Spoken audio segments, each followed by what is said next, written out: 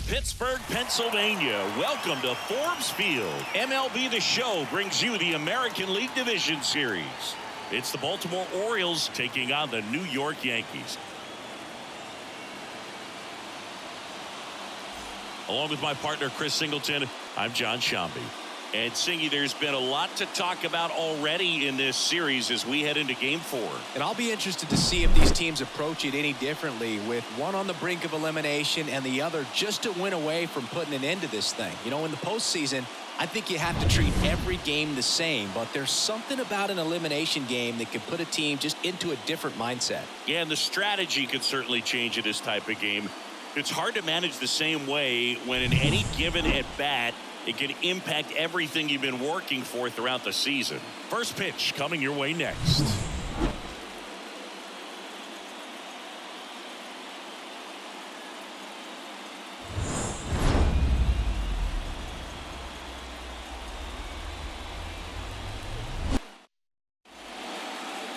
All right, just about ready for baseball. Today's starting pitcher, Clark Schmidt. Well, the hammer is in effect, and he sets it up so nicely because of the velocity on the fastball. Will elevate that and then break you off when he's ahead in the count. What I love about him, you get into the later innings of the ball game, and the velocity seems to go up. And into the box for Baltimore, Cedric Mullins. The wind and the pitch. That clips the zone, and that's how Game 4 gets underway.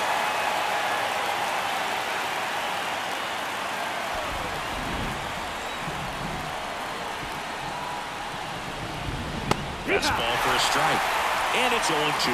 Quickly into an 0-2 count. Both pitches were down in the zone. I think you set your sights a little bit higher because you'll have a tendency to chase if you look down in that area. That one ran inside, almost got him.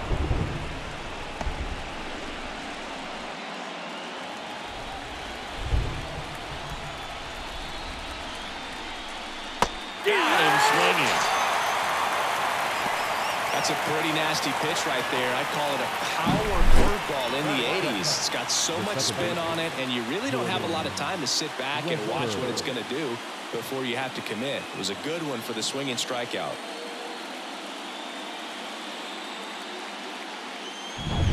Jordan Westburg, the next to hit for the Orioles. Ground ball left side. Birdie fires over to first. And a couple of quick outs.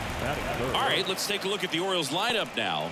Chris, this is a lineup offensively that could be really good for years to come. They're deep, first and foremost, but the way that they can manipulate their personnel for matchups and everything else, it's very intelligent the way that they use their team. And I think it creates a little bit of uncertainty for opposing teams, especially in a big game, big series. Gunnar Henderson in the box now. No balls and a strike. 2 outs, base is empty. Pulls that one foul.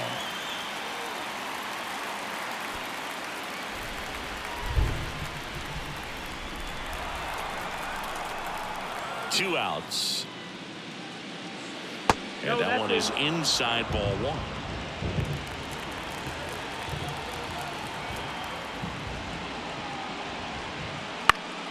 Fouls it back with 2 strikes.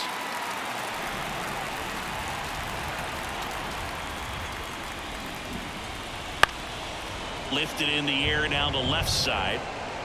Grisham on the move, and he hauls it in. Orioles nothing, Yankees coming to bat. This is the American League Division Series on the show.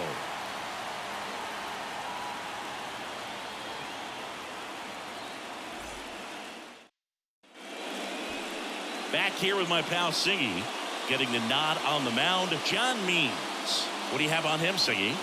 Well, a pretty standard 4-pitch mix. He's got the fastball, change speeds, 2 breaking balls. You know, all can be really effective if they're coming out of the same arm slot and really staying in that tunnel for a good bit. And stepping in is the speedy John Birdie.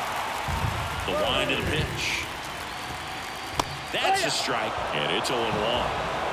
No ball, 1 strike.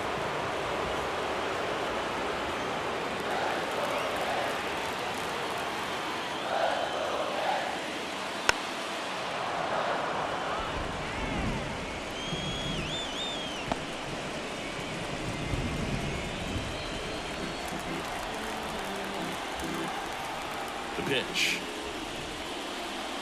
That hit him. And the leadoff man is aboard to start the inning. Well, he's doing his job as a leadoff hitter. Get on base by any means necessary. I tell you what, not everybody's up for that task. You got to be able to take some pain. He did right there, and we'll see if he can get around and score.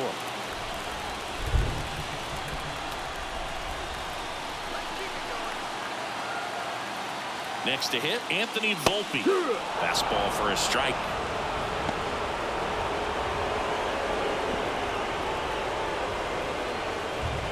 Birdie gets his lead at first with nobody out.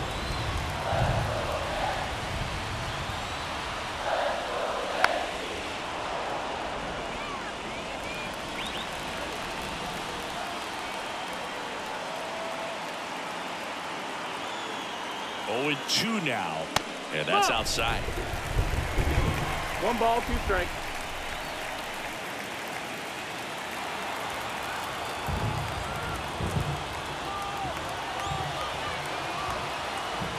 And a pitch. Swing and a miss. Struck him out. And there's 1 down.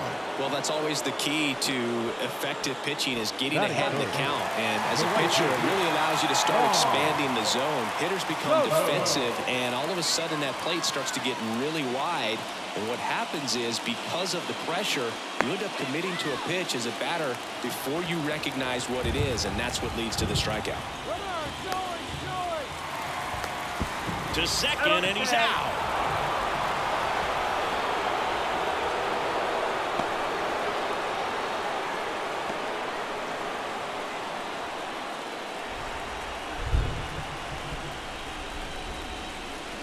Juan Soto in the box here lets that one go for a ball.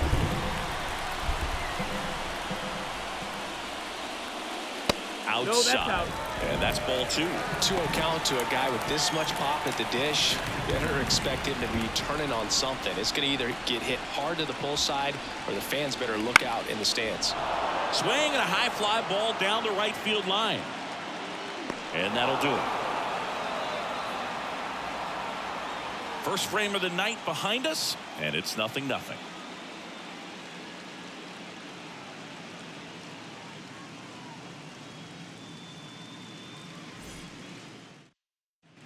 Top of the second, stepping in the long ball threat, Anthony Santander.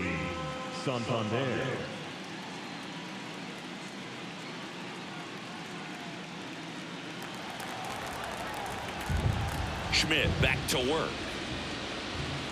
Inside, just missed. A chilly atmosphere here. Really what comes to mind when you think of postseason baseball. Fans doing whatever they can to stay warm and energized. The wind of the pitch. And a foul ball left side. You talked about the fans trying to stay warm, Boog, but it's a challenge for the players too. Games like this really can be hard on you. And that one ripped into right. Dives, but it's off his glove. Base hit. So a runner aboard to start the inning.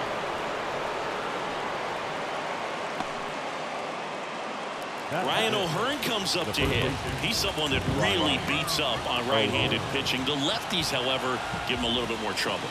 And there's the strike.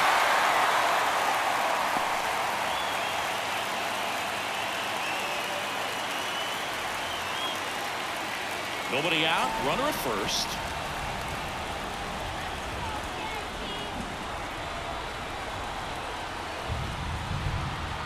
Runner takes off. Swing and a miss. Throw to second. Tag. Out at second. You know, when you've got cooler temperatures like this, sometimes it's a little harder to get some offense going because hitters just don't want to feel the sting in their hands. They don't barrel it up. So being aggressive there, trying to get into scoring position by stealing a bag, I get it. Sometimes you just have to try to manufacture some runs, especially in temperatures like this.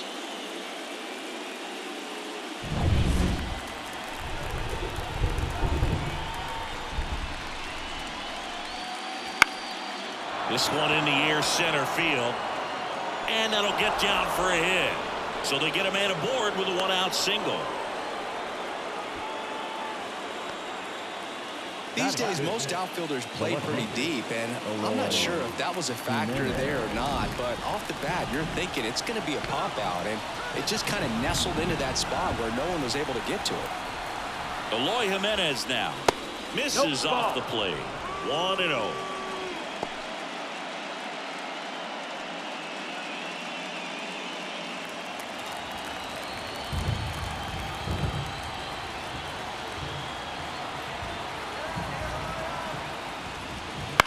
Hit on the ground, might be 2. There's one. On to Rizzo at first, and they get the double play.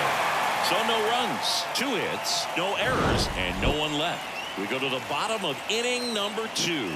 No score.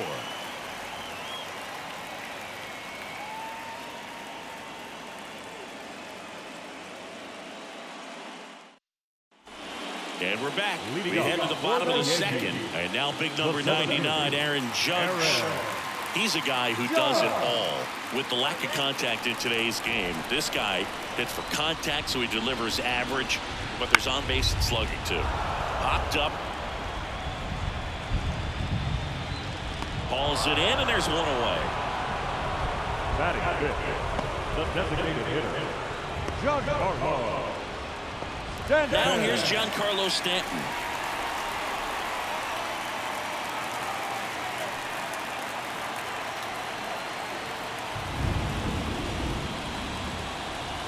That one fouled off. The lefty fires. Inside, ball. Our umpire behind the plate, Jerry Hillsdale. High praise for Jerry when we talk to people around the game. Yeah, no doubt about it, Boog. He's very straightforward, very consistent back there. So most of the time, you're not going to think about it. That's a good thing. Fought off foul. Really great change of speeds. He goes off the off speed to the fastball, and the hitter doesn't know what's coming next. Fights that one away. Still 1-2.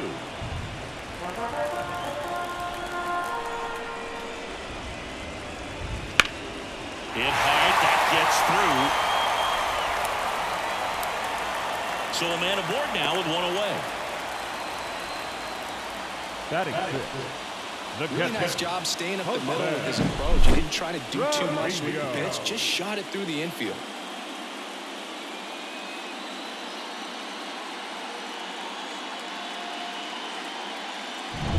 Here's Jose Trevino.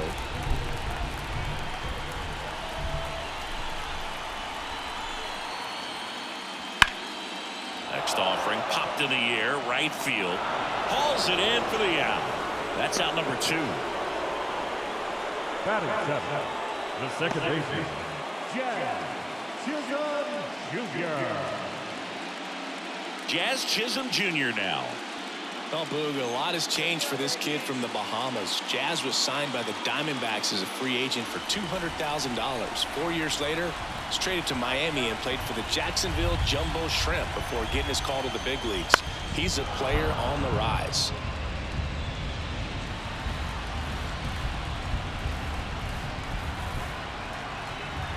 Two outs. And that one fouled off.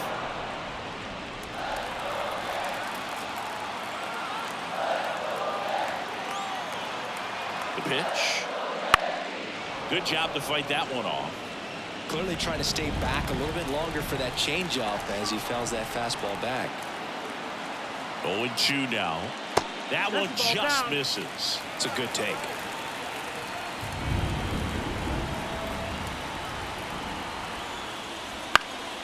Swing and a pop-up in foul ground.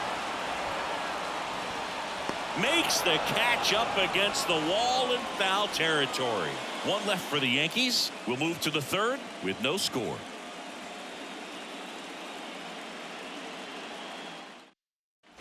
Well, here we go. Top of the third. Scoreless game. Here's Adley Rutschman.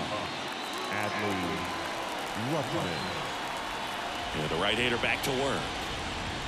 All right, Boog. So I was scrolling through social media the other day, and a video of Adley popped up. It was a clip of him playing college football for Oregon State. How athletic is this guy? He tackled Stanford great Christian McCaffrey. Seriously, what can't Rutschman do on the field? Hitting is really easy for some guys. One thing that I could see already, his bat stays in the zone on plane for an extended period of time. And guys like that, they have a high contact rate and they have more barrels because of that bat being on plane. And even when you don't get it great, it's still hit hard enough to dunk something in like that in front of the center fielder. Here's Ryan Mountcastle. Ground ball right side, could be two. Flips to second. On to first. Out. Double play. Just got it there in time. He's so good at coming across the bag and snagging it with the bare hand to throw. I like the flair that he brings day in and day out. Now the third baseman, Ramon Urias. And there's the ball. That's the ball.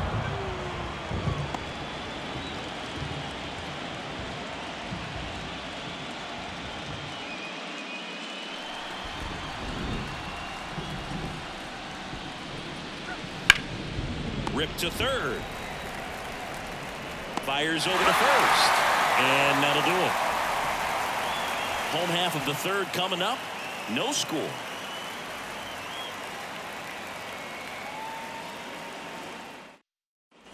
Ready to go for the last half of the inning. Now it's Trent Grisham to the plate. As the lefty gets to work. Looks like the weather could actually play a factor in this one. It's coming down pretty good. Yeah, it is, and it's not too bad yet, but the field's not going to be able to hold up if the rain gets any worse than this. So keep an eye on the pitcher's mound as well, and the rest of the infield start to puddle up a little bit. Batting ninth, the first baseman, Anthony Rizzo steps to the plate. Rizzo.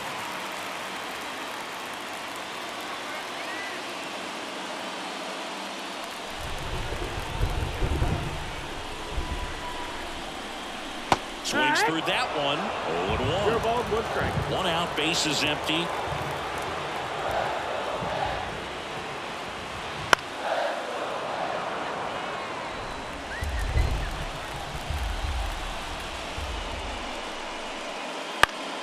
Spoils a two-strike pitch, and he'll see another.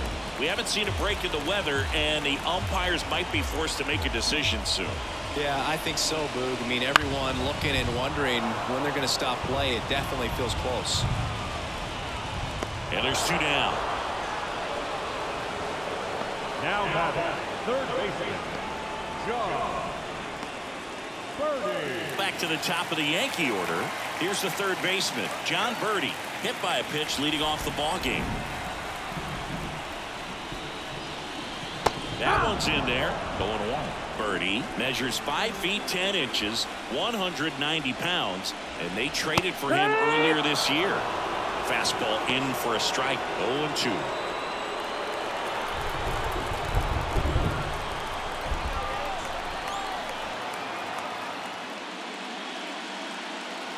And that's in the dirt. 1-2.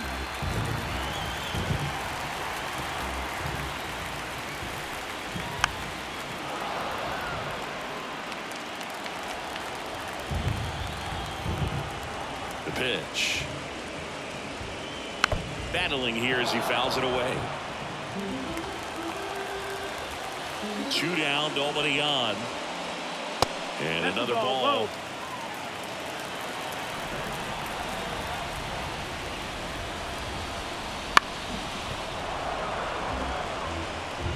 Good battle here. About to be the 8th pitch of the at-bat. On the ground, right side. Westbrook tosses to first. Out with room to spare, and that's the inning. So they go quietly there. 3 innings in the books here in Game 4. We're tied, 0-0. Game 4 of the division series. Here's the Orioles leadoff hitter, Cedric Mullins. Schmidt back to work. And immediately pumps in a strike to the left-handed hitter. You know, these Orioles, as this game goes on, have to be more disciplined at the plate. They're chasing a lot of pitches outside the zone, and those chases are turning into a bunch of outs. Can they turn that around and stay within the zone? We'll see, but I think they have to. That one misses. Now 1-2.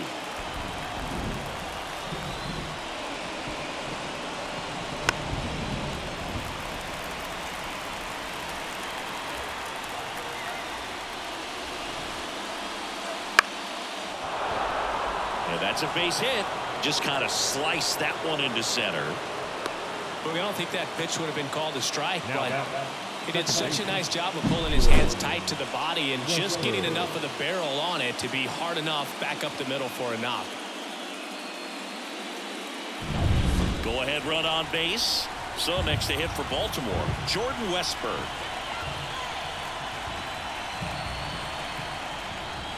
First pitch, and that's in for a strike. Well, here's a good opportunity in this inning to get on the scoreboard after that leadoff hit, and Harvey Order coming up right behind them. This is where they need to get going.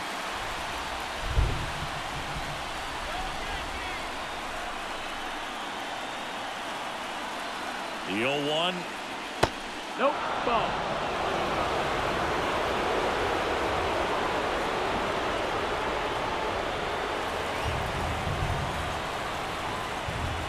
Schmidt over to first, He's in there. and he's back in safely.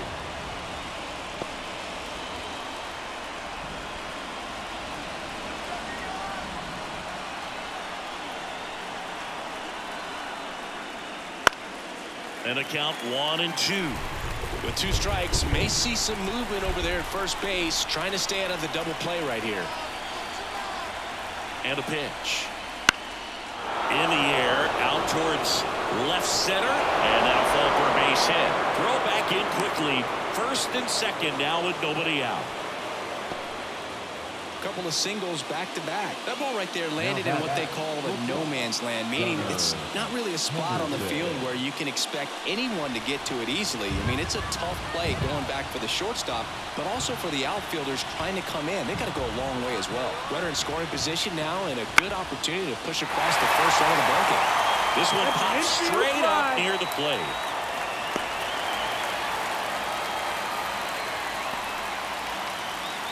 The batter, the right fielder, Anthony Santander.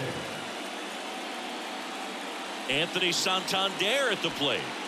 Definitely wants to stay out of the double play here. Ball on the ground in the infield. Should be an inning-ending double play.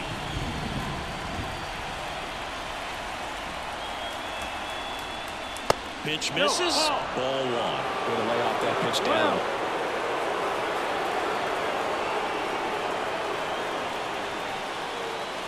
A little out front there as he swings through it. 1-1.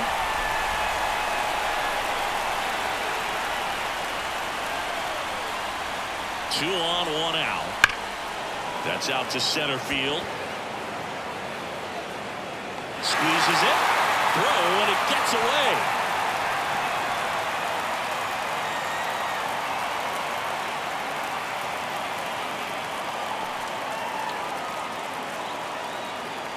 So first and second with 2 outs. And now the first baseman, Ryan O'Hearn. 1 for 1 with a single so far.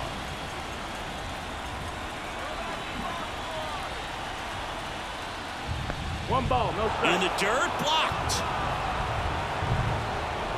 And an excellent job keeping it right there.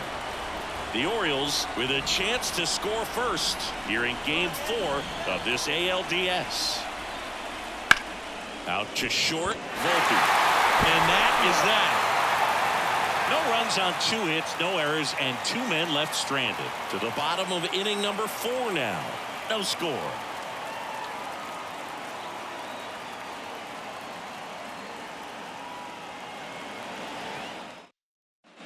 And welcome back to the ballpark. John Sciambi and Chris Singleton with you. And leading off the bottom of the 4th, Anthony Volpe.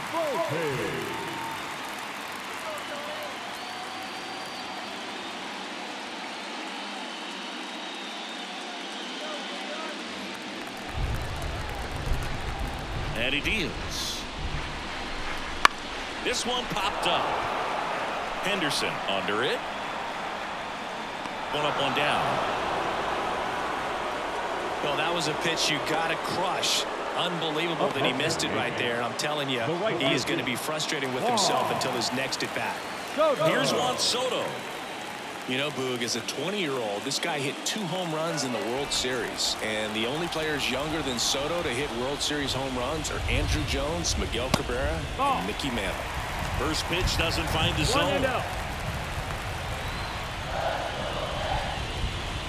Just missed. All tied up here in Game 4.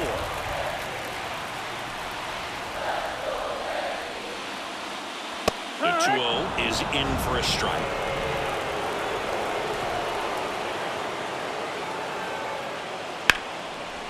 Line drive, short hop to third. Gathers and throws to first. Already two gone here in the home fourth. Aaron Judge. Here comes Aaron Judge. Gotta be careful with this guy. He's got power. He can untie it with one swing. And Judge takes a strike. He's gotten into a really good rhythm, set down 7 in a row. He just wants to get the baseball and deliver it as quickly as possible. Keep the momentum going. Here comes an 0-2 to Judge. Stays alive. 2 down, nobody on. We're here in the bottom of the fourth. Gets a piece there. We'll do it again. Yeah, with 2 strikes here, you really want to miss outside the zone with that breaking ball. And look out. That one gets him. The second man he's plunked in this one. Here's Stanton now. It's a scary one when it's riding up above the letters. Looked to me like he just tried to overthrow the fastball a little bit. And he's already singled in this game. That's a little bit low. That's a ball.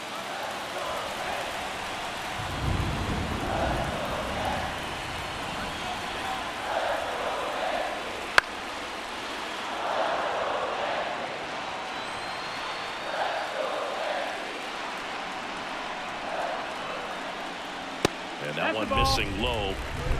Judge off the first with 2 away.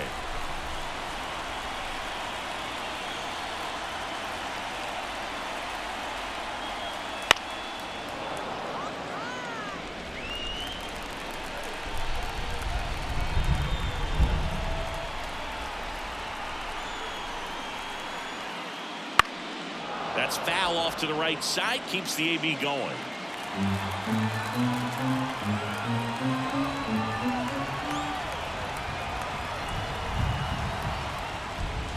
Swing and a miss, struck him out. No runs, no hits, no errors, and 1 left on. We played 4. We're tied, 0-0.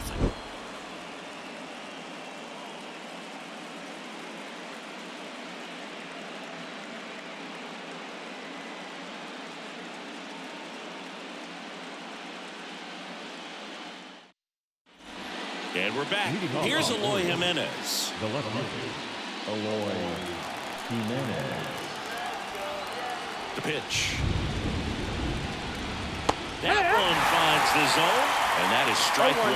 You know, these Orioles doing a good job of putting the ball into play, and that makes things more challenging on the defensive side. One thing that really stands out to me is how they've only struck out 1 time. That's good discipline right there, and on top of it, they're producing more than a hit per inning. All those numbers mean this offense is really making the defense work by just putting the ball into play.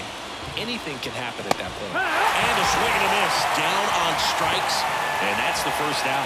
Finished him off by blowing it by him up high, but they did a really nice job of setting that pitch up. The plan of attack early on was to keep everything down around the knees, so that was a good call to change his eye level and run it by him for the K. And the batter now, Adley Rutschman.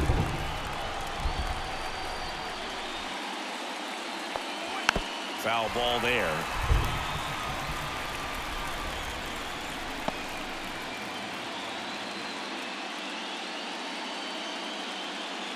Base is empty, 1 away, and we're at the top of the 5th. Late swing, foul to the left.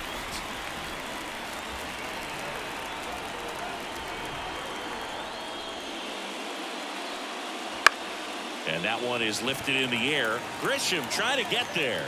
He's got it. 2 down. The designated hitter, Ryan Mountcastle, the next to hit. 0 for 1 so far.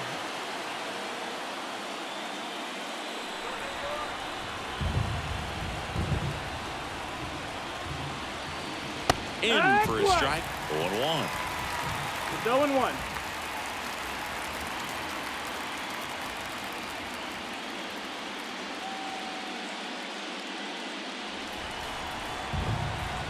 Two outs. Pop foul out of play off to the right.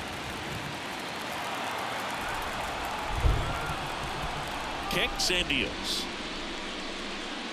Swing and a miss, and he struck him out. And it's a 3-up, 3-down inning. Nothing doing this time around for the O's, and we're still knotted at 0.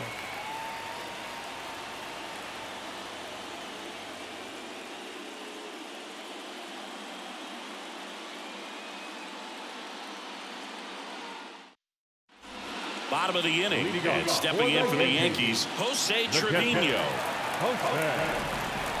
Here comes a pitch. Well, on paper, it's favorable to have a fairly quick inning here with 2 of the 3 hitters he's set to face batting from the left side, same side he throws from. Hard ground ball, base down. And aboard on the leadoff single. Only 2 hits allowed so far tonight, Boog, so I don't think that one will disrupt his momentum all that much. You know, he's really been on top of his game, commanding his pitches all night long. Jazz Chisholm Jr. stepping in now for the Yankees. 0 for 1 as he popped down foul to third his first time up. Check swing, he went too far, and it's a strike. 0-1.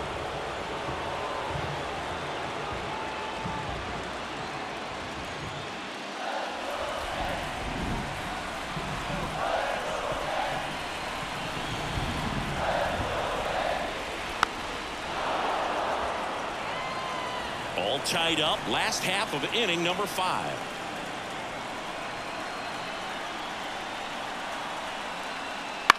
In the air, left field. That gets down for a hit. Throw back in quickly. First and second now with nobody out. He went up there and got it. With 2 strikes, I'm not going to leave this in the umpire's hands. I'm going to be aggressive. It was in a location where you could get those arms extended that he loves to do. So nice job right there, coming back in that at bat. Trent Grisham will hit next. 0 for 1 with a fly out to center. And the first pitch misses for ball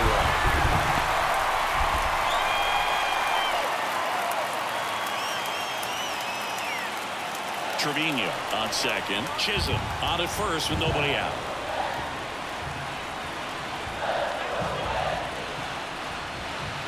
And that's in there at the knees. And this guy's got a great feel for his breaking ball today. Check swing. Did he go? Yes, he did. 1 and 2. The count.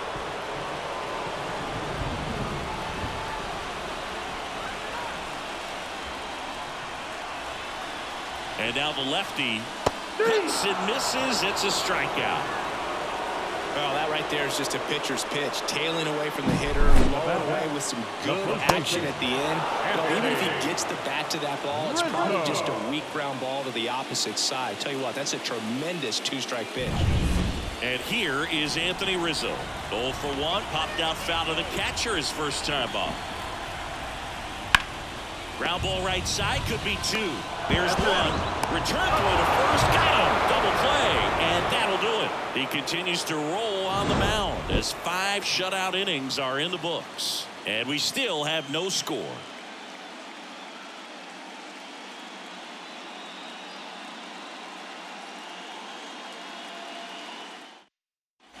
All right, we go to the top half of inning number 6. And into the box for Baltimore, Ramon Urias. The pitch.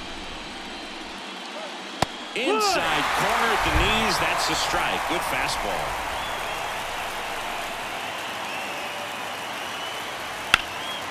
Swing and a ball driven pretty well out towards left center. Grisham on the move. And he hauls it in. 1 away.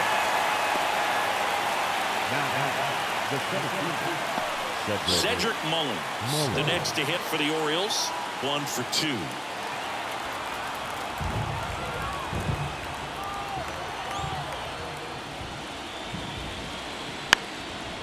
And he lays down a bunt. And foul ball. Just off the outside edge. 1-1. Just missed with that backdoor breaking ball. If he gets a swing and miss or called strike, 0-2 count. Instead, it's 1-1. Look for him to go back to that pitch later in this at bat. 2-1. Not close with that one. 2-1.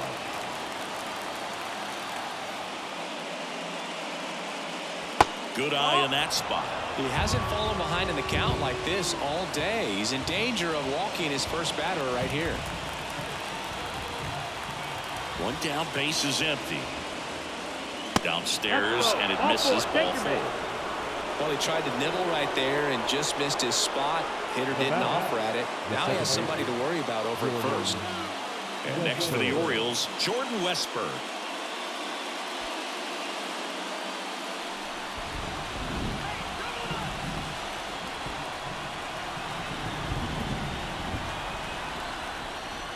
Misses again, 5 in a row.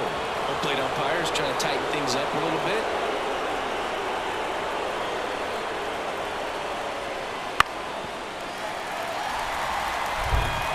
With the go-ahead run at first, and we're the top half of the 6th.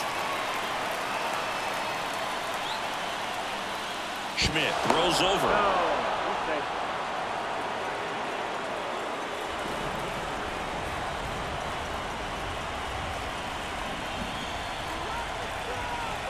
And the righty deals. Runner on the go. For the second. 2 unsuccessful stolen base attempts tonight, so I think this is where we probably see them change up their plan offensively. The running game just isn't working, and those are costly outs. So they're going to have to string together some hits and change things up a little bit.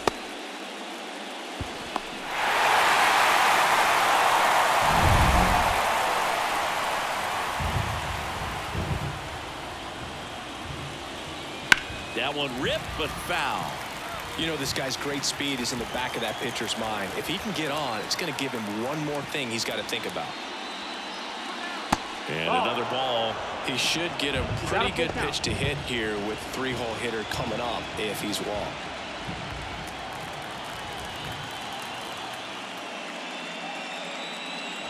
Got him looking, and he did not like the call. So another good inning for him on the mound. 6 shutout innings now. No score.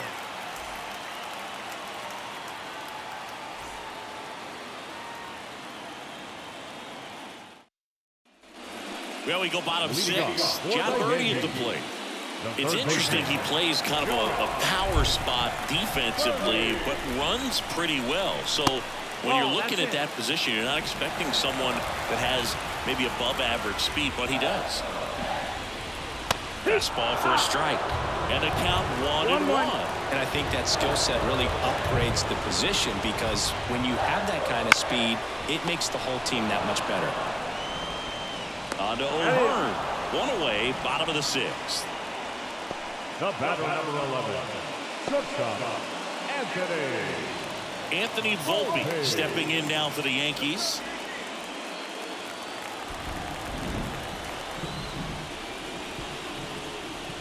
Out front and foul to the left side.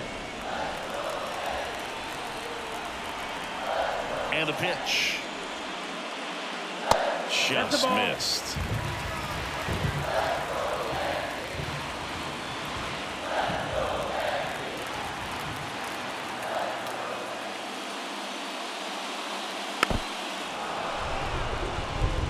He was a little out front, but did a good job keeping the hands back long enough to foul that pitch off.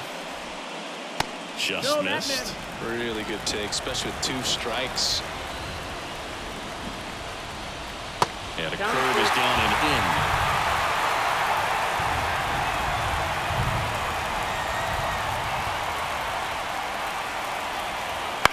Popped up. O'Hearn moving under this one. Nabs it. 2 down. Now batting, right fielder, Juan Soto now. He's got the power, but great contact skills. One of the best contact hitters in the game. He's kind of an outlier, especially when guys are consciously sacrificing contact to deliver power. Pitch is in the dirt, and that's ball 1. Yeah, his swing is so good. It's in the zone a long time. He gets the barrel to it a lot, and that produces more base hits. On the ground to the left. Urias zips it across, and it's a 1-2-3 inning. Make it 6 shutout innings for him out there now. And we still have no score. And welcome back to the ballpark. And the batter will be the shortstop, Gunnar Henderson. The right-hander back to work. Singy, one of the things that's interesting is that guys really don't worry about swing and miss from an offensive standpoint anymore. So when you see somebody who contacts the ball like this, do you think of that as plus value? Absolutely. If he's doing damage now, if he's rolling over and grounding out, then it's a different story. But yeah, if he can put the ball in the gaps or over. This one's into the outfield. Could be extra bases. Now he launches a throw over his head. Really good swing right there. He got a pitch that he knew he could handle, allowed himself to stay back just a tad bit longer, and he hit the ball on the screws. A chance now to take the lead, and at this point in the game, that could be a deciding run.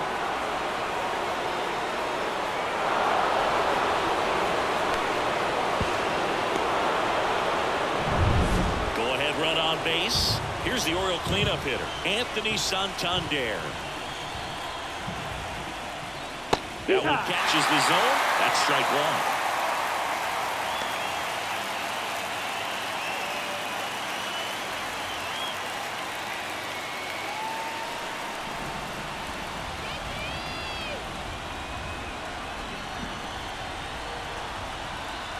And the right-hander deals. And that one is lifted in the air. Soto gets under it. Makes the grab. Runner tags from third. The throw's offline. He's saved. On the board first, it's 1-0. Well, this is a big at-bat right here. Nice sac fly to give his team the lead in these late innings. Ryan O'Hearn, the next to hit for the Orioles.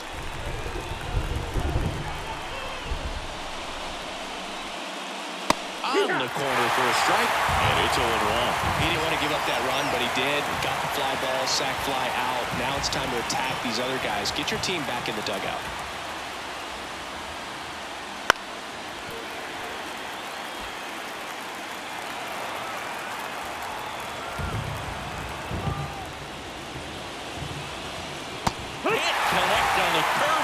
Struck him out.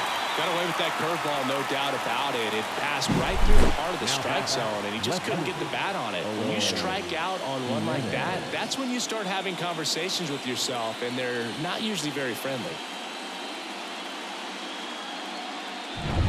Here's the left fielder, Eloy Jimenez. And they're at the knees. Strike one.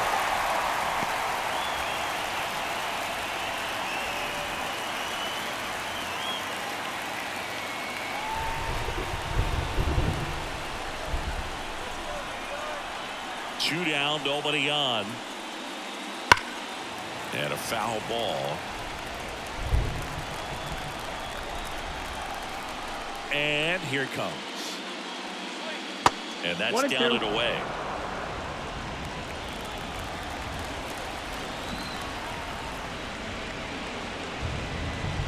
And that's downstairs and outside. Two down, base is empty, but one run across late here in game 4.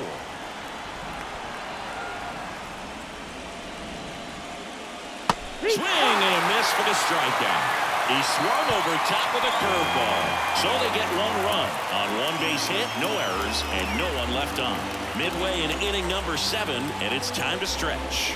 It's the Orioles 1 and the Yankees nothing.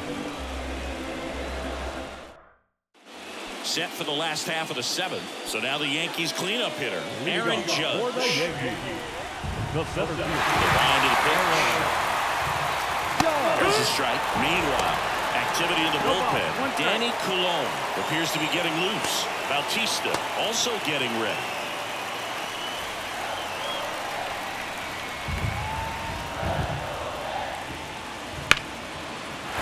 Base hit into the outfield. Off to a good start with a leadoff knock. always feels amazing getting a job done when the team needs you to come through. It's just bigger than your own individual stats. Anytime you rip a line drive the other way, you feel really good about what you did at the plate. You trusted your hands, you let the ball travel, and you took the barrel straight to it. That's great work right there. No outs, runner at first. And here is Giancarlo Stanton. Close one, doesn't get the call. And that's ball one.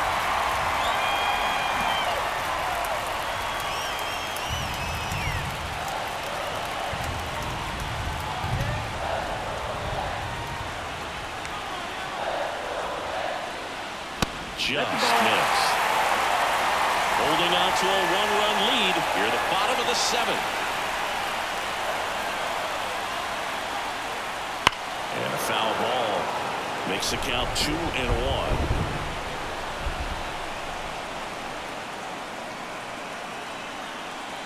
The pitch. Swing and a miss, and that's strike 2. 2-2.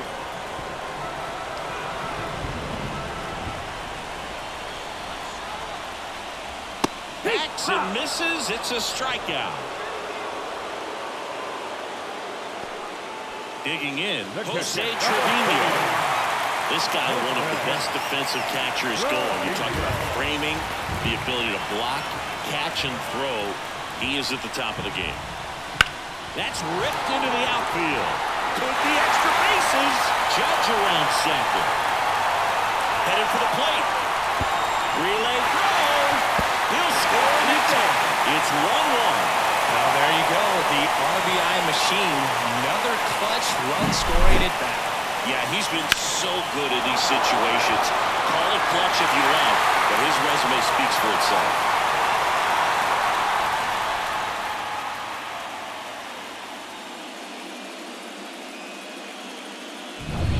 One out, runner at second. Jazz Chisholm Jr. stepping in now for the Yankees. First pitch just misses.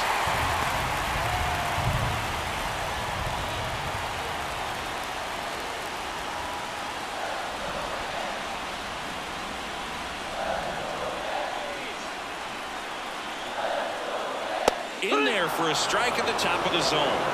1-1. One out. The go-ahead run is at second.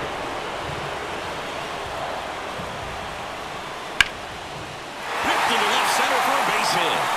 Coming home. He will score and they take the lead. It's 2-1.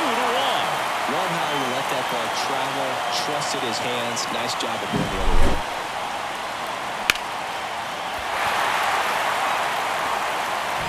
Out of the dugout now, and it looks like we'll see a change on the mound. That's as far as John Means will go, and a nice effort out of him, no doubt. New arm coming on. We'll be back for that in a moment.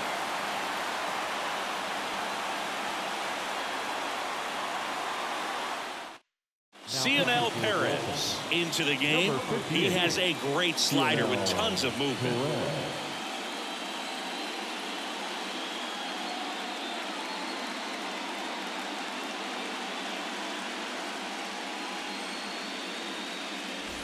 One down, runner at first.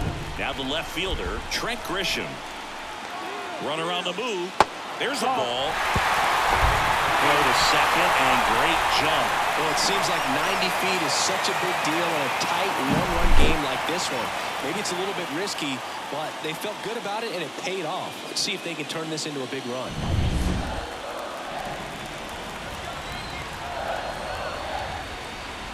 Left-hand batter waits. Fly ball to right. Santander makes the play. 2 away now. Now batting, first baseman, Anthony Rizzo.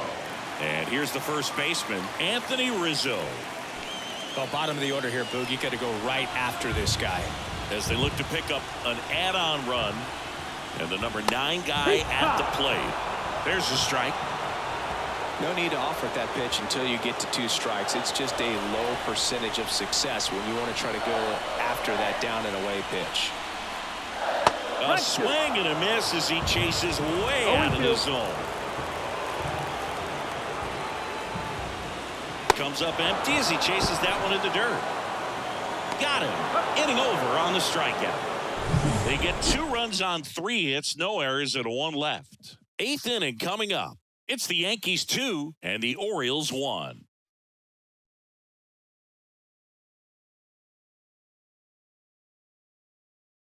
Welcome back, and a new arm on the mound to start the 8th. Luke Weaver.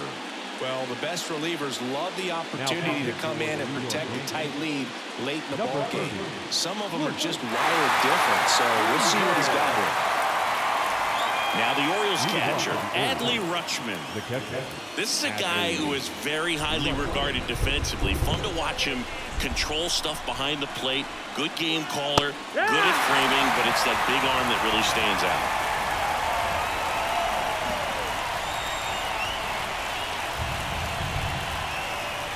Yeah, and because he's got the big arm, he pays attention to the running game and is sure to manage it. Looking to get the tying run on base. Gets a piece, and it stays 0-2.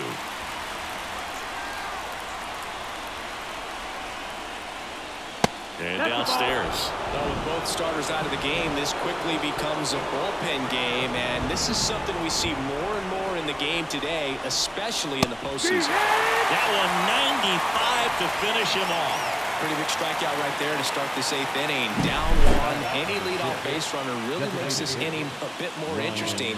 But now this offense has to switch from possibly trying to manufacture a run to needing to run into something or just try to string multiple hits together to get a run across the plate. And the batter now, Ryan Mountcastle. Corner infielders guarding the lines, trying to prevent extra bases.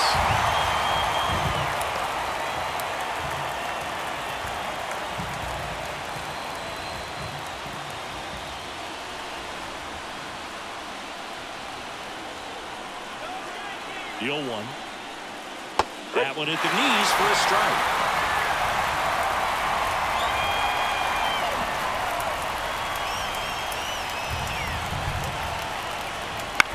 Bounced out to short. Volpe whips it to first on the run. And that quickly 2 away. Deceptive slider right there. Stayed in the tunnel a long time. Got that hitter out front. Rolled over it. Put it on the ground. Ramon Urias, the next to hit for the Orioles.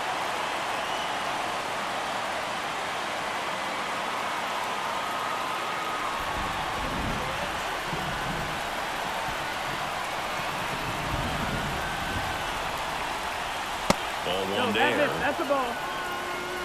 1 ball, no strike.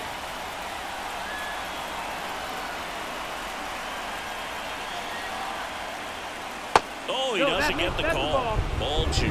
It's getting squeezed a little bit here late.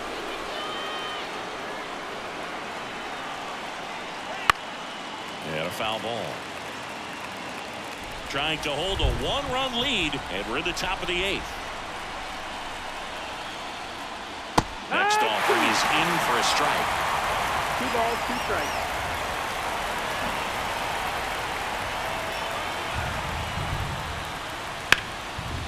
Swing and a ball ripped out towards right center field. That'll touch down for a hit. Makes the turn and heads for second. And now the tying run is into scoring position. Well, maybe that will end up getting him going. Yeah, he really simplified there. Kept his shoulders square to the plate and wasn't trying to overswing. I think that's the key for him to have success through the rest of this series.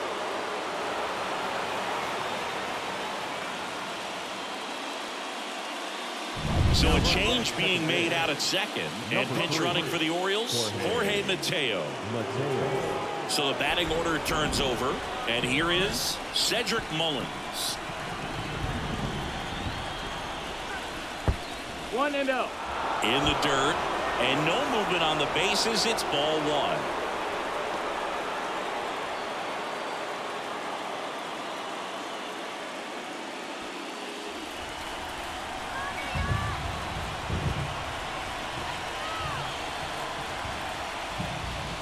And that one fouled off.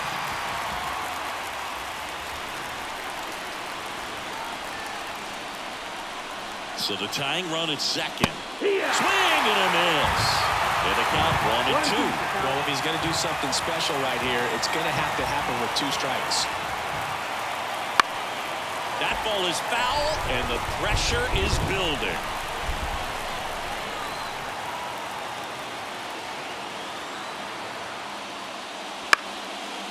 towards left center. Grisham trying to get there. No trouble here. Puts it away for the out. And that's the third out. A lot of adrenaline. We can see it right there. And sometimes you just got to let it out. That's an outstanding job of taking that, executing, and getting out of a tough inning.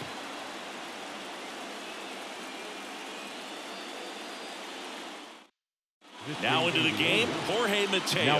He's the new third baseman. Number 3, Jorge. So a new arm out of the bullpen for the Orioles, Sir Anthony Dominguez. Pretty tight game, so they're looking for quality pitches out of him right here. Got to do his best to keep the score right where it is.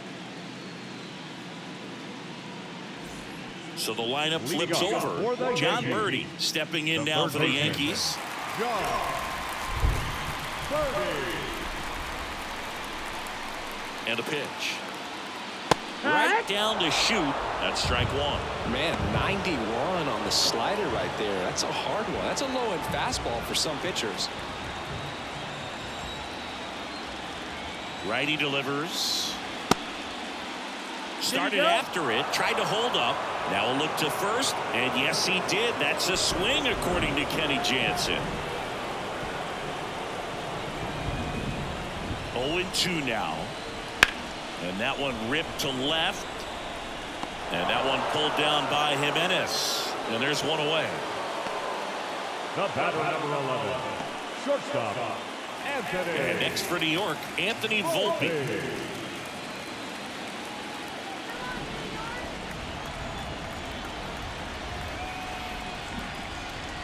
That one finds the corner. And that's strike one.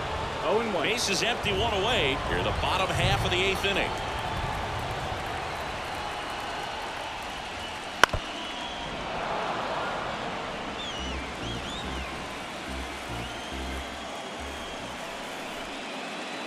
Bounce to the left side. And that's just foul.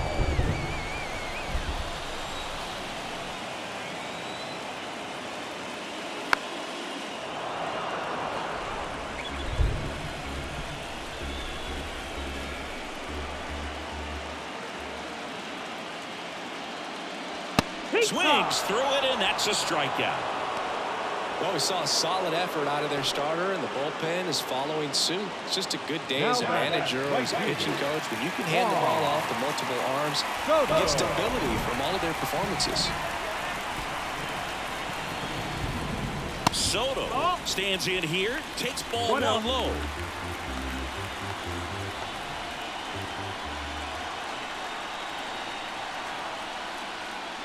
That one close, ruled the ball.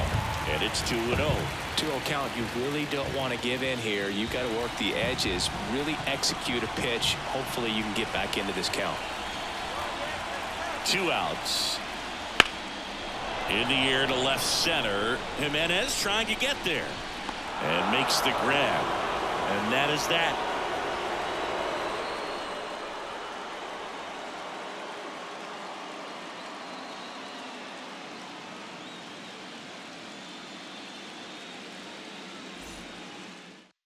We're back, and on the mound is the closer, Clay Holmes.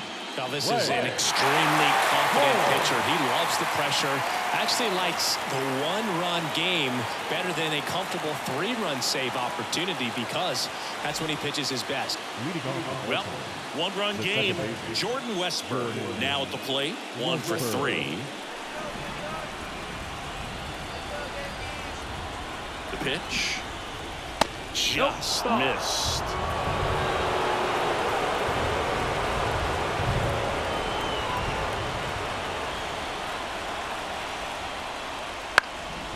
Ground ball up the middle. That's a base hit.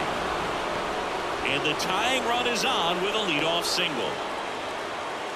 No, that at bat had a lot riding on it. Certainly a pivotal swing of the bat in this ball game. Once you get the ball by the pitcher, there's a lot of base hits up the middle, even on ground balls. So a nice job to use that big hole and get himself a hit. And now let's see if they force some action with good wheels on the bases. Stepping in, Gunnar Henderson. And a pop-up, right side, foul territory. And there's one down.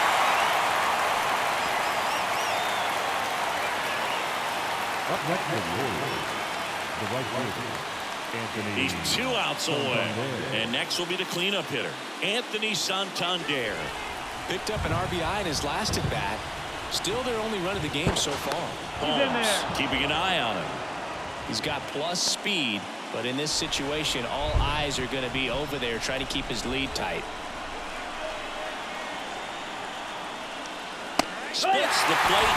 It's 0-1. Just amazing to me how many closers and back-end relievers just throw absolute gas these days. I never had a chance. Breaking ball inside. And the count even 1-1.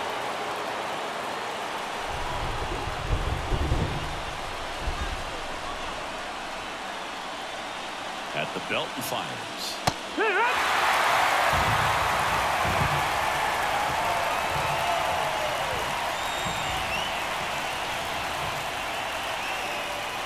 That's inside. Definitely got the hitter conscious of the pitch inside. Really think the outer half is open.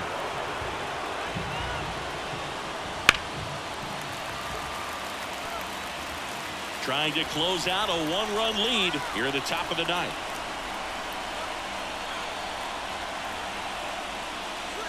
That misses, and the count's full. Count is full.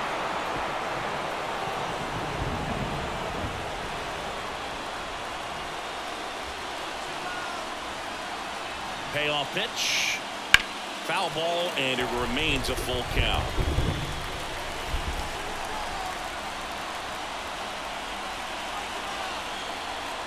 Right-handed reliever. Nice stop. From his knees, the throw. There's one, and that is it. They are headed for the ALCS.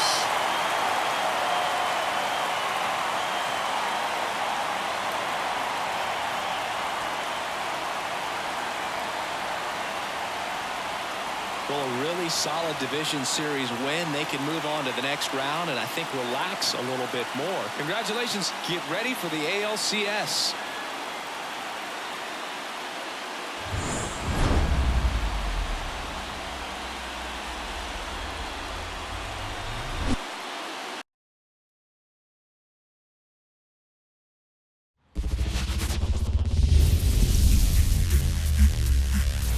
Welcome into the ballpark. Happy to have you with us. The show presents the National League Division Series.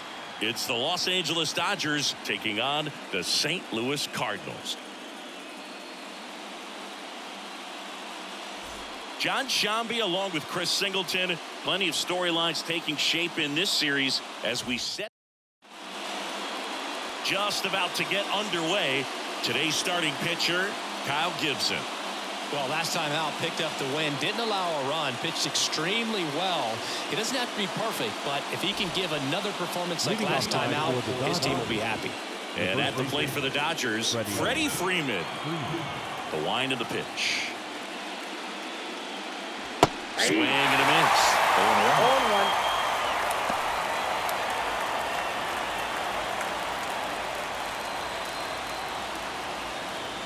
0-1. Kicks and fires. Liner snagged at first. Time to check out the Dodgers lineup. The challenge for him today, Singy, elevating the baseball against this sinker baller that's on the mound. Yeah, that's the challenge, but it also might affect the way they approach base running in this one, Boog. You get a runner on first, you anticipate trajectory down, and when the ball's in the dirt with a good secondary lead, you break for second. So whether it's a stolen base or not, you stay out of the double play, get that runner in a scoring position, and that can help you put more runs on the board. BID, ball in dirt.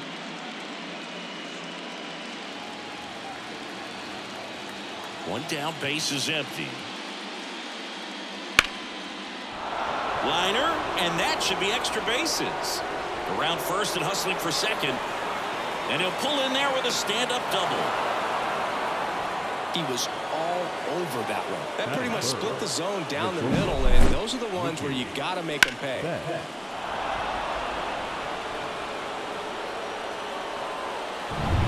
And at second with one away. Here's Mookie to hit.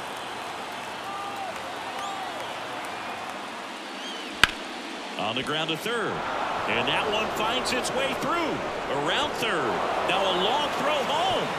And he's safe at the plate as they take the lead. 1-0. Well, that started and ended pretty quickly. No messing around right there. Just found a way to slap that ball down the third baseline. That's really excellent bat control, and it kind of goes back to all those drills you see hitters do off the tee where it's placed in different spots. That was just nice.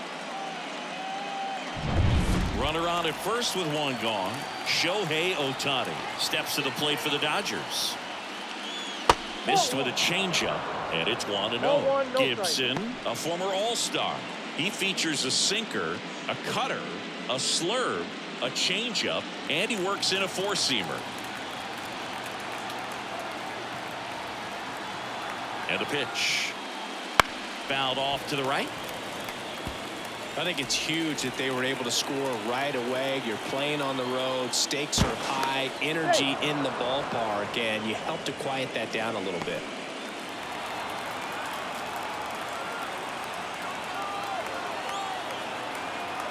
And a pitch. To first. Might be two. Good feed. That's one. Back to first. Not in time.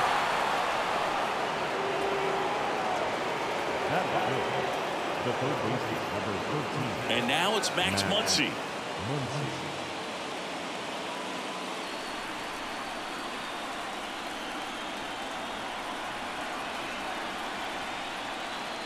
Close, but call the ball. And that is ball one.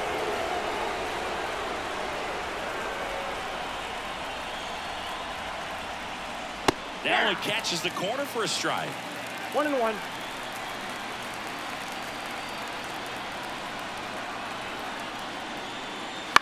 Swing and a ground ball out to short. They get the force, and that is that. But the RBI single pushes across a run. It's now a 1-0 ball game.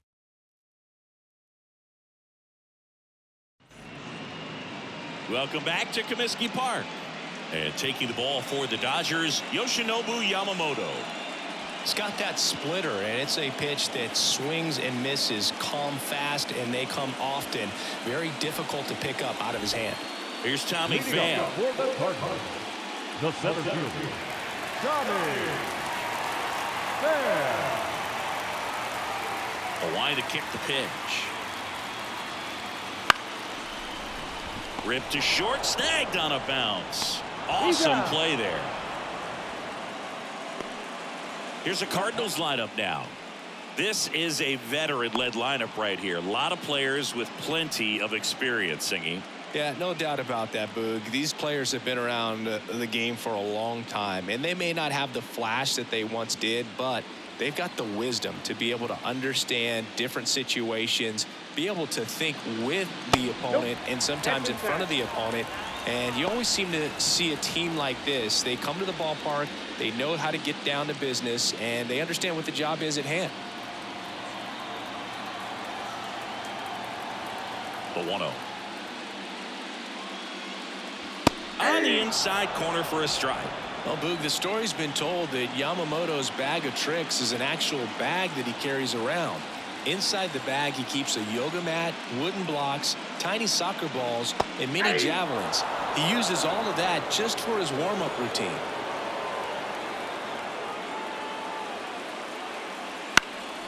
Line drive, caught. It's never fun going back to the dugout after hitting a line drive that finds a glove, but you will get some high fives. You know, when you make great contact, you feel like you've done everything right. But in this game of baseball, not everything is in your control. 2 outs, base is empty. Now up for St. Louis, Wilson Contreras. Wouldn't chase that time. Yamamoto's warm-up includes doing headstands and walking on his palms. He uses blocks to work on body positioning, hurls mini soccer balls into a wall to warm up his arm, and then heads to the field to throw mini javelins. I don't think anyone else is stealing his pregame routine anytime soon. And that skips in the dirt.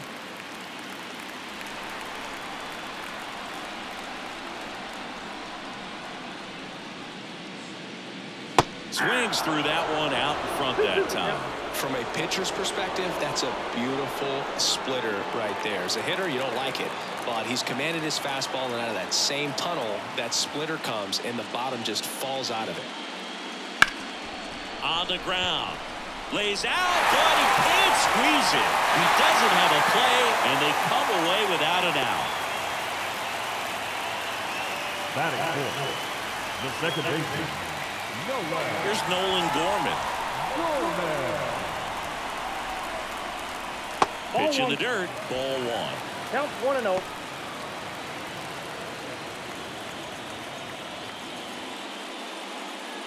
A lot of pitchers have caught on to how good he is hitting the first pitch. Smart to avoid the zone right there. 2 outs. Fastball for a strike.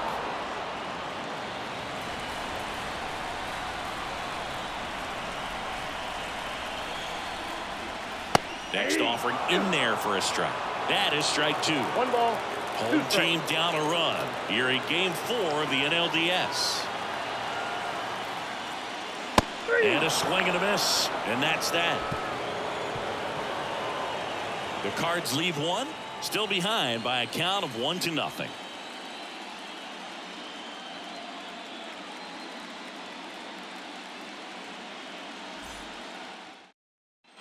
Back here at Comiskey Park, new inning getting started. Here's the catcher, Will Smith.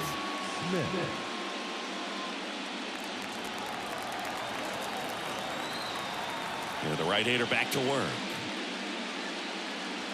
And there's a strike in the outside corner.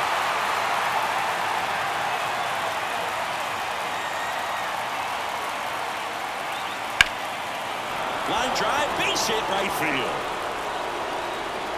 So a man on base to start the inning. Batting seventh, the left And now Teoscar Hernandez. Rudder takes off. Swing and a tapper that rolls foul.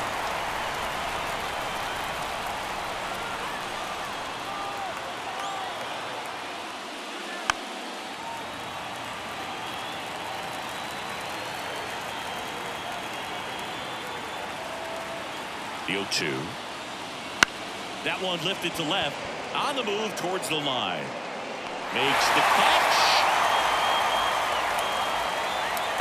Good pitch. He just kind of had him out in front on that pitch away and wasn't able to stay close. Jason Hayward. Here's Jason Hayward.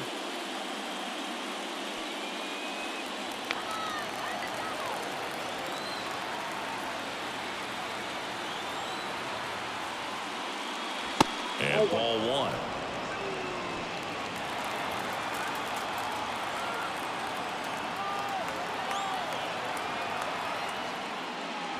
That misses. 2-0. No, he's really working him away this at bat. Sometimes take a little bit off velocity. Try to get a rollover, something on the ground. Stay away from that big hole on the right side of the infield. That one finds the corner. And a count 2-1.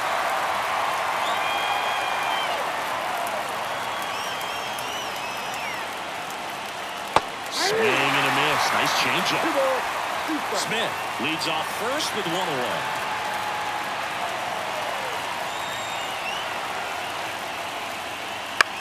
That one hit to right. He's got it. Batting up, the center fielder, the 25, Tommy Edman at the plate.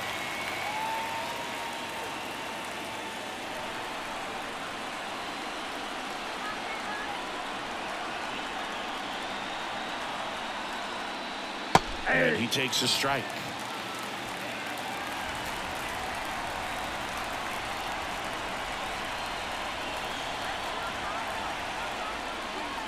That's a bullet, but it goes foul.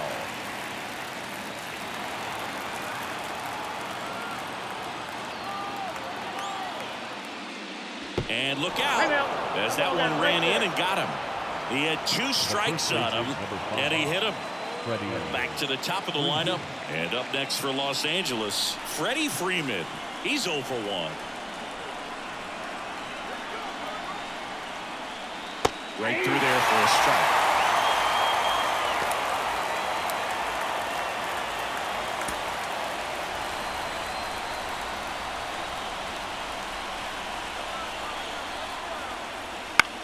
puts it in the air out towards left center. And it drops in. Rounds third, headed for the plate. There's the tag. They get him. And that's the inning. Dodgers strand a couple. They lead it 1-0.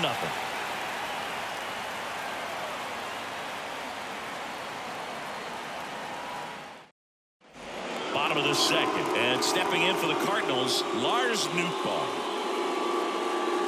First offering, and it just misses. Well, Boog, here's a nugget on Yoshinobu Yamamoto. Well, he rarely travels without his tiny, fluffy dog, Mikan. Mikan is named after a famous mandarin orange from Japan whose peel nearly matches the pup's fur color. I love that name. Next offering is in for a strike. Patrick Johnson behind the plate. Patty Johnson is some bird, but I'd ask permission first before I called him that. Does a pretty good job back there. Occasionally we'll see a couple of sideways looks from players, but that kind of comes with the territory, right? The pitch. And there's a foul ball.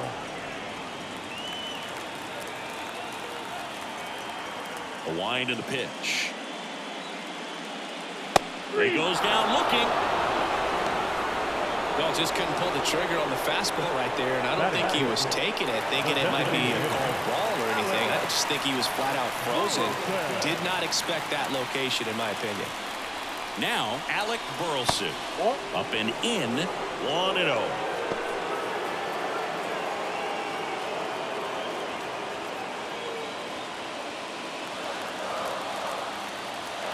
Left-hand hitter waits. Just missed.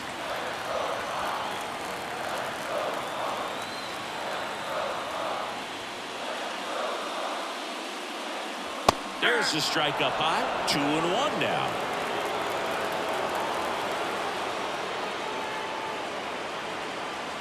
Called strike right there. Home team down a run here in game 4. And another ball.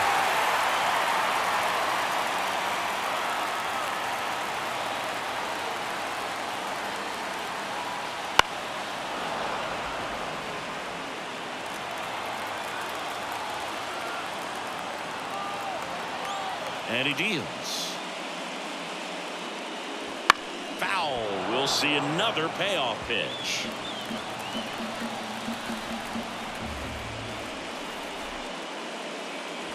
Keeps the at-bat going with a foul ball.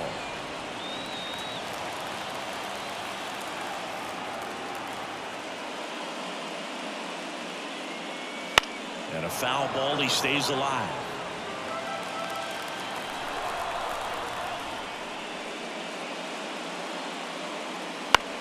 Ground ball up the middle.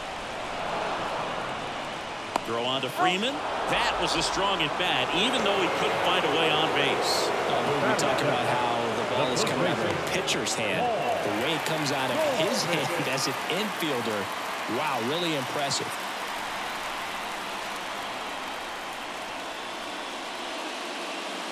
Paul Goldschmidt at the plate now. That's ball 1. The Cardinals trailing by a run, bottom half of inning number 2. Next offering is downstairs. 2-0.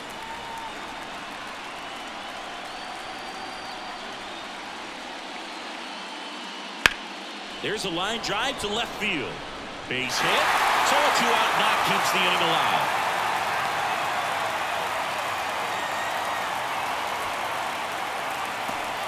Well, when you fall behind in the count, you've got to come into the zone, and then guys have a better chance of hitting the ball hard like you did right there. Runner at first with 2 away. Here's Nolan Arenado. That's a laser base hit. Throw stops the lead runner at second. 2 on and 2 out. 2 consecutive base hits for these guys here. Just a solid swing right there. Caught it out front and ripped it into the outfield for the base hit. Those always feel great.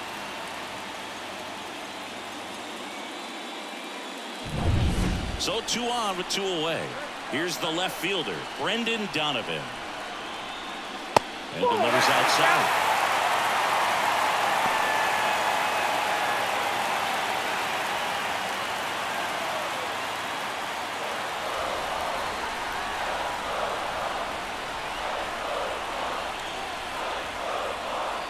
Wouldn't chase that time. Tough spot right here. A couple runners on. 2-ball count. You can't nibble, but you have to execute and finish your pitch. If you leave something out over the plate, it's going to bring in some runs. Next offering is in for a strike.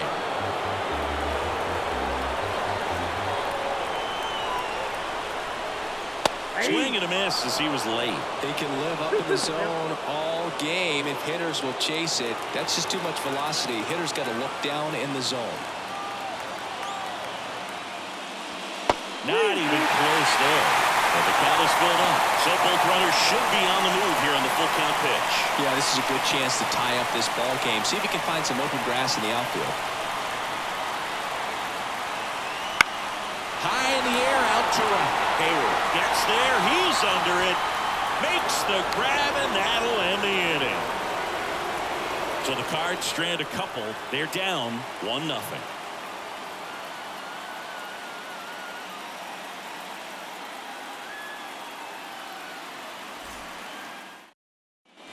On to the third inning. Now here is Ahmed Rosario. Ahmed Rosario.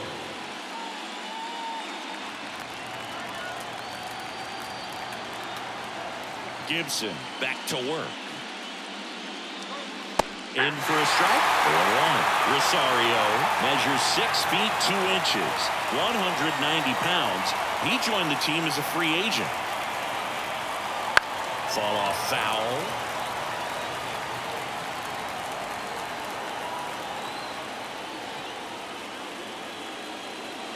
Next offering misses down and away.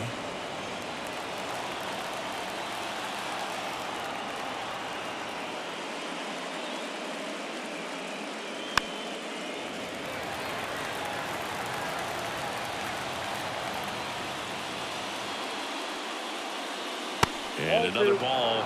Well, this is a guy that can be frustrating for pitchers because he fouls off so many pitches and grinds out the at-bat. I'm sure there's some times where a pitcher would rather just give up a first pitch single than to have to waste 6 or 7 pitches on one hitter. Gets a piece and stays alive. The 2-2. Knocks that one away, and we'll do it again.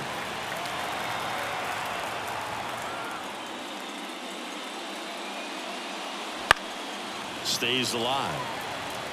Well, he hasn't gotten the result yet, but he's got to feel pretty confident. 3 foul balls in a row. He's right on this guy. And a base hit.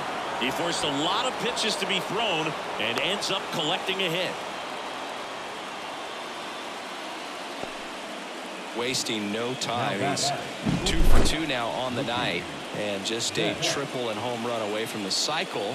Seriously, we're starting with this already. And now it's Mookie Betts. Singled and drove in a run his first time through. Gibson checks on the runner. Rosario dives back in. You know, Boog, Mookie Betts may have not been named MVP in 2023, but that doesn't take away from his impressive season. The Dodgers star hit nearly 40 home runs and drove in more than 100. Ronald Acuna Jr. deserved to win, but it was another phenomenal season in Mookie's career.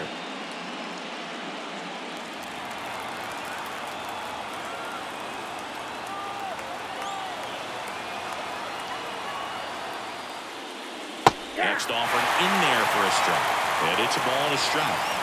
Runner at first with no outs here.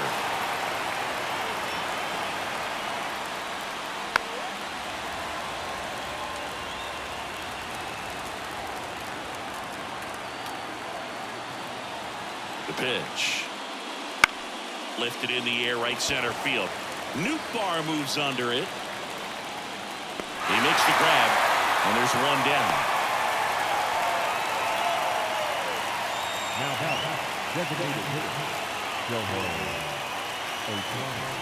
Here's Shohei Ohtani. 0 for 1. He hit into a fielder's choice his first time.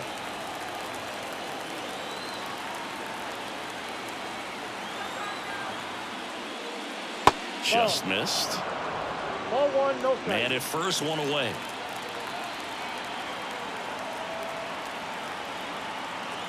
Gibson checks on the runner. Rosario dives back in.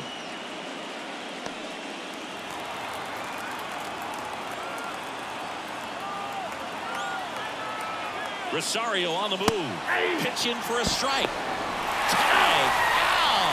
A rocket of a throw from Wilson Contreras. That goes to show you stealing a base is a tough thing to do and far from a sure thing, even with big-time speed.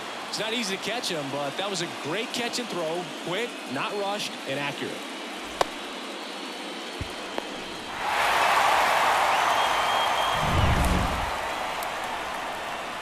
Two down, nobody on. And a foul ball.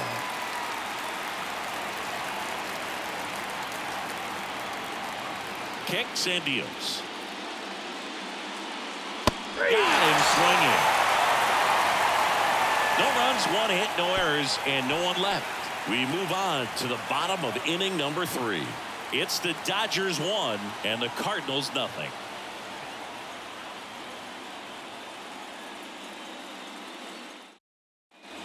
As we go to the last of the 3rd. And here's the St. Louis leadoff man, Tommy Pham. The right-hander back to work. That's in for a strike.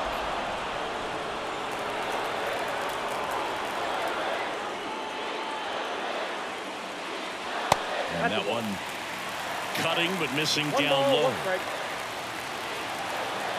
And the righty deals. Up and in, and it's 2-1.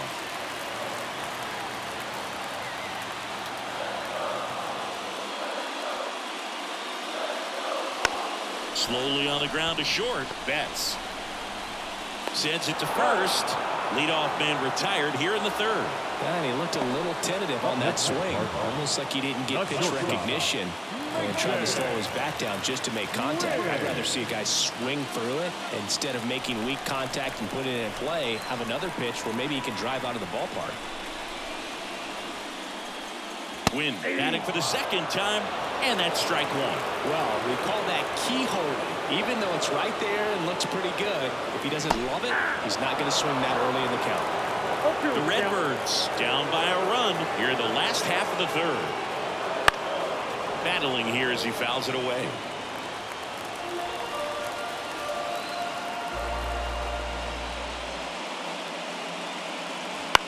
Line drive.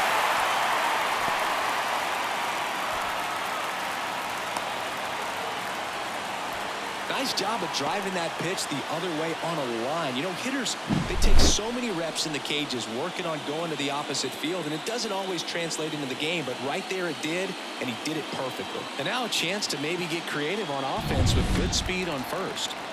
One down, and up to hit is Wilson Contreras. Just missed.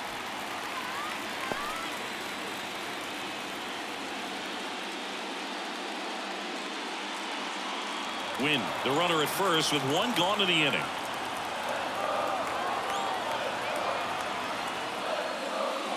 The other way, and it stays there, and that rolls into the corner around 3rd. He comes across to score. The Cardinals tie it up. It's 1-1. Couple of hits in a row for him here. Showed a willingness to drive that pitch the opposite way. Didn't get jumpy, didn't try to pull the ball. He let it get deep, took the barrel right to it, and then extended through the swing for the line drive base hit.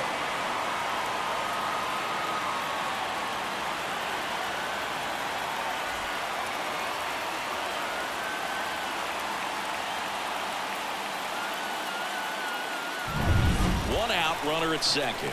Nolan Gorman next up for the Cardinals. 0 for 1. He struck out swinging last time. Rolled softly, but that goes foul.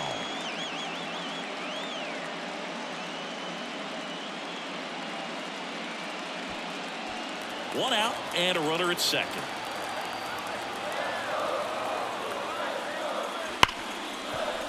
And it's through for a hit. Throw comes into 3rd, and they're at the corners with only one out. Well, that'll make you feel good as a hitter right there. Just a simple ground ball the other way that had eyes on it, man. Sometimes that's all you need to do. Just let the ball travel, put the ball in play, and just hope it finds a hole.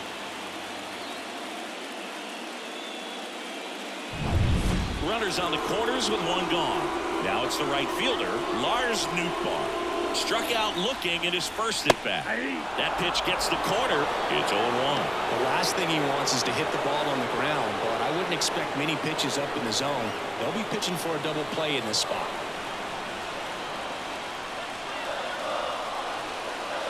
Righty to the plate and fouled off. First and third, one down.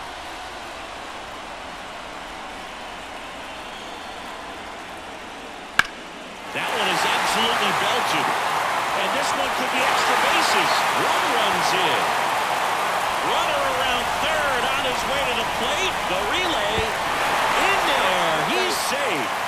Gets the job done as he brings home a pair. Nice line drive to the pull side. Met it out front, but just stayed through it nice enough and ripped it into the outfield.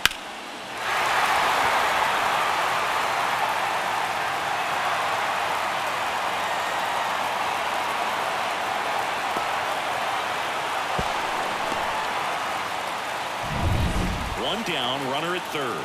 So now here's the Cardinals designated hitter, Alec Burleson.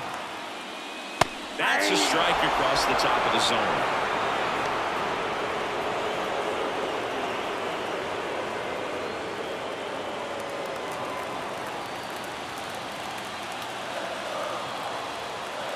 The pitch. There's a swing and a drive. And no one can get there. In comes the runner from third. It's 4-1. Safely into second. He's got a double. That's 2 consecutive extra base hits for this team. I'll tell you, man, it's such a good feeling when you smoke a line drive into the gap like that. I mean, sure, home runs are king, but I feel like nothing makes you feel like a true professional hitter more than a bolt the other way. Man at second with one away. Here's Paul Goldschmidt. 1 for 1 with a single so far. Fastball in for a strike, 0-1.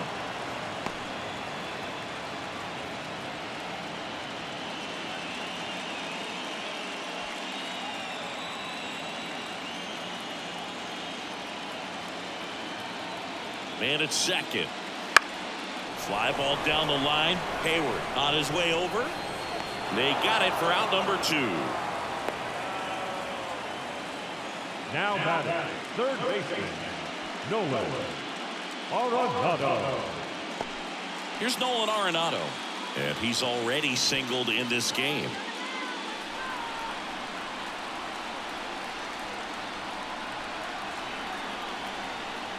Well, they've been able to score 4 runs off of him in this inning, and this is where you want to just max out, get as much as you can, give him one of those tough innings where it's going to be hard for him to recover in the next one. The 1-0. Hey.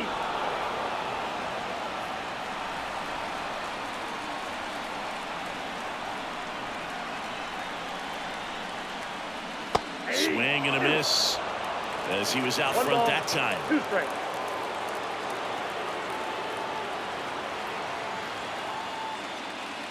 Swings through that one. It's a strikeout.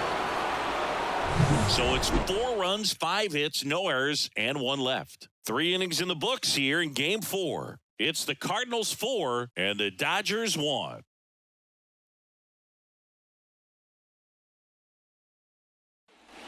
Game 4 of the division series. And at the plate for the Dodgers, Max Muncy.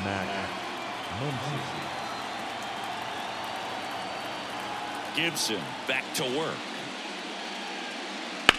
The other way, and he beats the shift. Now he turns and heads for second. The throw in, but he's in there easily. Oh, no waiting around right there. He was ready to swing it on the first pitch. Not much to this one other than just a willingness to go the other way and put the ball in play. That's a team at bat right there. Nice job of staying back and letting the ball get deep.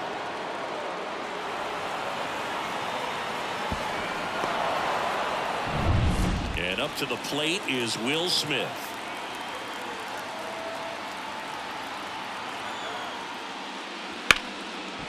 Win.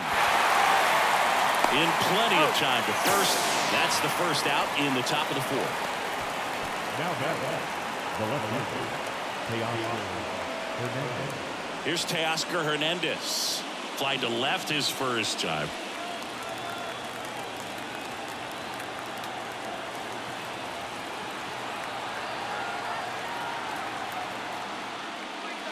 Right through there for a strike.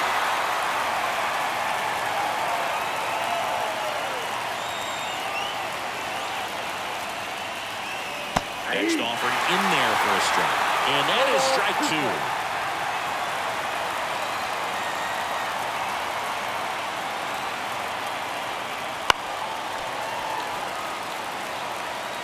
Muncy, the runner at second with one away.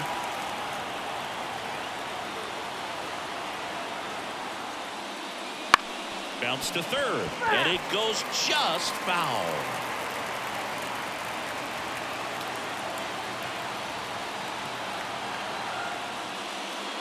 And 1-2. It's a good take.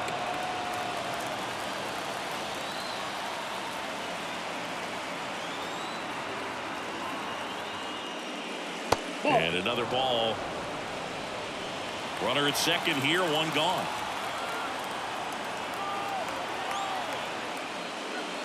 That one not close. 3-2 now.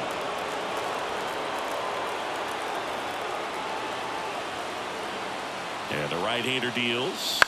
Out to short. Over to Goldie. So they get the out after a long battle at the plate. Well, he's doing a nice job of keeping the ball out of the air. Lets the defense work behind him with another ground ball. Good execution.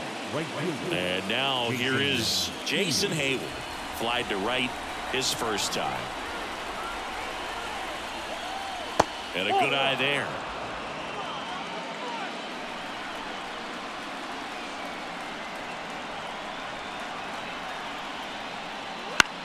Gets under and pops it up. In position.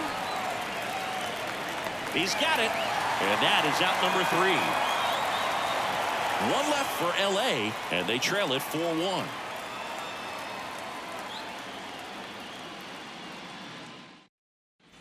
And welcome back to the ballpark. Ready to go. Bottom 4. Now up for St. Louis. Brendan Donovan. Here comes a pitch. And there's a ball. You know, these Cardinals doing a great job, Boog, of just waiting for the right pitch to come their way. And I'm seeing very patient at-bats out of them. Pitch count is pretty high, and they've played it 4 runs already. So I think it's safe to say their game plan is working out pretty well right now. So a foul ball makes it 1-2. So they forced the starter to put in a lot of work, and they've been able to get to him for some runs. And hopefully that bullpen phone is working today. In the air, right field. That one gets down for a hit. So now back to the top of the order. Now batting, center fielder, Tommy. Back to the leadoff spot in the St. Louis lineup. Tommy Pham next up for the Cardinals. And a base hit into right. Throw back in quickly. First and second now with nobody out. Now batting, shortstop,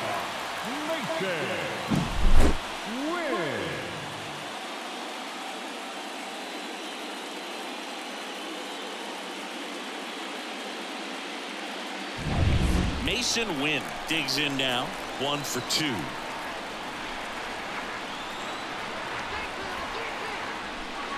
That one's in there. That's strike 1.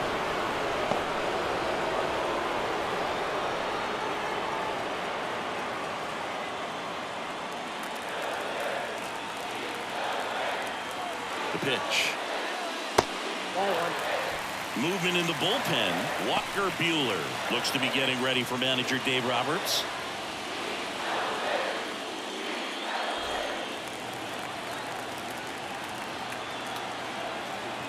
And here it comes. That catches the top part of the zone, and it's 1-2. The Cards trying to break this one open. We're here in the bottom of the 4th. That missed by a lot, and it's 2-2.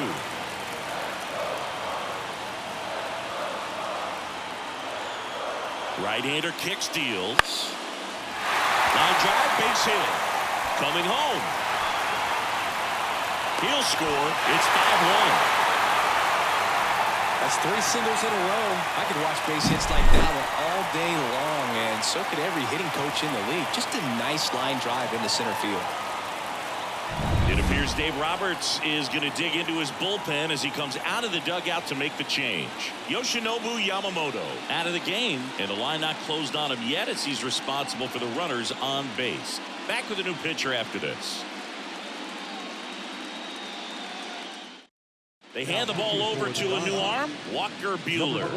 Well, they didn't get much length out of their starter in this one, so they've got a lot of outs to eat up in that bullpen. I think they'll look for some length out of him right here if they can get it. Wilson Contreras now up to the plate.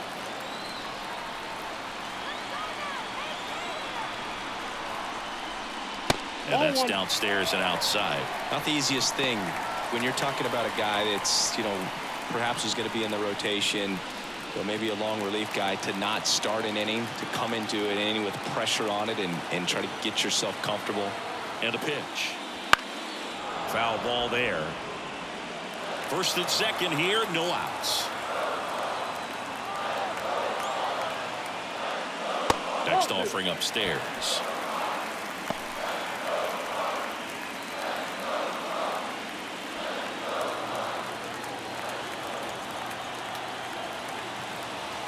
And a pitch. Top of the zone for a called strike.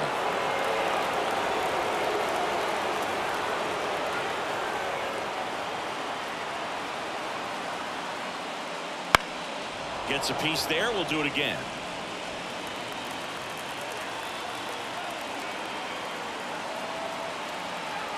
The pitch. And a foul ball. He stays alive.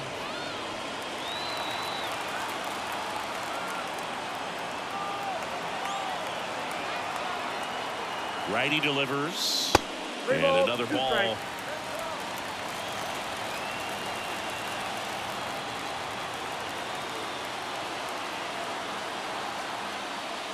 And that'll load the bases. It wasn't easy, but he earned that walk after a long at-bat. Well, that's a nice job of grinding out that at-bat. Saw a lot of pitches and ends up drawing the walk. Very gritty. Now it's the second baseman, Nolan Gorman.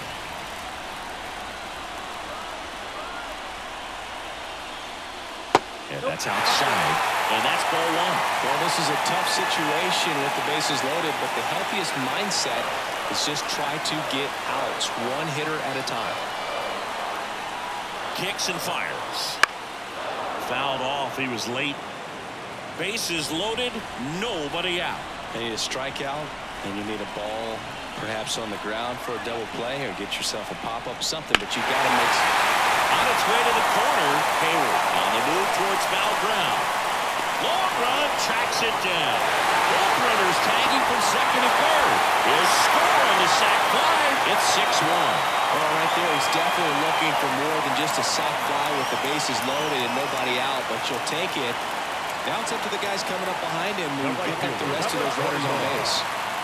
So up next, Lars Newport.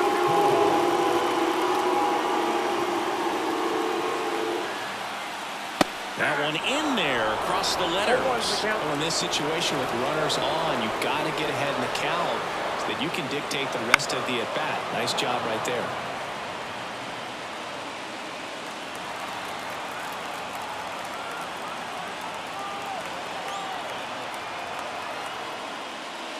Just missing there. And it's 1-2. Really good take, especially with 2 strikes.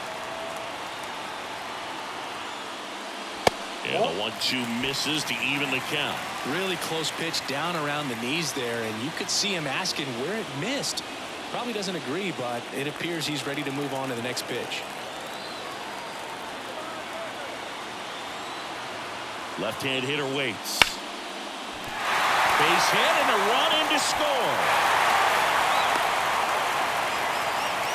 Picks himself up an RBI. Pitch was away, and he did exactly what you're supposed to do with it. Drive it the other way. Just go with the pitch.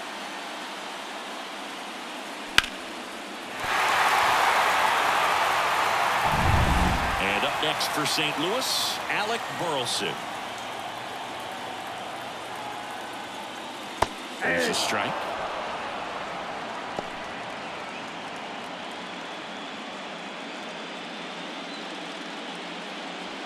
Contreras, the lead runner at second. Nootbaar over at first with one away. Next pitch, not close, up high.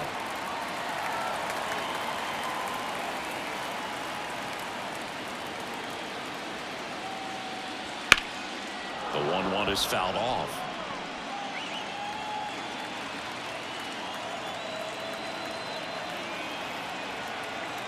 Left-hand batter waits. Hit on the ground to the right side. And foul ball. And a pitch. And that one hit to first. One at second. On to first. Double play. And that's the inning. 3 runs on 4 hits. No errors. And 1 left on. We're headed to the 5th. It's the Cardinals 7 and the Dodgers 1.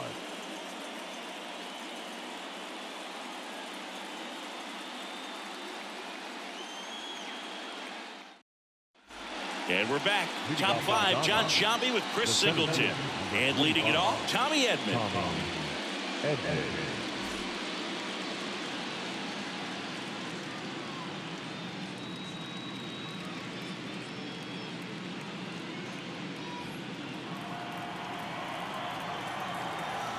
The line to kick the pitch. This is a tough situation for a team to be in, trailing by so many in a postseason game. It looks like it could be a pretty demoralizing loss if they don't turn it around. That's outside. And 1-1.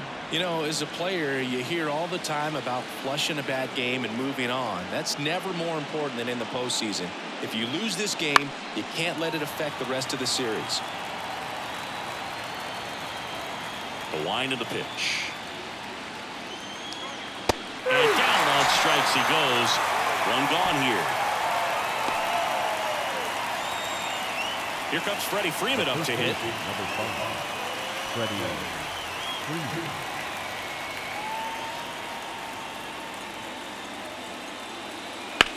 That's hard hit on the line. And that's just foul. Well, on the mound, very efficient. Able to produce an outcome, it seems like, within the 3rd or 4th pitch of just about every at bat. Good eye in that spot. They've got a potent lineup. And when you think about teams capable of rallying from this kind of deficit, they're right at the top of the list. So a foul ball makes it 1-2.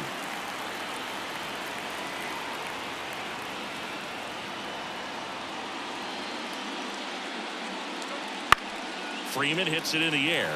Nootbaar moves under it. Makes the catch for the out. And there's 2 away. The second baseman.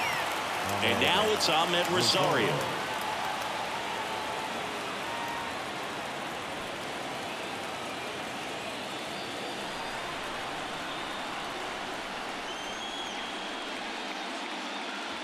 Pitch misses there, and it's 1-0.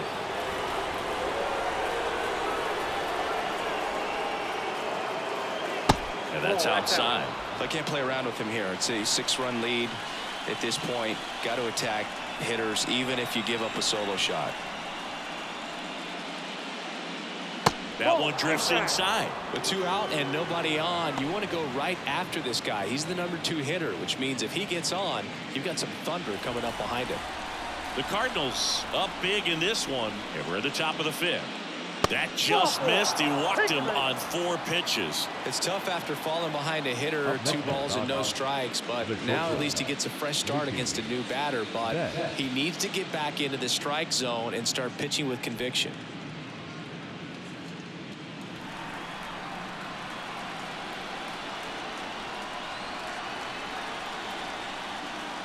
Betts in the box with 2 gone, and takes a look at a called strike.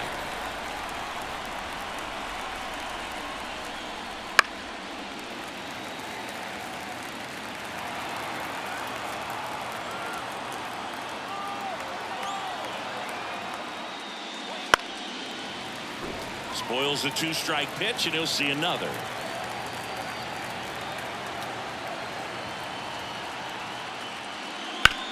On the ground, out to short. Over to Goldie. And Betts is set down. That ends the frame. So the Dodgers leave 1. They're down 7-1.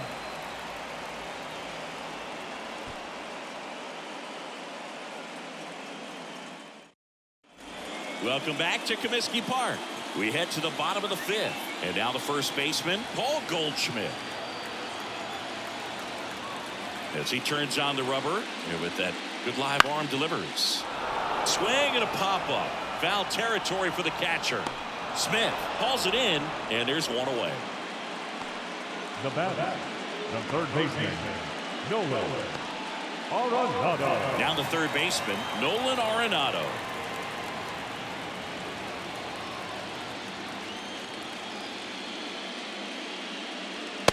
Just missed. One out, bases empty. Close one, doesn't get the call. And the count is 2-0.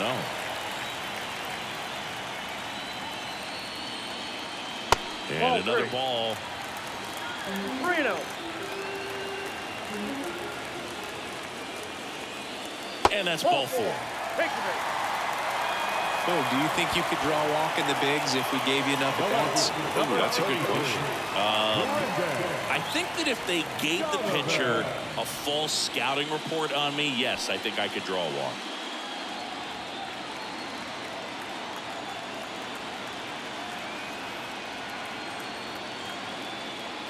Donovan stands in now and watches strike 1. That's a real nice cutter right there. I mean, this guy can struggle with the inside pitch at times, so I'd say that's pretty effective if you can continue to command it on that side of the plate.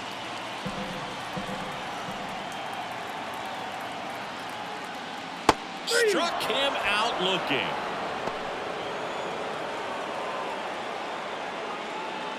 So the batting order turns over. Tommy Pham getting ready to hit.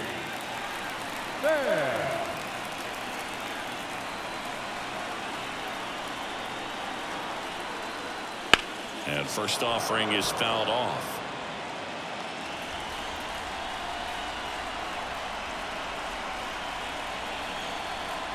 Two outs. That's the ball.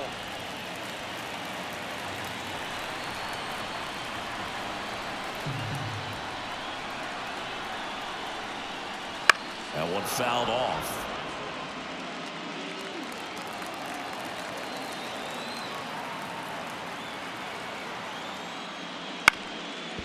Up the middle, bats up with it. Now the throw to first on the run. To first, and he beats it. Everyone's safe. Did a nice job getting there. Good throw, but very difficult to get anybody on that one as far as you had to go and throw. You know? Yeah, no question.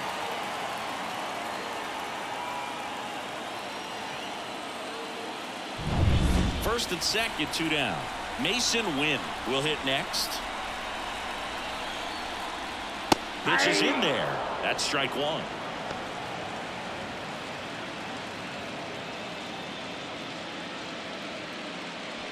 Arenado over at second. Pham at first. 2 out of the inning.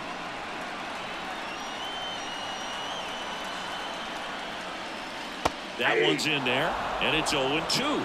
Perhaps not quite ready to hit. First 2 pitches by him for a couple of strikes. Now back is against the wall. He's going to have to figure something out and figure it out quickly.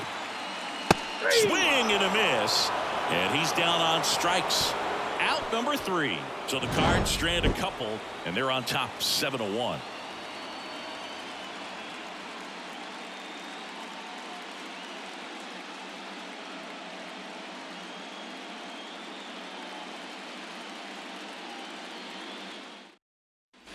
Back here at Comiskey Park, top 6. Now it's the DH, Shohei Ohtani.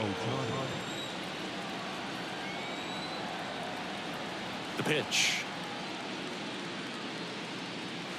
And first offering is fouled off. You know, these Dodgers just lacking discipline at the plate in this ballgame. Chasing pitches has been a big part of the story. We've seen it quite a bit today. It's been tough for them to make contact at times, and it just doesn't look like they're seeing it very well as a group. Swing and a miss. Adam out front for the strikeout. Muncy digs in. He has, as they like to say, let me guess, Boog, light tower power? That's right. Wouldn't chase that time. And on the mound, you know confidence has to be pretty high with all of the swings and misses. He's had them eaten out of the palm of his hand pretty much all game. Off the mark there. And now 2-0.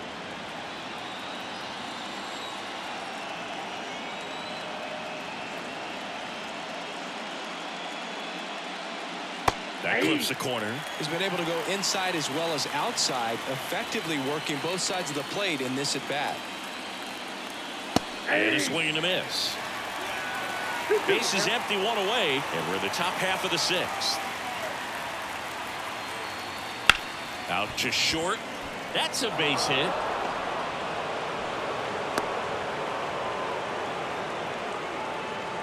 Now batting, the catcher, Will Smith. The batter now will be Will Smith.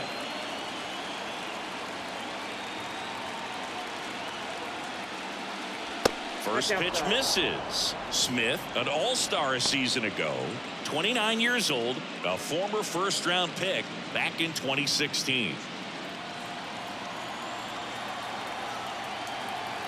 The pitch. Popped up. Gets under it. Brings it in. And there's 2 down. The batter, the left fielder, Teoscar. Man at first. And next for L.A., Teoscar Hernandez.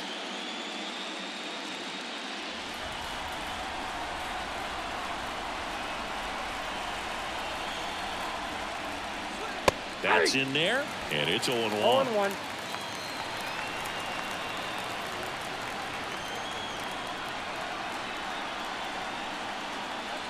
Foul ball.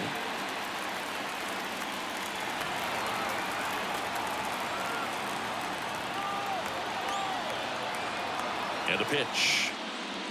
And now 1-2.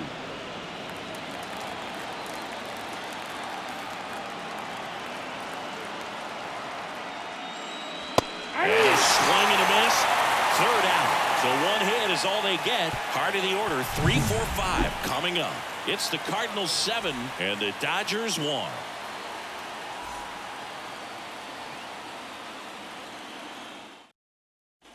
Bottom of the 6th, and here is Wilson Contreras. The wind and the pitch. And first offering is fouled off.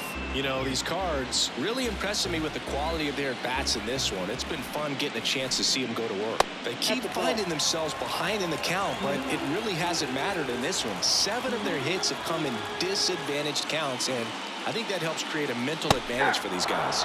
Edge of the zone for a strike, and the count 1-2. I say that about the mental edge because on the mound, it's extremely frustrating to not be able to put hitters away, and that's exactly what we've seen here. Goes down looking. Here's the second baseman, Nolan Gorman. Second baseman, Nolan Gorman.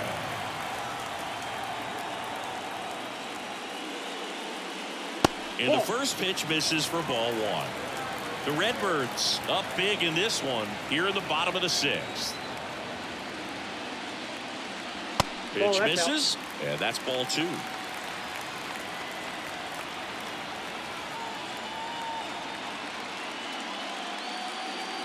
Right through there for a strike.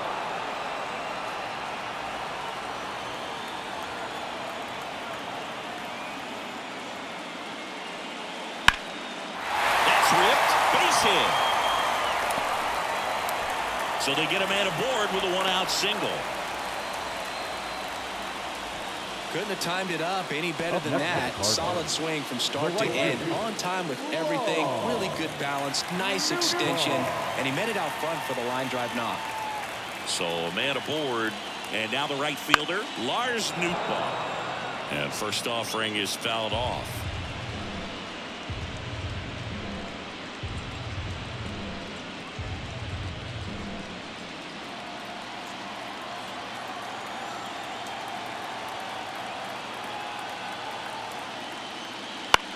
To third. Dive, and he's got it. Throws from his knees. Out. Rosario He's one. good. On to first. Safe. So they get one, but a really nice try there. Just a beautiful play right there to get it out. He dives to make the stop. Then a nice feed from his knees. Knew he didn't have time to get up and make that throw. The throw beats the runner. That's that internal clock working.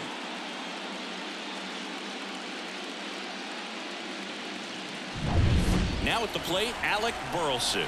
1 for 3. Headed down the line. And that will drop foul.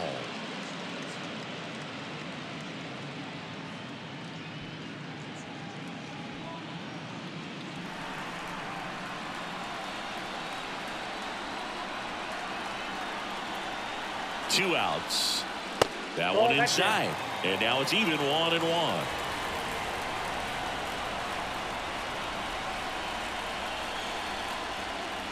Late on that fastball. It might be time to choke up a little bit. Get that front foot down early. Maybe even just spread out. He's really late right now. Ripped on a line. That's a fair ball, and it's getting into the corner. Around third. He will score, and they're pulling away up by 7 now. Well done. Drives in the run. Good job getting the foot down so he could catch it out front and pull it. Turned on it nicely for the knock.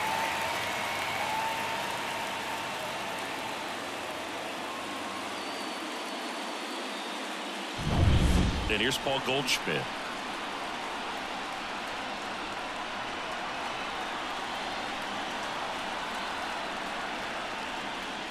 Top of the zone, and it's called a strike.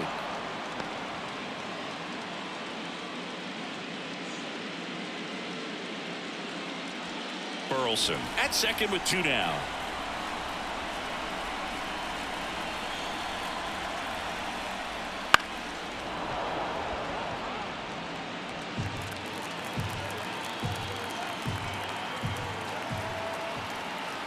And the righty deals.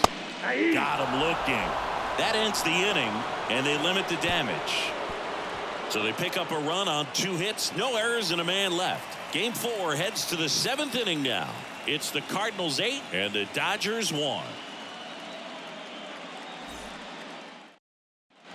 We go to the top of the 7th, and at the plate for the Dodgers, Jason Hayward. The right-hander back to work. Lifted in the air down the left side. That one gets down for a hit. And the leadoff man aboard. First pitch swinging, went up there with a plan to be aggressive. That's a ball that a lot of times you'll see the shortstop or left fielder be able to get to if it hangs up in the air long enough. But right there, it just died and found a way to drop in on the green stuff for the base hit. Edman in the box again. Takes a strike. When the leadoff man gets on, you want to minimize the threat by playing sound defense. Hopefully the pitcher can get a ball on the ground and they can roll him up for 2.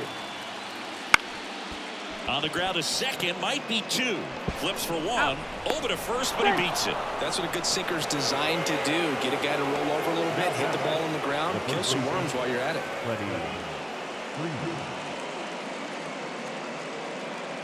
Back to the top of the Dodgers order. And here's the first baseman, Freddie Freeman.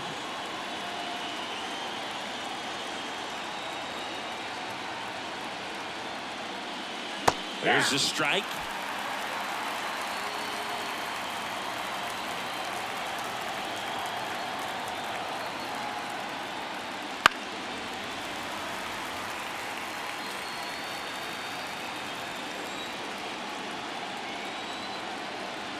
And he deals.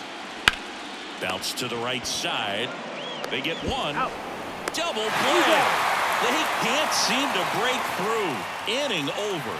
This one pretty well decided at this point. 7th inning stretch time. It's the Cardinals 8 and the Dodgers 1.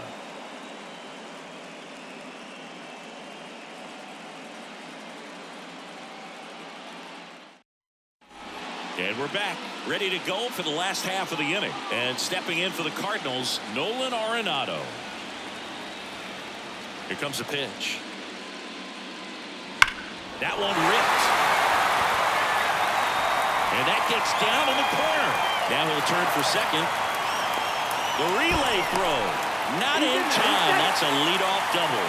All over that one right there. He got a pitch he could get to out front, kept his bat through the ball, and didn't pull off or roll his hands over. And that allowed him to rip that ball down the line for the double.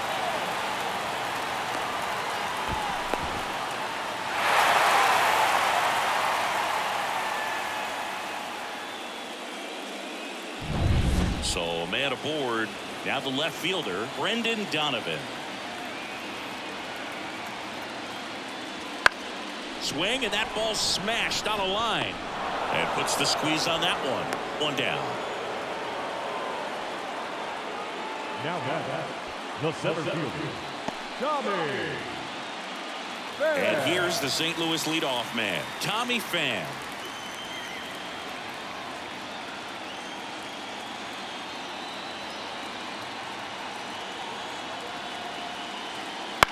High fly ball out to center field. Edman in position. And he makes the catch. 2 down. Now batting, shortstop, Mason Wynn. So digging in, Mason Wynn. Sing, you talk about a guy that has all the skills. The range is really good, but the arm just stands out, and he makes all the plays. There's a strike. And because of that big power arm, he's able to play a little bit deeper, make throws from the outfield grass all the way across the diamond, and still get a pretty good runner. That's impressive. Ground ball to the right side. He takes it himself to the bag, and that'll do it. So one left for the Cardinals, and it remains an 8-1 game.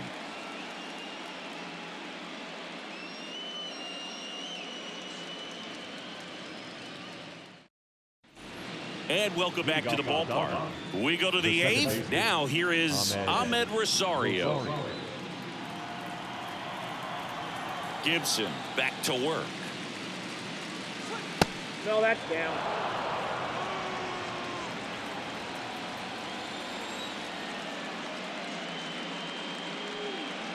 Outside low, and it's 2-0. 2 balls, no strikes.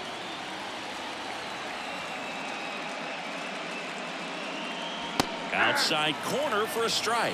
In this situation, you expect the batters to be a little more patient, possibly take until they get a strike. With that, you don't want to miss your opportunity to get ahead early in the count. He didn't right there.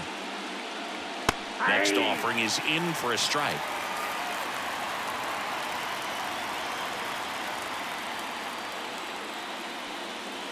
That one missed.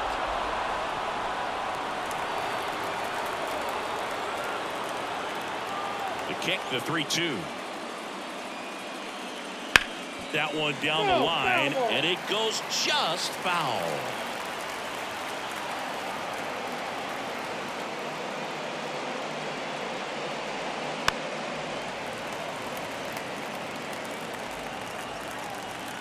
Three and 2. Payoff pitch. Now fly ball to right center. And out number 1 on the grab. Well, he's just about to throw his 100th pitch. Man, he's got a chance to get through this 8th inning if he can get 2 more quick outs. Here's Mookie Betts. Outfield playing very deep, not wanting anything over their heads. There's the strike. Base is empty, 1 away. Late here in game 4.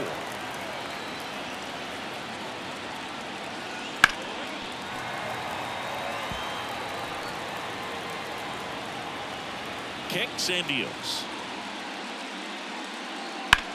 On a bounce right side. Gorman throws on to first. Mookie retired, 2 down. Now back, the designated hitter, Shohei. 2 outs, base is empty. Shohei Ohtani up to the dish. 0 for 3 with 2 strikeouts and a ground out. And that one hammered. And gone! A gigantic blast. It's 8-2. Wasn't fooled on the first pitch at all. He squared it up right away.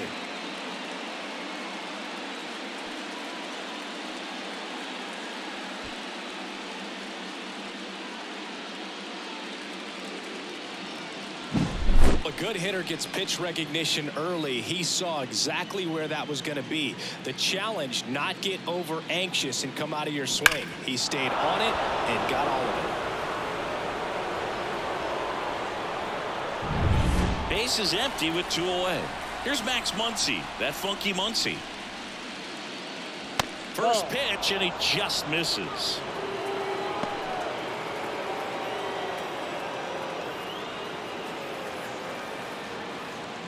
The Dodgers with a lot of ground to make up, and we're in the top of the 8th.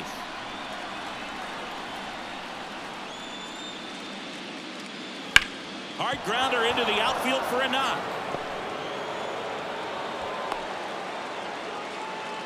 That's back-to-back singles for him. Good Now piece of hitting going the other way with that pitch to beat the shift. You know, not a lot of guys are willing to do that, even with the shift on, because they're looking to pull the ball with authority, but it's a pretty easy hit if you want it. Here comes the skipper, and we're going to see a pitching change in this spot. That'll be it for Kyle Gibson, and we'll be back with their first arm out of the pen after.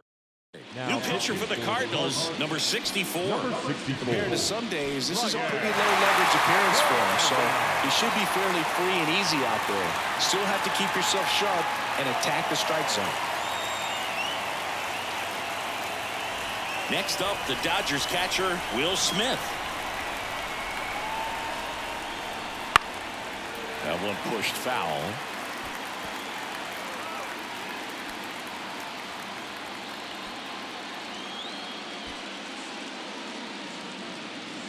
Muncy off of first with 2 away.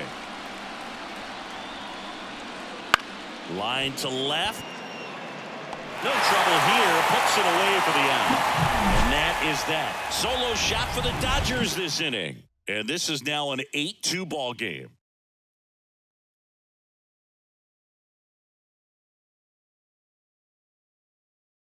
Back now, new pitcher on the mound as we roll into the bottom of the 8th, Alex Vesia. Well, they need someone to stop the bleeding and keep the score right where it is. Seems like a tough task today with the way this lineup is swinging it. 3, 4, 5 due up for the home team. And here's the catcher, Wilson Contreras. A strikeout and a walk. And here it comes. And the first pitch misses for ball 1. Vesia is what you're looking for in a good reliever. The ball stays in the ballpark. It's so hard to square him up.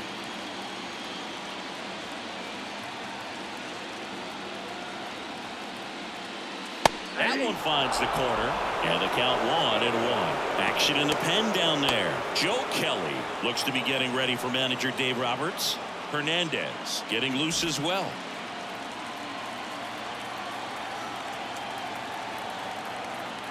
The pitch. Next offering is outside. Yeah, he stays out of the middle and pitches either at the bottom or at the top on the edges. And because of that, if you do get it in the air, it's usually just a high fly ball. And when it's down in the zone, it's on the ground.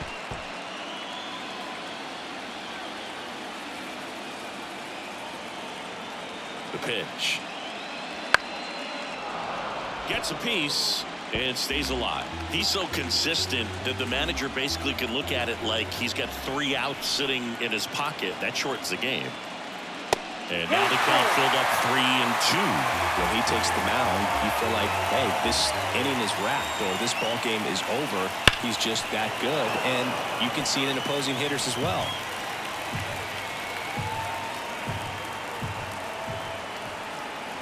Three-2.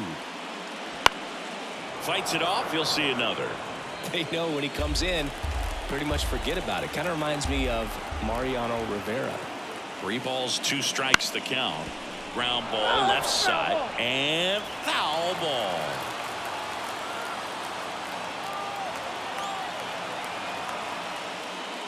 That one misses. So a leadoff walk. That's a great at bat. He saw a lot of pitches and earned a walk. Second walk of the game for him, and he's been really patient at the plate. The game plan that he's sticking to. He's just not going outside of what he's looking for up there.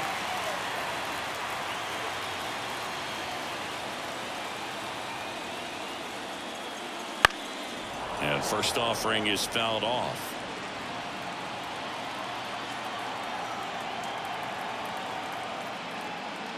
in there for a strike at the top of the zone. Don't play situation here. He's been working up in the zone. Typically, you look for guys to get that ground ball. See if he adjusts on this next pitch. And now the lefty. Foul ball. It stays 0-2. He needs to throw that breaking ball with just a little more conviction to get the swing and miss.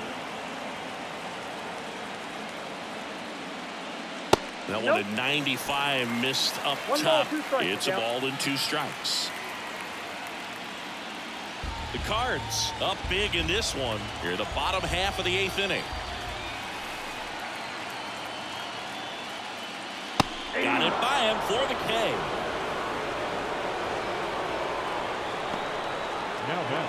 Now it's the right fielder, Lars Nootbaar.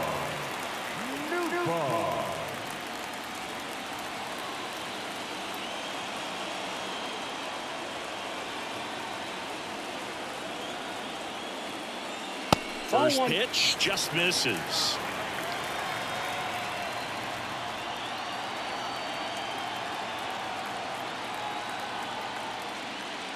And a breaking ball drops in for a strike. Well, that's really the money spot, down and away. If you can locate that consistently, it's going to be real tough for hitters to square that up. That's what you love to see relievers do coming out of that bullpen. And there at the knees, that's strike 2.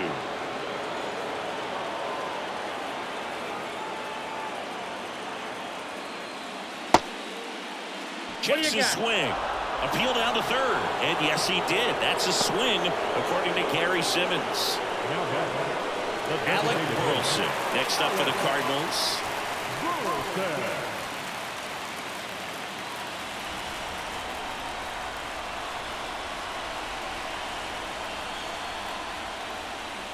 And that drops in for a strike. 0-1's the count.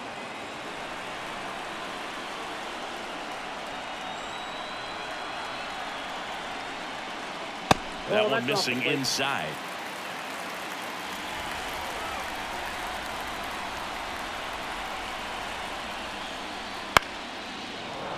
The 1-1 is fouled off.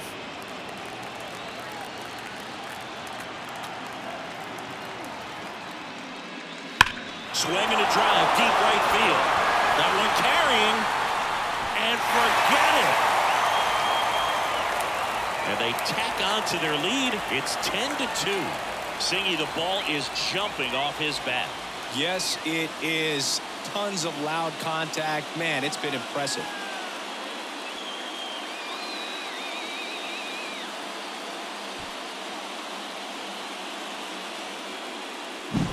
Well, he put a really nice swing on that one, and everything was on time. Took a direct path to the ball. Excellent extension, and just drove it out of here.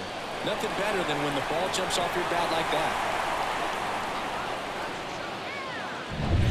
Now it's Goldschmidt up to the plate. Up and in, and that is ball 1.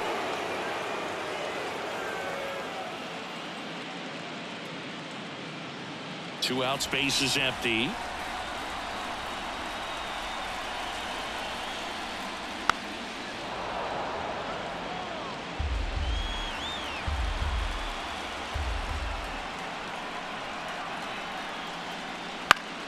The 1-1 is fouled off.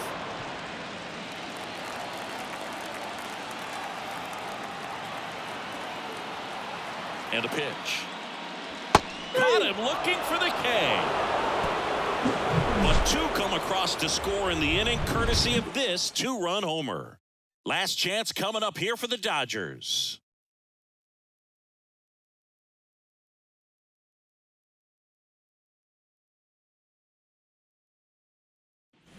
Welcome back to Comiskey Park. All set for the start of the inning. And now Teoscar Hernandez.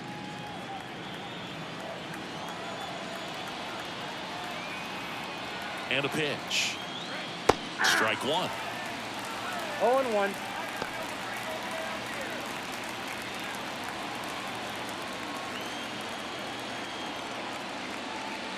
That one finds the zone, and it's 0-2. Movement in the bullpen for the Cardinals. JoJo Romero preparing to come on if needed. Armstrong, a hard-throwing right-hander, up as well. And the pitch. Keeps the at-bat going with a foul ball.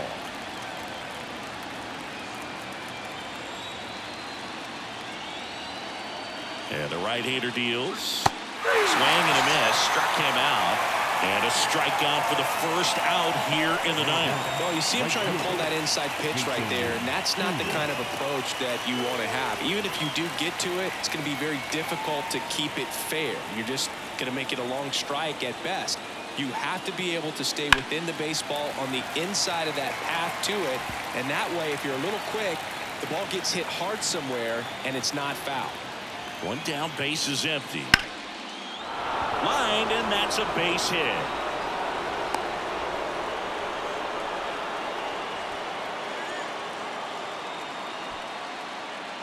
And here comes Tommy Edman. That's in for a strike at 95. It's 0-1.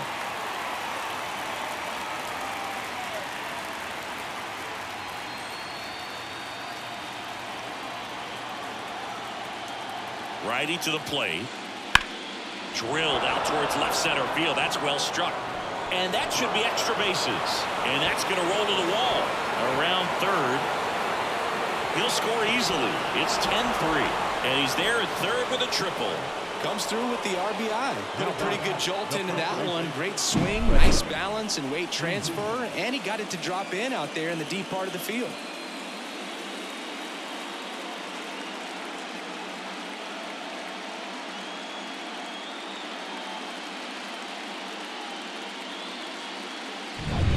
So the lineup flips over. Freddie Freeman up to the dish. Lifted in the air down the left side. That's a base hit. Run scores.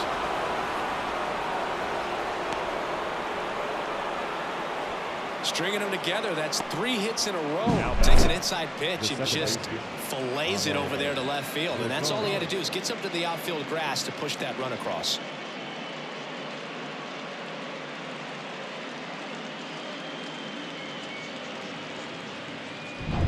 Man at first with one gone. And up next for Los Angeles, Ahmed Rosario.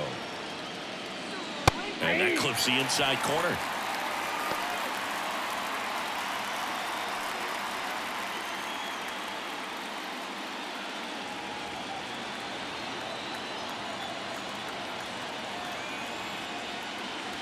Strike 2.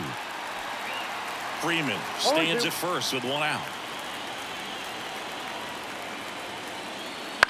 And he grounds one to the right side. Knocks it down to first, and he beats it. Everyone's safe.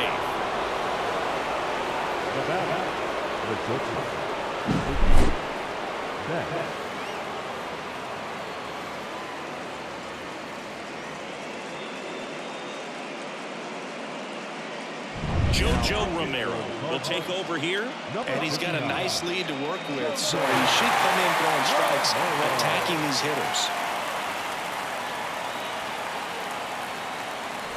So first and second with one man gone. Now it's Mookie Betts. And there's a strike.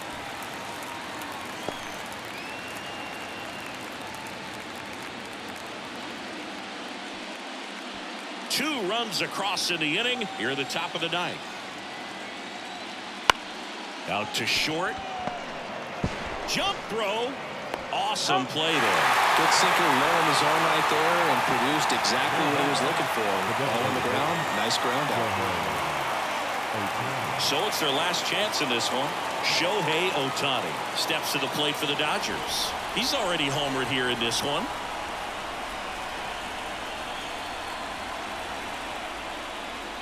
And first offering is fouled off.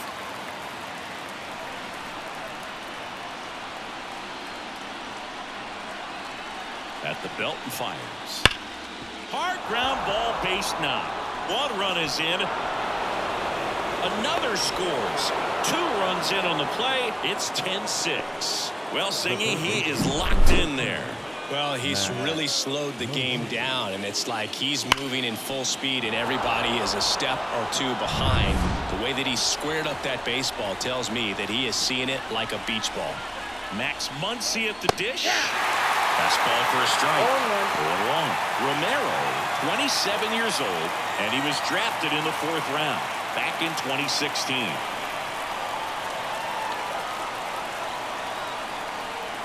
Two outs. That's One way ball, one strike. outside. 1-1.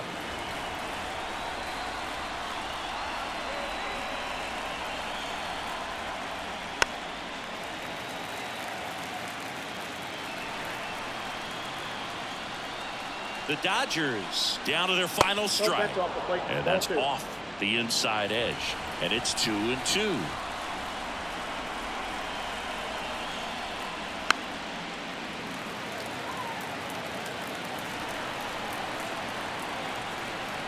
Left-hand hitter waits. And it's filled up. Great RBI spot here. Just got to stay focused on the pitch. The runner will be in motion, so something in the gap should definitely score him. Will Smith hitting on deck circle. 3-2. Knocks that one away, and we'll do it again.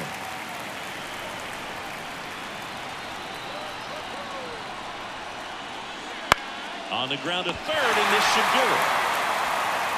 Throw to first. Ball game. And the Cardinals slugged their way to a win in this one. This team played extremely well to force this series into a Game 5. It's just like the Game 7. You win or go home. That Game 5 should be a lot of fun to watch.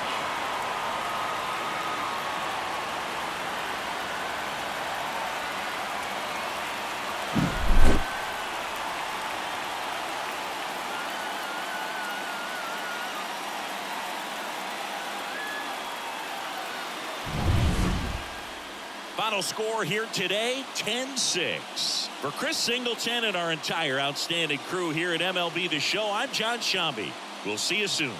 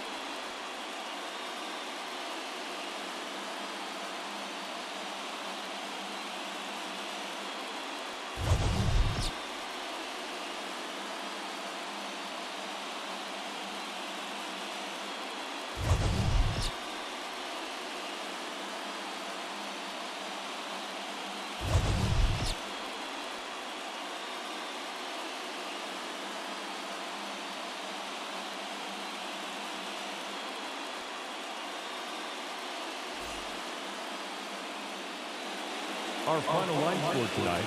First for the victorious St. Louis Cardinals, 10 runs, 17 hits. No errors, they let 10 runners on base. For the Dodgers, 6 runs, 15 hits. No errors, they left 9 runners on base. Time of the ball game, 4 hours and 16 minutes.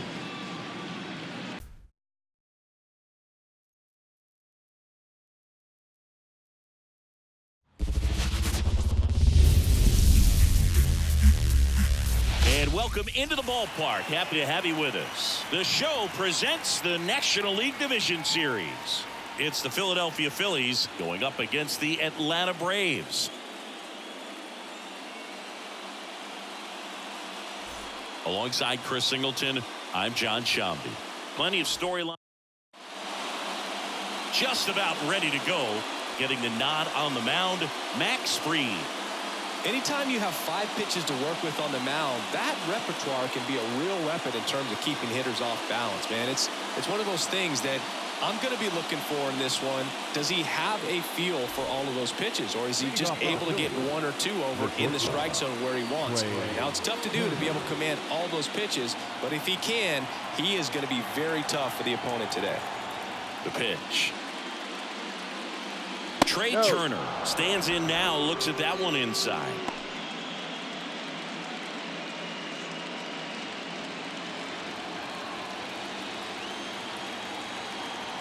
The pitch. And a strike.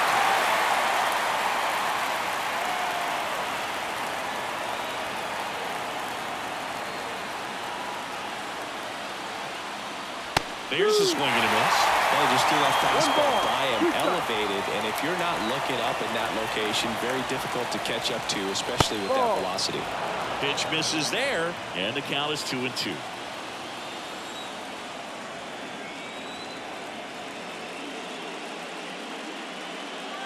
And that's outside. Really good take, especially with 2 strikes.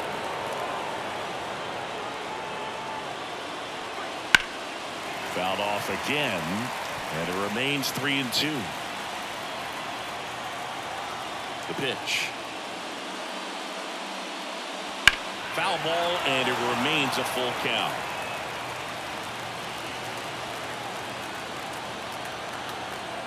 And now the lefty.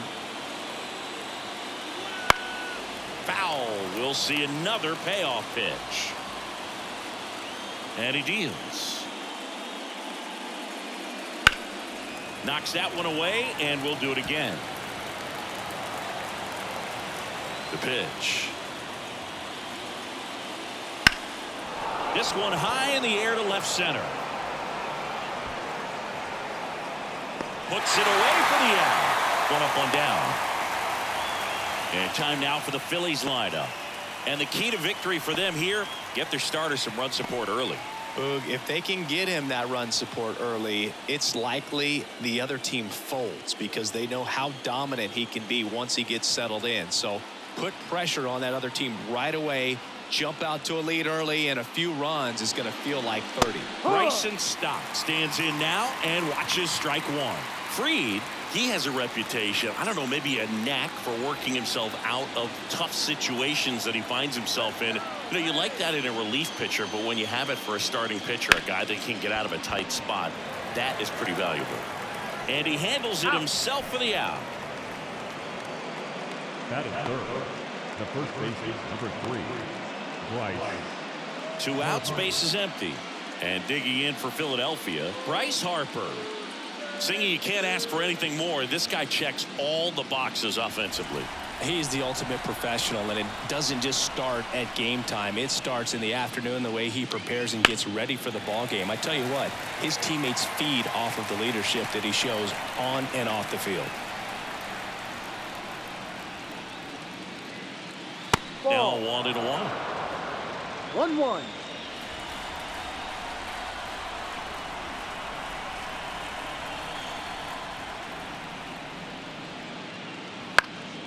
He swings and fouls one off. 2 outs, base is empty.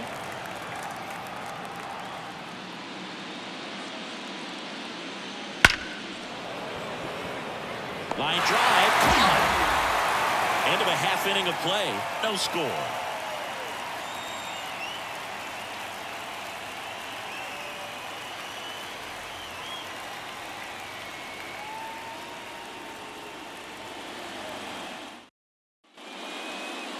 Back here with my pal Singy. Starting on the mound in this one, Christopher Sanchez. Well, it's a 3-pitch mix in the repertoire for this starter. He's going to have to command all 3 if he's going to have success on the hill today. And now Michael Harris. For the Braves, the center fielder, Michael Harris. Here comes the pitch. Line drive, short hop to third. Boom. Rolls on to first. 1 gone, bottom half of the first. Batting second. Here's Brian Snitker's lineup for the Braves. They're dealing with a sinker specialist on the mound, which can be a big-time challenge when he's right and working mostly from the knees down. Well, I think the approach you take is really try to lay off of those pitches down in the zone until he gets some called strikes and then forces you to go after that pitch. Until then, make him elevated, because guys that throw those sinkers, those 2-seamers, really hard for them to be effective up in the zone. Those are pitches you can hammer, and when you get a cookie, you don't want to miss it. Waste no time there. And man, I'll tell you, a line drive like that into the gap just feels so good. It's feedback that you had everything on time and in control from start to finish with your swing. And here is Ronald Acuna Jr. Liner caught at second. That ball was ticketed for right center field all the way, but not so fast, the second baseman says. Leaps up into the air and brings it down. Some nice hang time as well when he was up there. Here's Marcell Ozuna.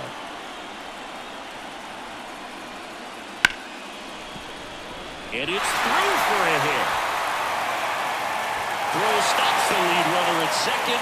2 on and 2 out. Well, that started and ended pretty quickly. No messing around right there. Pretty tough for the infielders to do anything with that one. He put it hard into the outfield, and even when you keep it on the ground, it feels great when you hit a missile like that. Here's Austin Riley. And ball 1.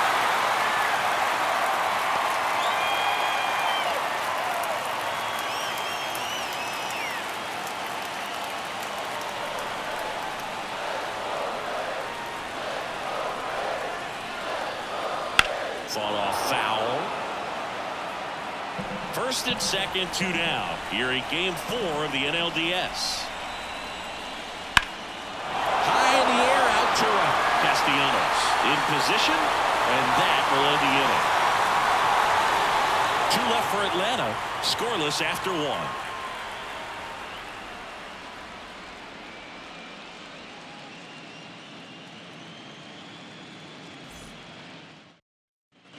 Second inning set to go. Kyle Schwarber comes up to hit here. You know, this is kind of a tough matchup as a left-handed hitter facing a left-handed pitcher. What you tell yourself is, I want to stay square to the plate, try to hit the ball over the shortstop's head. Freed back to work.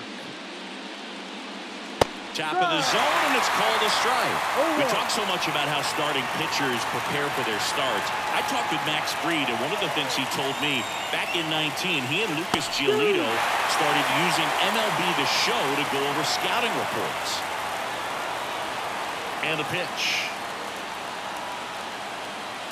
Swings through that, and it's a strikeout. And quickly 1 away in the second.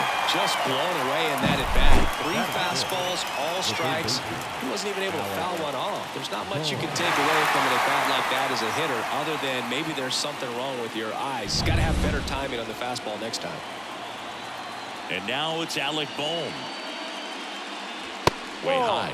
Max said he's not sure who actually started at first, but it was 2019, and he and Giolito, who were teammates together in high school in Los Angeles, they had the idea to become more familiar with the opposing lineup using MLB The Show. This one in the air. Albies under it. Puts it away for the out. That is it. The catcher. 2 outs, base is empty. And now it is JT Realmuto.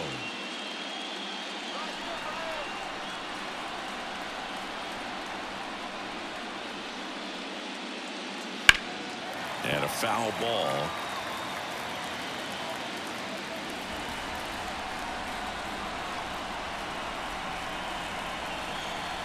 And a pitch. And there's a foul ball.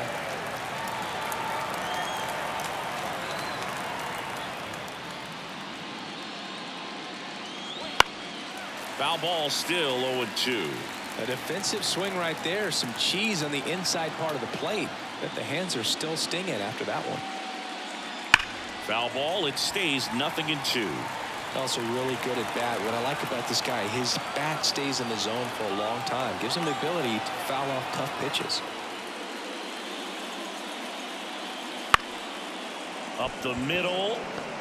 Now the throw to first on the run. In there safely. Big knock there to keep the inning alive, and an opportunity to put something in the gap and give the Phillies the lead.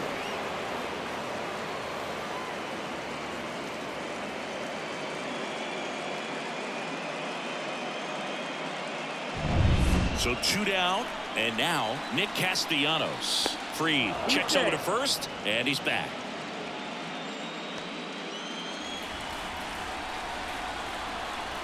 Realmuto runs. Pitch in for a strike.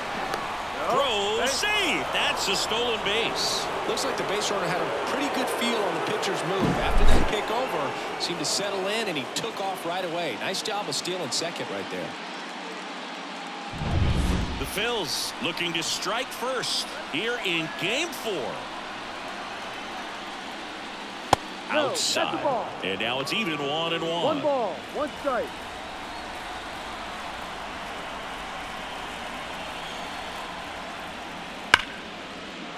Ripped to right, base hit. Rounds third, headed for the plate. He'll score, and the Phillies take the lead. 1-0. Always feels good when you come through and get your team on the board first. He really shot that one down the right field line and somehow found a way to keep it from slicing foul. One thing that was great about the approach, his head was down all the way through the pitch, and that's how you do it.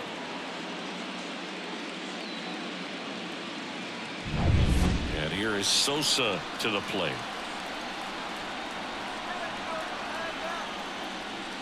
First pitch misses.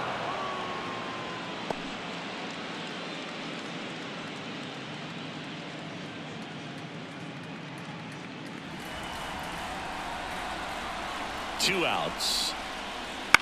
On the ground to short. Over to Albies.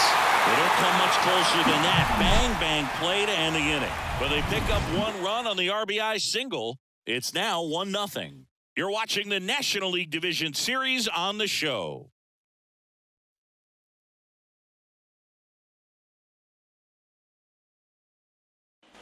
And we're back. We head to the bottom of the second. So here's Murphy now.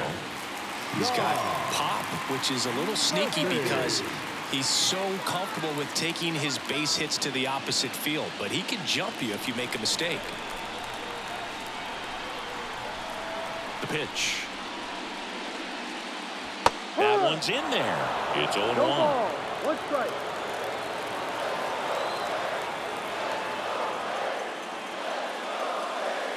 And a swing and a miss there. Kenny Jansen doing home plate duties in this one. Not a huge strike zone from Jansen, so he can't really be called a pitcher's umpire, but he does like the bottom part of the strike zone. We may see some pitchers steal a few strikes down there, especially the ones right below the knees. That's if their catcher can present it properly. And a pitch. And that's in the dirt.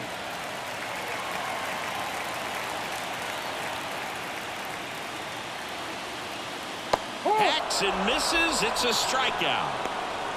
Man, that slider bearing in on your hands like that, it's just so tough to fight off. It's kind of like a cutter and just can eat you up, saw you off. I'll tell you what, hitters have nightmares about that pitch.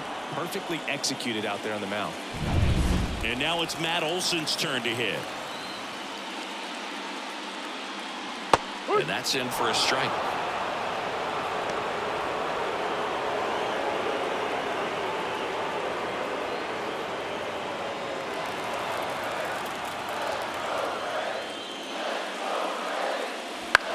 High fly ball out into left center field. Schwarber settles under it, and it's caught for the out. Well, off to a great start. He's really cruising out there on the mound. He's got a chance to get through these first 2 innings with under 20 pitches. That can set him up to go deep into this game. Adam Duvall at the plate.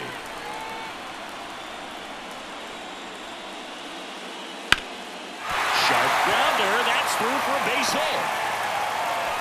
And that extends the inning.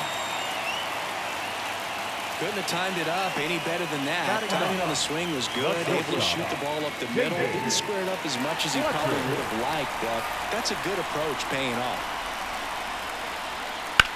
Now a screamer into the outfield. Base hit. So that's 2 straight 2-out hits. Throw in holds the lead runner at second. 2 on now with 2 away. 2 consecutive base hits for these guys here. A lot of hitters tell themselves line drive over the infielder's head. That's what I'm trying to do. Just keep that approach simple. And right there, it was perfectly executed. On time with everything and pulled it into the gap nicely. So the lineup flips over at the plate. Michael Harris. First pitch just misses.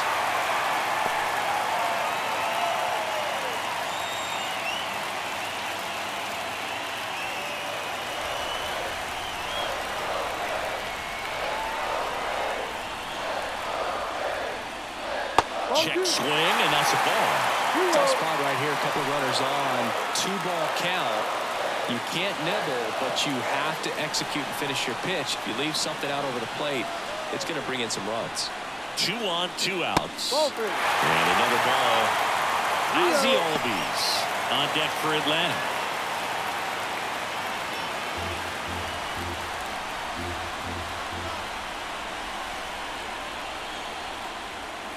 Next offering is in for a strike. 3-1.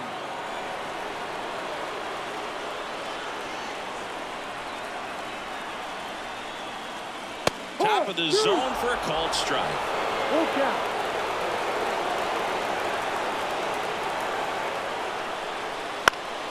Fouled off again, and it remains 3-2.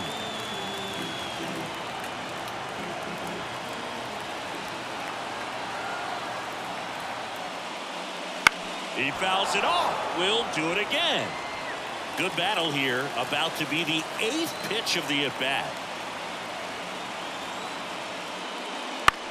Right side, Harper. He takes it himself to the bag, and that'll do it. We played 2 innings. It's 1-0.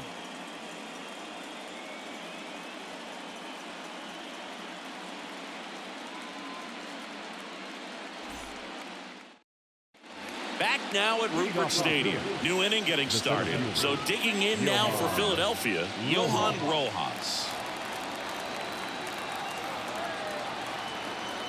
As the lefty gets to work. That clips the corner. Rojas, a rangy center fielder, 23 years old, and he was born in the Dominican Republic.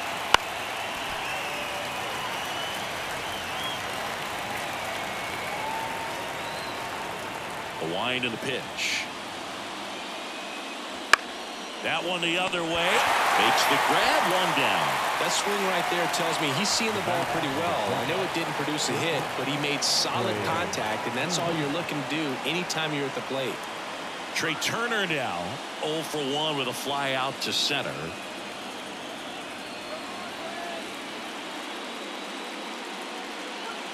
No. 1 down, base is empty. Ball. The shortstop takes the ball.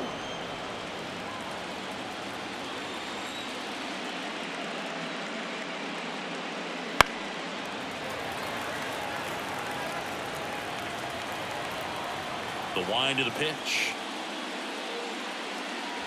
Ball. No. 3 balls. 1 strike.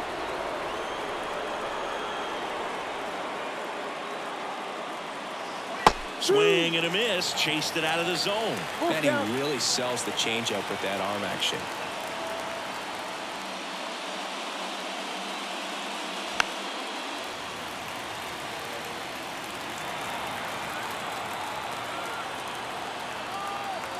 And here it comes. On the ground to third. Throw on to Olsen. And they get Turner for the out. The batter at the ball. Second baseman. Stop. 2 outs, base is empty. Bryson Stott stands in for the Phillies. 0 for 1. He grounded out to first his last time. Late swing, foul to the left.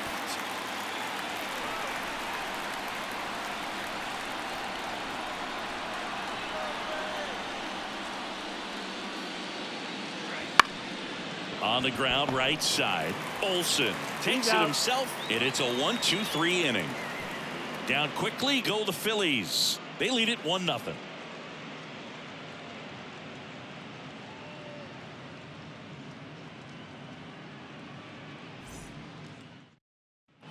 Set for the bottom of the third. Ozzie Albies up to the plate. The second baseman.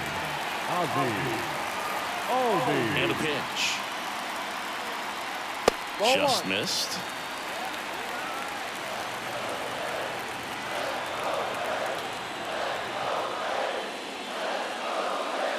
Next pitch is downstairs. Well, usually a high level of confidence when you're facing a young pitcher out there on the mound. In this situation, ahead 2-0, he's put himself in a really good spot. Line to second, snagged on the bounce. Tosses to first, and Albies is retired.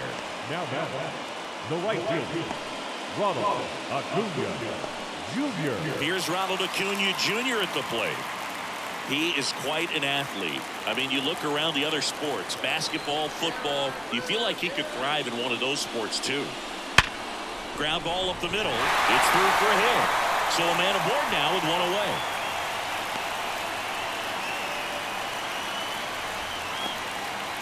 No waiting around right there. He was ready to swing it on the first pitch. It's hard to hit a baseball much better than that, and even a lot of professional hitters aren't able to reach an exit velo of 114 miles per hour. I'll tell you what, that's a very impressive swing at the bat. And now a chance to maybe get creative on offense with good speed on first. Here's the left fielder, Marcell Ozuna. Acuna runs. Pitch in the dirt. Realmuto throws, not in time. It's a stolen base.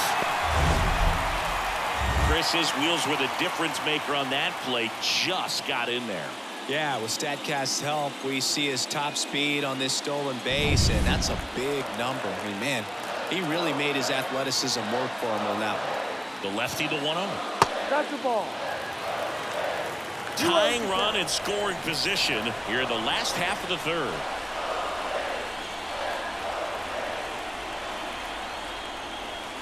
Ground ball left side.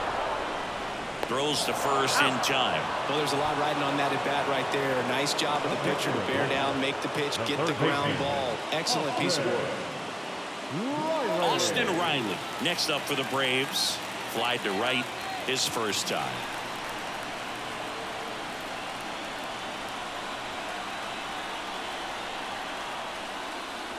Turned on, but foul wide of third. As a pitcher, you know the runner on second is ready to push things with his speed. A base hit's probably going to be a big run. Runner takes off, and a ground ball to first, and that's just foul. And at second, just misses, and that is ball one. Man, oh man, I don't know how you take that pitch. That's as close as it gets. That's foul off to the right side, keeps the AB going. Acuna stands at second with two gone. And he grounds one to the right side. Stott over to first in time. Third out, and that ends the frame. Braves strand one. They still trail 1-0.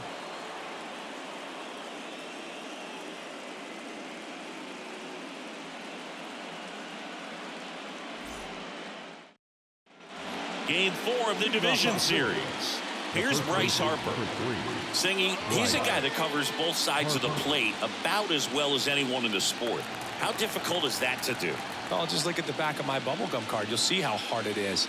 These guys are great, man. They have the ability to look out there, but also to be able to turn on the inside pitch. Those that can really sharpen things on the outer half, those are the ones that can move. Well, these Phillies showing great discipline at the plate, and patience definitely seems to be the name of their game in this one. He's only given up 1 run, but the starter's pitch count is starting to get up there, and that might be the best news yet for this offense.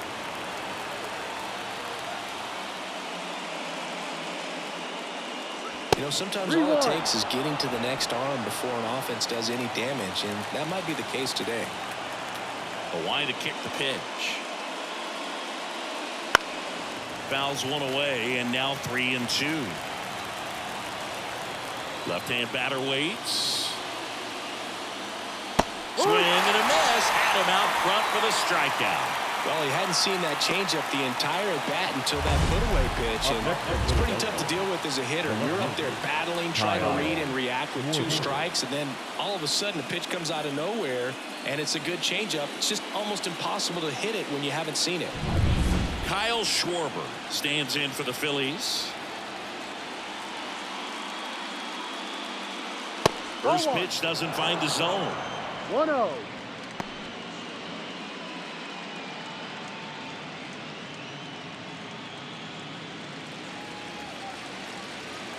Kicks and fires. Wouldn't chase that time.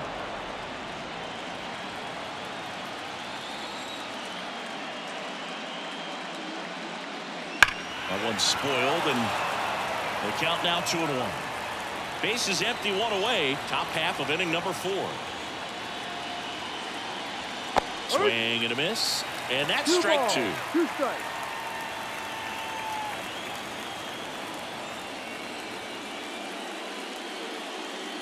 That one missed.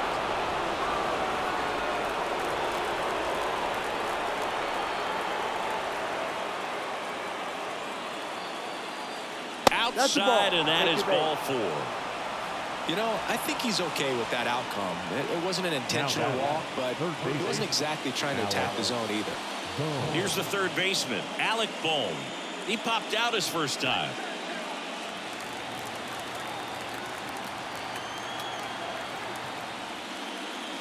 Outside low, ball 1.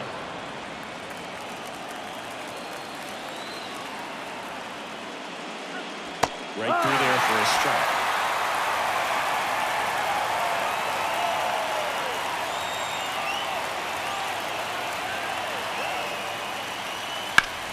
On the ground, 2 ball. Over to Fletcher. And that's 2. Nothing doing here this half. And midway in the 4th, it's the Phillies 1 and the Braves nothing.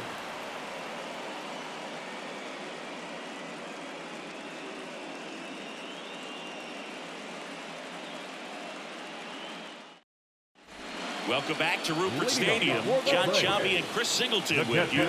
And leading off the bottom of the 4th, Sean Murphy.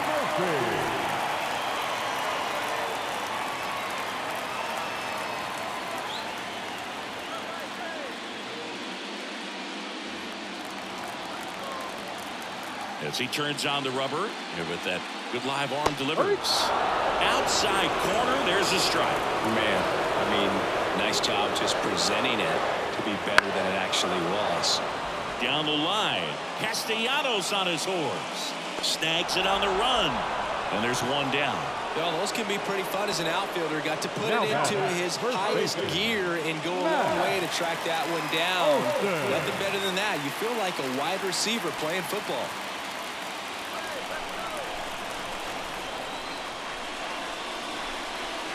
Olsen, the next to hit, takes ball 1.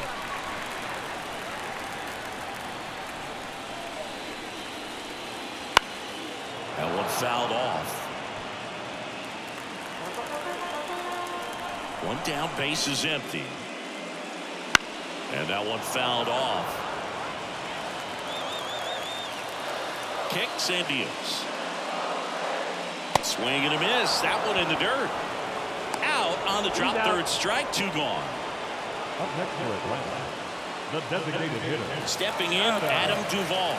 And he's already singled in this game.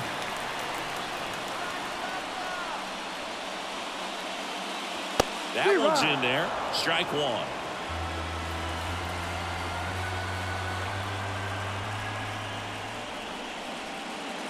Ball 1 there. Really close pitch down around the knees there, and you could see him asking where it missed. Probably doesn't agree, but it appears he's ready to move on to the next pitch. 2 down, nobody on. We're here in the bottom of the 4th. That's a little bit low.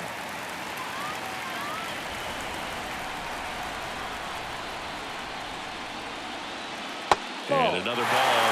A rare 3-ball count here. He's been throwing strikes all day. Got to be ready to hit if you're in the box. 2 down, nobody on. Out to short. Trey Turner gloves it. Throw is low, and he can't pick it.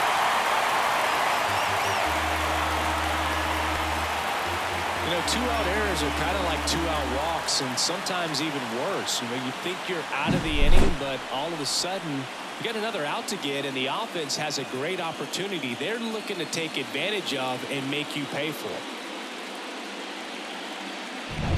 2 outs, runner at first. Here's David Fletcher. 1 for 1 with a single so far. Swing and a miss, and he was fooled. 0-1.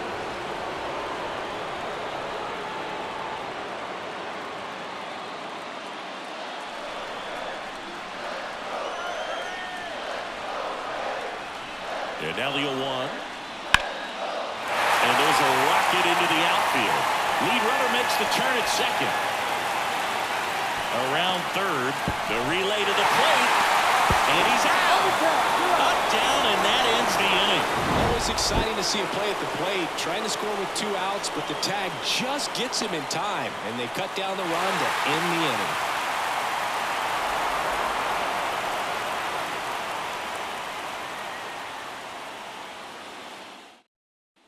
And welcome back to the ballpark.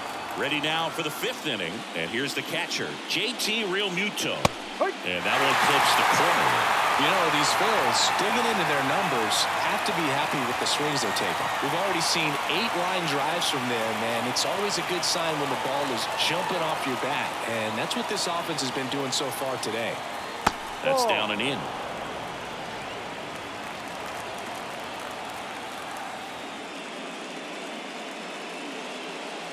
Swing and a miss. Nice changeup. Well, he went inside a couple of times, and now outside.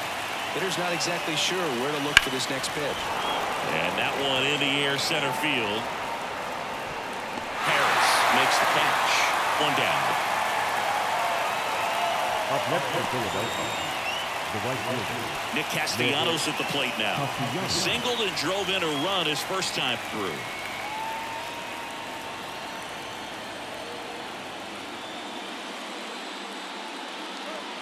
There's a strike.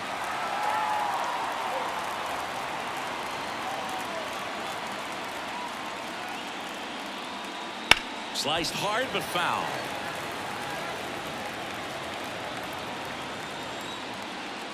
One down, base is empty.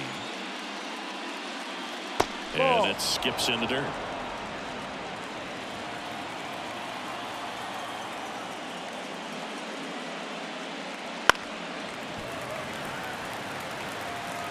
One out, base is empty.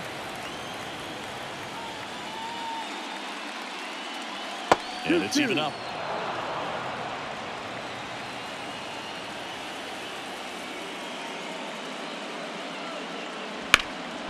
That one back up the middle, and it gets through. So they get a man aboard with a 1-out single. A couple of hits in a row for him here. Really nice job staying up the middle with his approach. He didn't try to do too much with the pitch, just shot it through the infield. So now the DH spot, Edmundo Sosa. Maybe a 2-ball, 5, 4, 3. It's a double play, and that'll do it for the inning. No runs, 1 hit, no errors, and no one left. Home half of the 5th coming up. It's the Phillies 1 and the Braves nothing.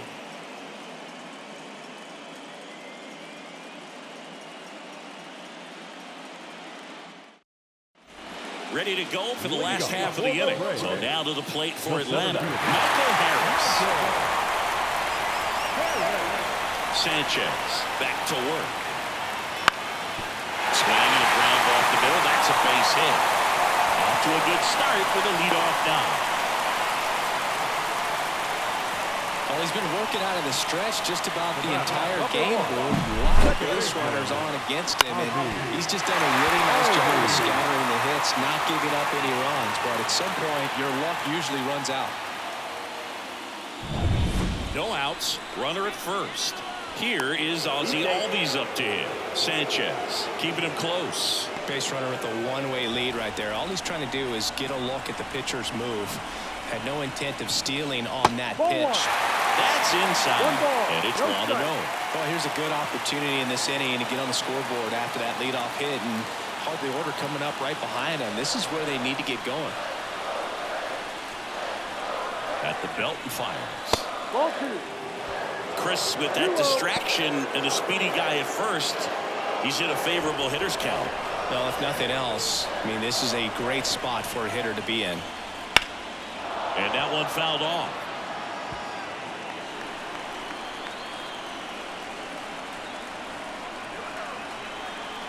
The pitch. Hit on the ground, might be 2. Tags the runner for 1. Back to first, and that is a double play. the right fielder, number 13, Ronald Acuna Jr. Here's Acuna now, 1 for 2. If you don't get ahead in the count, you can forget about having any success against him. In there, and it's 0-1. No ball, 1 strike.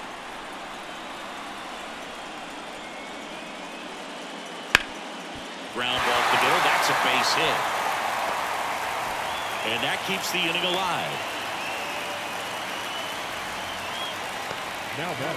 Well, he's been working out in the stretch just about the entire game, Boog. A lot of base runners on against him, and he's just done a really nice job of scattering the hits, not giving up any runs. But at some point, your luck usually runs out. Man at first, and next for Atlanta, Marcell Ozuna. And the first pitch misses for ball one.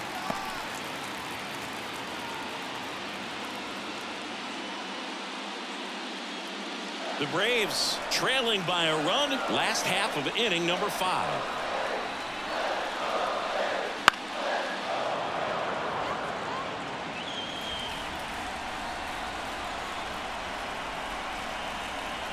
The pitch. Acuna runs. Next offering is fouled back.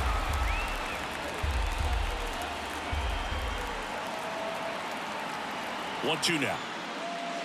And another ball.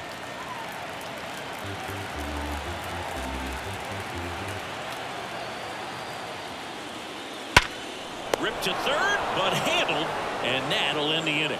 One left for Atlanta, and it remains 1-0.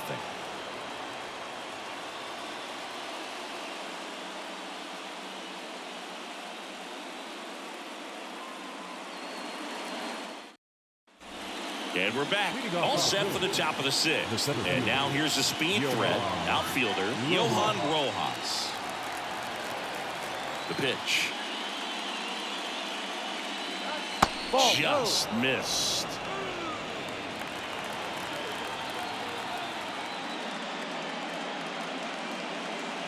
And a good eye there.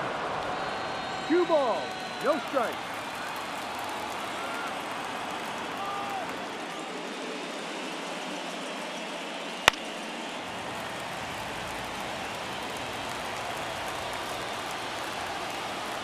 And now the lefty. Line drive to short and caught. It's never fun going back to the dugout after hitting a line drive that finds a glove, but you will get some high fives. You know, when you make great contact, you feel like you've done everything right. But in this game of baseball, not everything is in your control.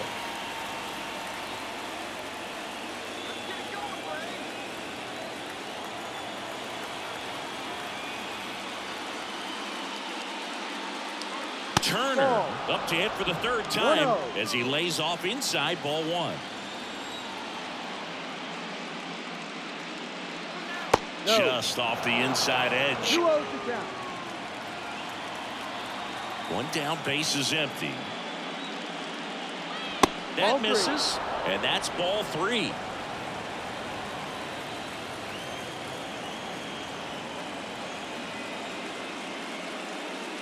And that's through there for a strike. Base is empty, 1 away, and we're in the top half of the 6th. Swing and a miss as he was late. Full count.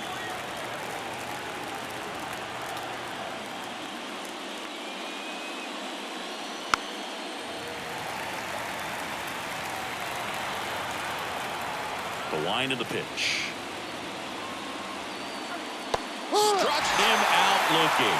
Buckled him with the backdoor breaking ball for strike 3. I can't argue with that one, and clearly he was looking for something else, anything but the breaking ball. It's a great pitch to hit right there if you're looking for it, and kind of a gift at a 2-strike count, but sometimes you just get fooled and you got to tip your cap. Stop in the box again, takes the strike. He's pitching well, but not throwing a ton of first pitch strikes. Usually doesn't work out for success, but you can never predict baseball. And he deals. Ball. 1-2.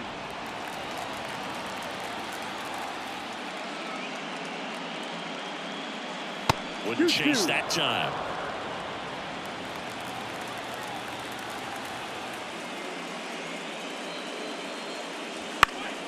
In the air, right field. Under it is Acuna to make the grab. And that'll do it. So they make short work of them there. We go to the bottom half of inning number 6. And the 5, 6, 7 slots do up. It's the Phillies 1 and the Braves 0. Back now at Rupert Stadium. Now the third baseman, Austin Riley. The pitch. Right side, hard hit. Throws to first in time.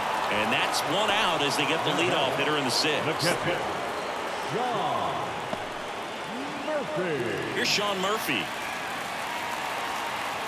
Boog, this offense is fighting for their lives right now. They're not ready for this season to be over, so they need to dig deep and find a way to get something going. Anything will help. First offering, and it just misses. Murphy, a former Gold Glove winner, 29 years old, and he was a third-round pick back in 2016.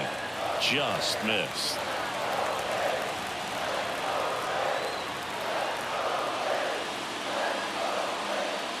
That one misses. 3 balls, no strikes.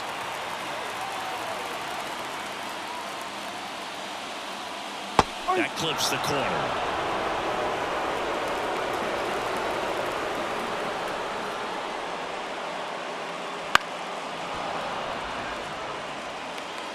The Braves down by a run here in the bottom of the sixth. Swing and a miss. And he's down on strikes. That's out number 2. He came out of his mechanics there. Typically he likes to shoot the ball the other way, but that time a little anxious.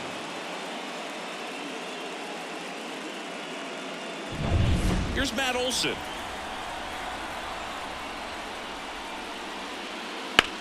Sharp grounder. That's through for a base hit. And that extends the inning for Adam Duvall. He was all over that one. Just a simple ground ball the other way that had eyes on it, man. Sometimes that's all you need to do. Just let the ball travel, put the ball in play, and just hope it finds a hole. And now the DH, Adam Duvall.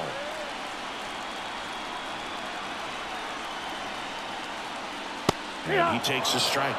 Well, with the tying run at first base, he's looking for something he can get a lot of barrel on, drive it into a gap, and score that run from first base.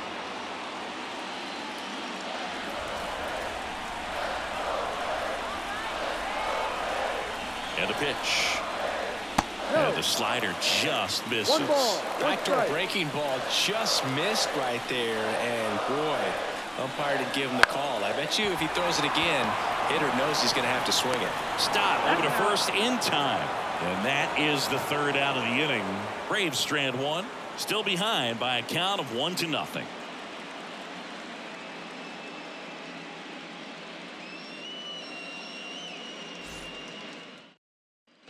And welcome back to the ballpark. Top of inning number 7. Bryce Harper to the plate. The first baseman, number 3. Freed back to work. Harper. And the pitch is in for a strike. 0-1. Some hitters are just more confident they can track that first pitch out of the hand of the pitcher. They don't care if they fall behind 0-1.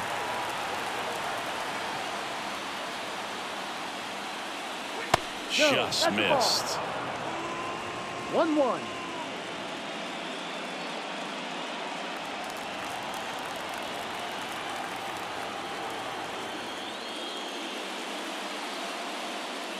And that's off the inside edge. And it's 2-1. Double-barreled action in the bullpen. Jesse Chavez up and loosening in the pen.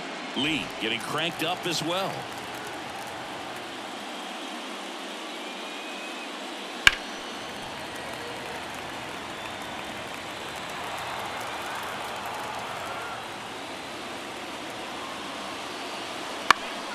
And a pop-up right side, foul territory.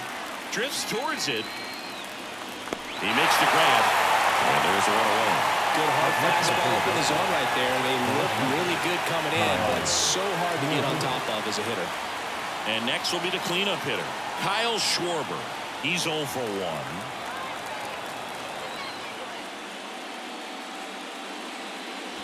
There's a strike. 0-1.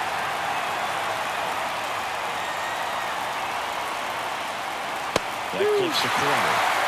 No ball. 2 strikes.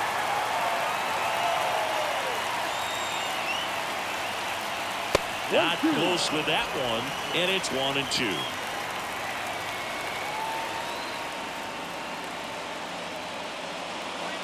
misses just off the outside edge. I think that was a strike. Caught a break right there. Pretty good pitch on the outside corner. Swings through that one. It's a strikeout. Man, I really like the ability to bounce back right there after not getting the call he probably should have gotten. He didn't let it affect his focus, and he came back with another good pitch to get him swinging.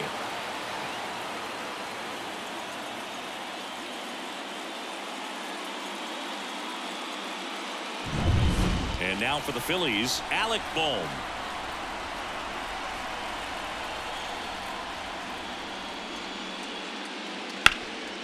Ground ball, Austin Riley. To first, and the Phillies are set down in order. So they go quietly there, midway in inning number 7, and it's time to stretch. It's the Phillies 1 and the Braves nothing.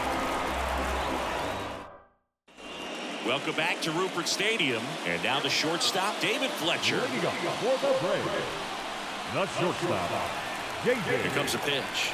Fletcher. And that drops in for a strike. Some bullpen action for Philadelphia. Jeff Hoffman preparing to come on if needed. Banks warming up as well.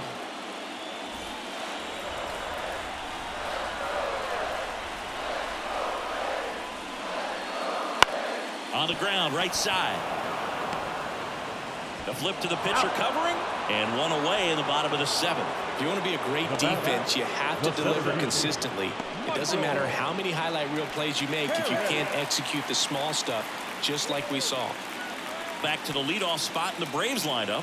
Now the leadoff spot for the Braves, Michael Harris. That one back up the middle, and it gets through. And that puts the tying run on base. Went up there looking to be aggressive and got something he could handle. Just kept it simple. Played pepper with the middle of the infield. Took it back where it came from, and there's just no one there to knock it down. And now they've got some speed on first, so we'll see if they try to get him into motion. One down. Now here is Ozzie Albies. The switch hitter batting right. Sanchez throws over, and he's back in there. He's got plus speed, but in this situation, all eyes are going to be over there trying to keep his lead tight. The kick and the pitch. Runner goes. There's a ball. Throw. Tag. Ow! A bullet from JT Realmuto. That goes to show you stealing a base is a tough thing to do and far from a sure thing, even with big-time speed. It's not easy to catch him, but that was a great catch and throw. Quick, not rushed, and accurate.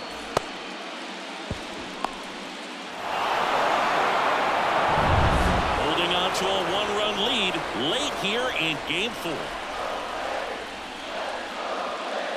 Down the middle for a strike. And the count 1-1. This isn't a pitcher that softens up when he starts to show signs of fatigue. I mean, his stuff stays sharp.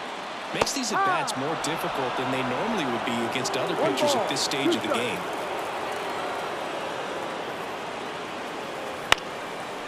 Up the middle. Dives, but it's off his glove. Base hit. He doesn't have a play, and the defense comes away with nothing. And here is Ronald Acuna Jr. That one finds the zone. Strike one. If you're a base runner, you've got to stay dialed in here. Look for anything in the dirt. Try your best to get in the scoring position.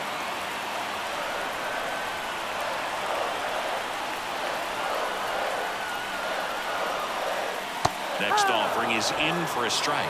With a single base runner, because of all the power, they are dangerous to tie this thing up or take the lead.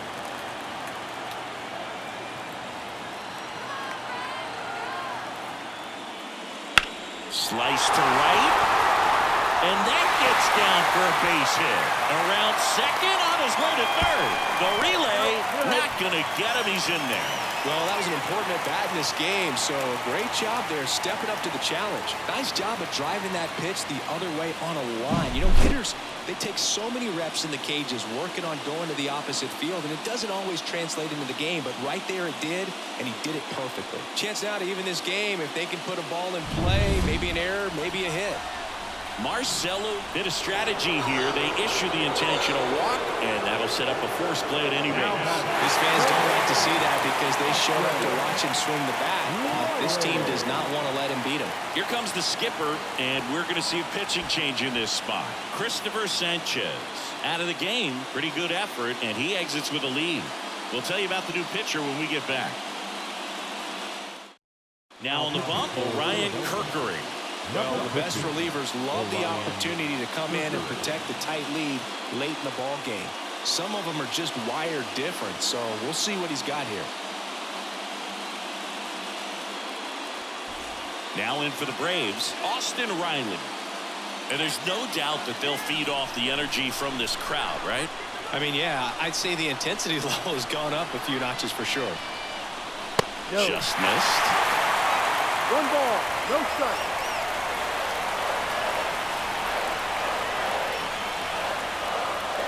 Right through there for a strike.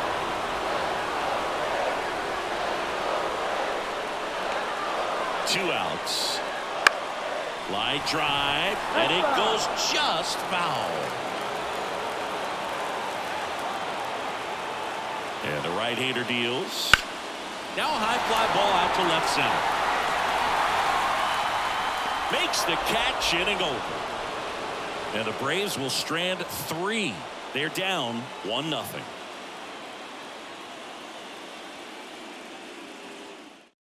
Welcome back, and a new arm on the mound to start the 8th. Jesse Chavez. Just trying to keep this one close here, and this is where a bullpen can give their players a chance to fight back into the game. JT Realmuto steps in. The catcher, JT Realmuto.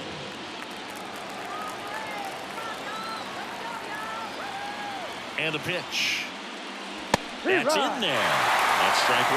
Well, with both starters out of the game, this quickly becomes a bullpen game, and this is something we see more and more in the game today, especially in the postseason.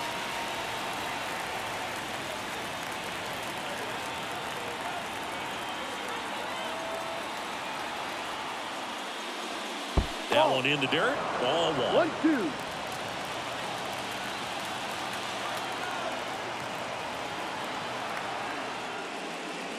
And a swing and a miss. One gone here. Beat him inside on that last pitch, and when you look back at the pitch sequence on that strikeout, it's pretty interesting. Away, in, away, and then back in again. Really commanded both sides of the plate right there, and that makes it pretty tough to get comfortable in the box. Here's Nicholas Castellanos. Popped up. Albies has this one sized up. Hauls it in for the out. The batter, the designated hitter, Edmundo Sosa stands in for the Phillies.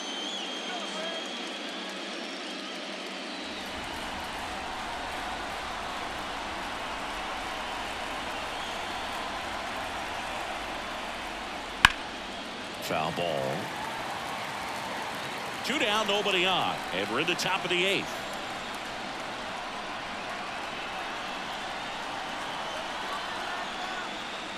Swing and a miss as he was out front that time.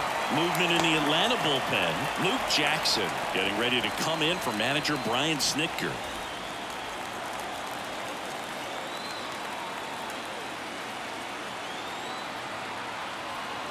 And the 0-2. And that's in the dirt.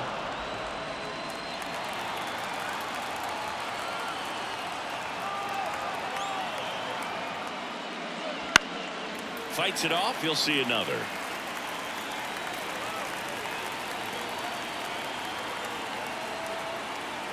Two down, nobody on.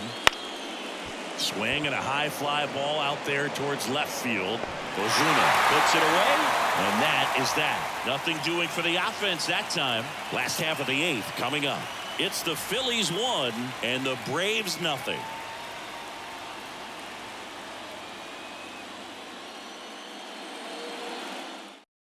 Back now, new pitcher on the mound as we roll into the bottom of the 8th. Jeff Hoffman. These are the spots relievers really make a name for themselves, late and close. There's not much margin for error, but at the same time, there's a reason they're put in these situations. Well, one-run game, and now the catcher comes up to him. Sean Murphy. And here it comes. And that clips the inside corner.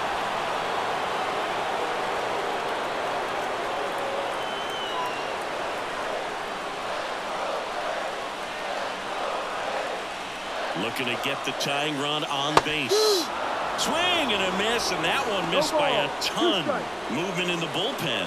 Matt Strong, the left-handed reliever, appears to be getting loose.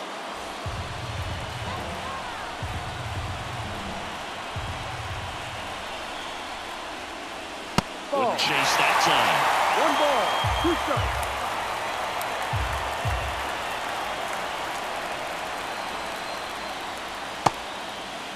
Check swing. Now we'll look down to first. No swing. Just held it back there. Right-hander kicks, deals. Got him swinging.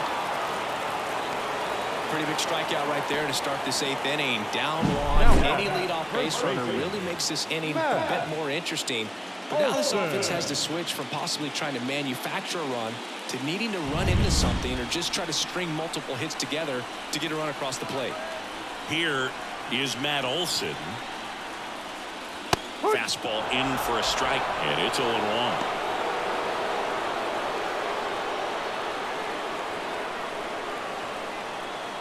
Trying to hold a 1-run lead here the bottom half of the 8th inning.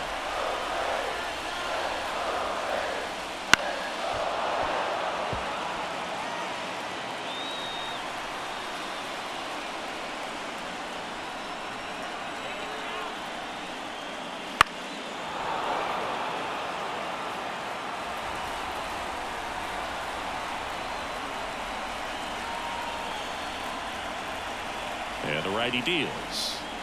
That one not close. Going to count 1 and 2.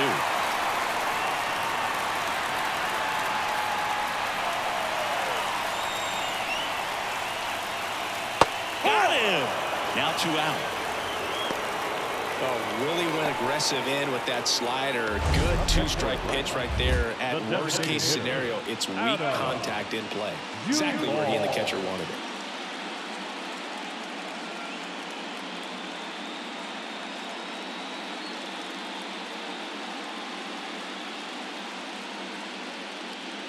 So now a pinch hitter, Jared Kelman, trying to get something going for him with 2 away.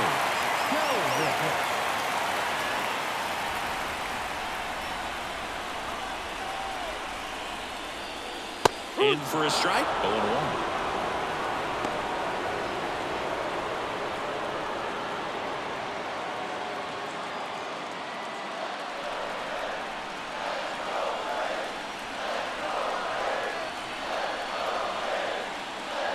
And there's a ball. 1-1.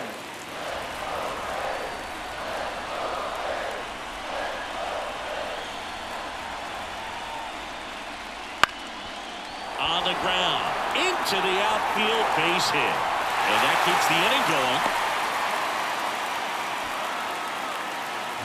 Once you get the ball by the pitcher, there's a lot of base hits up the middle, even on ground balls. So a nice job to use that big hole and get himself a hit.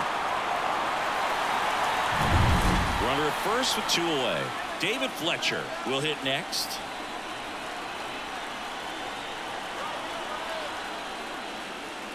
And that one just misses. A ball and no strikes. Typically, the outfield defense will play a little bit deeper just to keep the ball in front, make sure that runner on first doesn't come all the way around to score and tie this ball game up. Righty delivers. Swing and a ground ball out to short. Turner with the throw to first. Fletcher retired. 3rd out. 1 left for Atlanta. They trail here 1-0.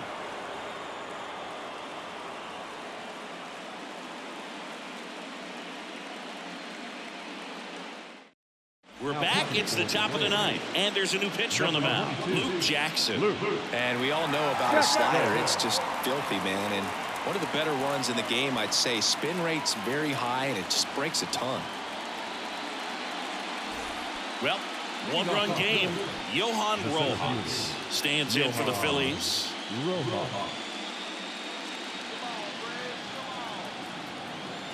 And a pitch. Strike one. Jackson measures 6 feet 2 inches. He features a slider, a four-seamer, and he occasionally uses a curve. Now this is in the air down the line. Ozuna should have it. Calls it in, and there's one away.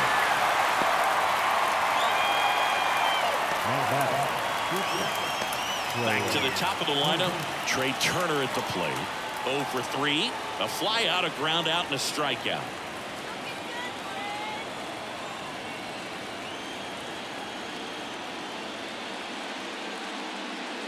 And he pumps in a strike. The Braves bullpen has some activity. Pierce Johnson, a right-hander with big strikeout stuff, is getting it fired up. One down, base is empty. Swings and misses at the pitch off the plate. 2 really good back-to-back sliders. Now in an 0-2 count. He's feeling real confident about finishing this one. Didn't go anywhere he wants. And down on strikes he goes. 2 out. Well, clearly just anxious right there, and understandably so. In an 0-2 count, you feel like you've got a lot of plate to cover, and you don't want to strike out, and you end up striking out. That's just one of those pitches where it's not over the plate, but because you committed to it as it was leaving his hand, by the time you realized it wasn't going to be in the zone, it's too late to hold up your swing. The line and the pitch. To the right side, Olsen handles the chance. He takes it himself to the bag, and that'll do it. 3 up, 3 down for him there. To the bottom of the 9th we go. Top of the order, 2 up. It's the Phillies 1 and the Braves nothing. Welcome back, and here comes the closer, Matt Strong.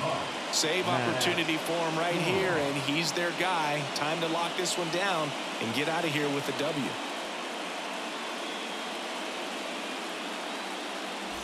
So the batting order turns over. Here's the center fielder, Michael Harris. Corner infielders guarding the lines, trying to prevent extra bases. The pitch. Line drive. Dives. What a play. Just a great job of concentration there as he leaves the ground to go airborne to make a diving catch. That's a tough play, but he got the job done.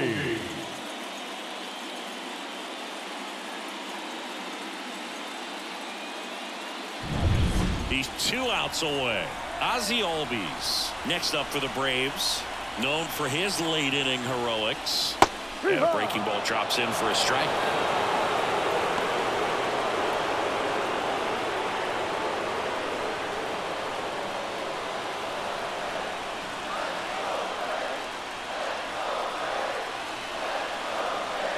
The 0-1. Swing, and he popped it up. Sizing this one up. No trouble here. Puts it away for the out. And there are 2 outs. Ronald Acuna Jr. So it's their last chance in this one. And now it's Ronald Acuna Jr.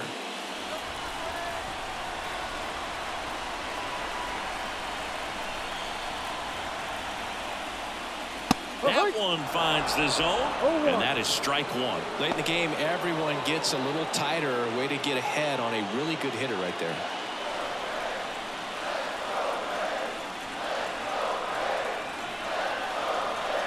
The pitch. That one missed.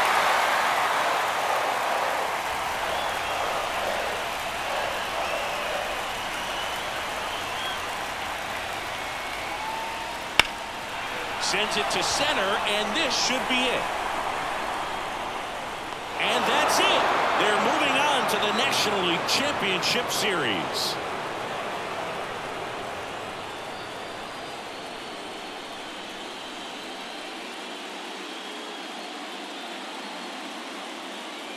You win a National League Division Series, you can breathe a little bit as the next one will stretch out to possibly 7 games.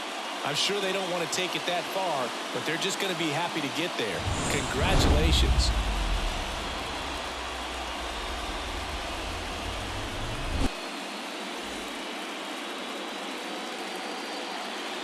Our final line score tonight. First for the victorious Philadelphia Phillies. 1 run on 3 hits. 1 error. They left 3 runners on base. For Atlanta, no runs, 13 hits. No errors. They left 12 runners on base.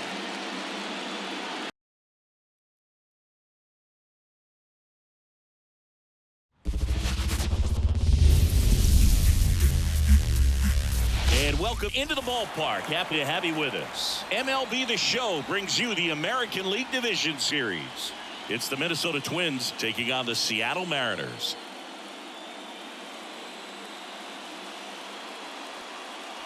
John Shambi with you alongside Chris Singleton. Plenty of storylines taking shape in this series as we set the stage for Game 4, Chris. And I'll be interested to see if these teams approach it any differently, with one on the brink of elimination and the other just a win away from putting an end to this thing. You know, in the postseason, I think you have to treat every game the same, but there's something about an elimination game that could put a team just into a different mindset. Yeah, and the strategy could certainly change in this type of game.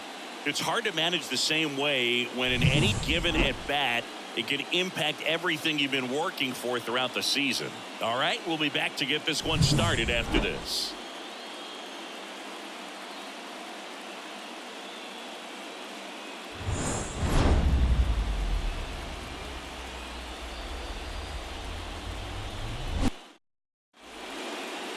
So, almost ready to get underway.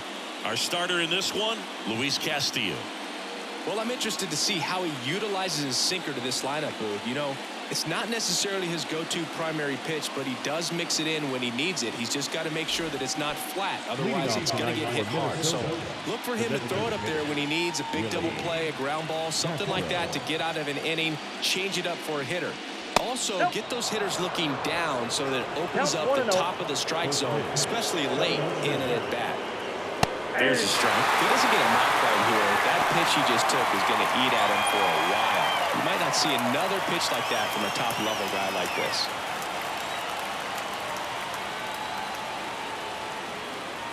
Fastball for a strike. Cold night tonight, Boog, and that's a pretty firm fastball right there. I tell you what, memories of getting jammed are creeping into my mind right now. Swings through it, and that's a strikeout. He had him out in front, which isn't easy to do against a hitter like this, known for using the entire field. Just couldn't sit back long enough on that one. Edouard Julien down the box, comes up empty with a swing there.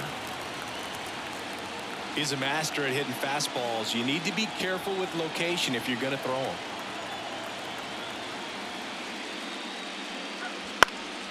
He swings and fouls one off. One down, base is empty. That one off the mark. 1-2 to count. I don't think he was trying to miss by that much in an 0-2 count. Just tried to overthrow that pitch. And he deals. Got him looking for the K. Well, there appears to be no problem settling in on the mound out there today. It looks pretty tough to start this one, punching out the first 2 hitters of this ball game. And somebody's going to have to put the bat on the ball, put it in play, and get something going.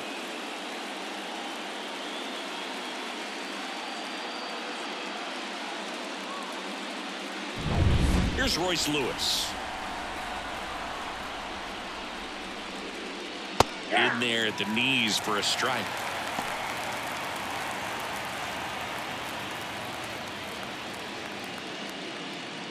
Two out, space is empty. Swing and a fly ball in the air out towards right center field. No trouble here, puts it away for the out. And that's the 3rd out. We're midway in inning number 1. No score.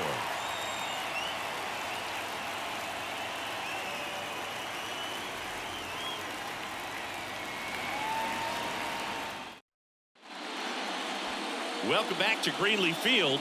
And pitching in this game, Bailey Ober. Well, a pretty standard 4-pitch mix. He's got the fastball, change speeds, 2 breaking balls. You know, all can be really effective if they're coming out of the same arm slot and really staying in that tunnel for a good bit. Bottom of the 1st. And down the center fielder, Julio Rodriguez. As he turns on the rubber, and with that Good live arm delivers. Close, but called a ball. And that's ball one.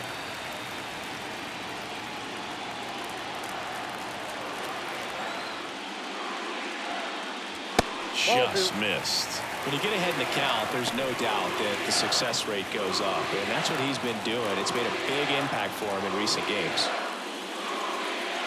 There's the strike, and a count 2-1. In today's game, not that many fastball counts, but hitters still in the back of their minds, they're looking for one. 2-0 changeup call right there. Excellent pitch selection to go with. In the air, left side. Larnach has a beat on it, hauls it in, and there's one away. And now we check out the Mariners lineup. This is a veteran-led lineup right here. A lot of players with plenty of experience, Singy. Yeah, no doubt about that, Boog. These guys have been around the game for a long time, and they may not have the flash that they once did, but they've got the wisdom to be able to understand different situations, be able to think with the opponent and sometimes in front of the opponent.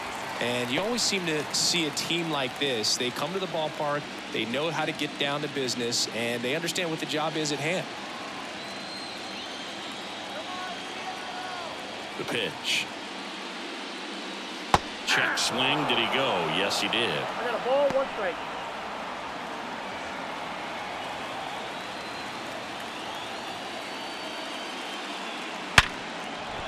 And that's a base hit. So a man aboard now with one away.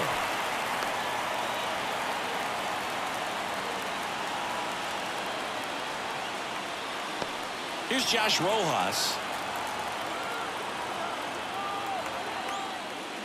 Outside corner, there's a strike.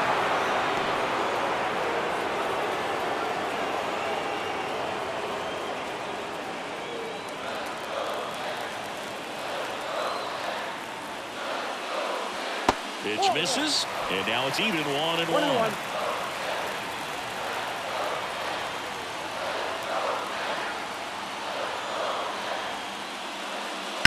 On the ground, a second, might be 2. There's 1.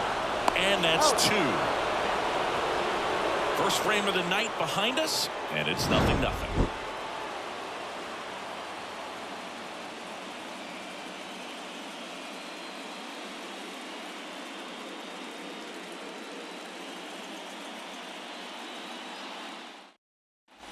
And welcome back to the ballpark. Second inning set to go. And here comes Carlos Correa.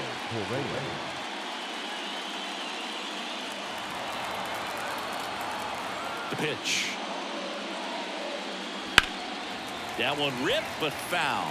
Castillo, a former All-Star. He features a four-seam fastball, a slider, a sinker, and he works in a changeup. And that one is lifted in the air. Dives, and he can't hang on. Around first and hustling for second. Now the tag at second, and he's out. Trying for 2.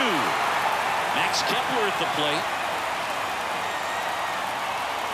Swing and a miss. Strike 1. 0-1.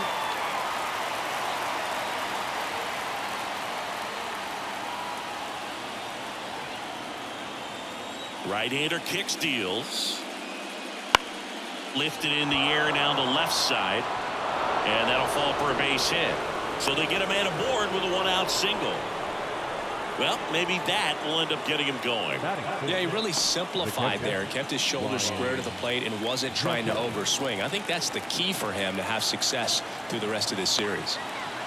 Ryan Jeffers at the plate. Now one missed. Ball 1, no strike.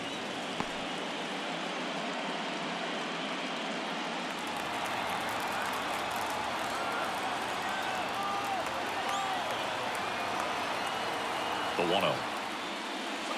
And there's a foul ball.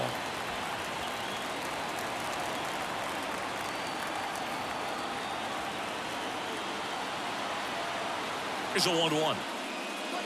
Late with the swing there.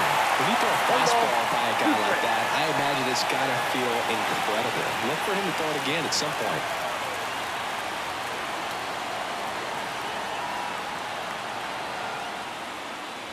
Missed with a changeup, and it's 2-2. Recognize that changeup right out of the hand. Just spit on it.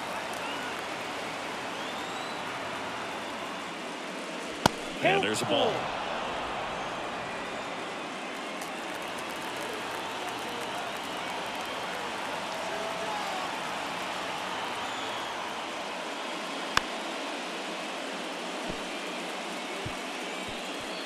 Softly hit to third. Man at first, one away.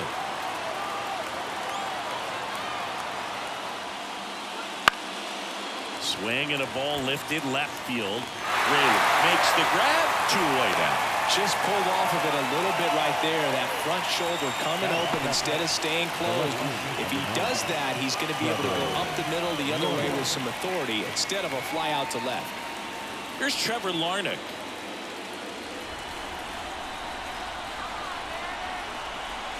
Castillo will look to first. And he dives back in safely.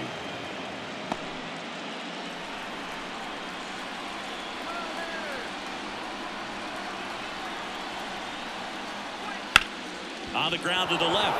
And it's through for a hit. Throw stops the lead runner at second. 2 on and 2 out. Now, no waiting around right there. He was ready to swing it on the first pitch. Not much to this one other than just a willingness to go the other way and put the ball in play. That's a team at bat right there. Nice job of staying back and letting the ball get deep. Runner in scoring position now and a good opportunity to push across the first run of the ball game. Carlos Santana up to bat next. Lays off for a ball.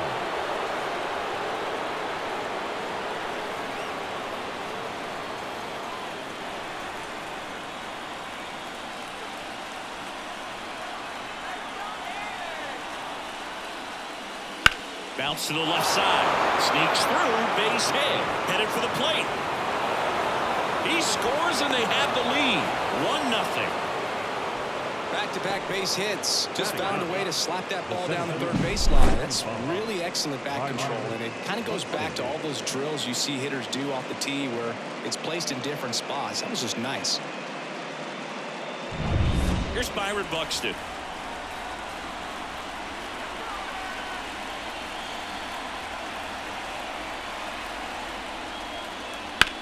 Center field. Rodriguez settles under it. Makes the grab, and that's the inning. Well, they pick up 1 run on the RBI single. It's an early 1-0 lead. This is the American League Division Series on the show. And we're back. And now the catcher comes up to him. Cal Raleigh. The catcher, Cal Raleigh.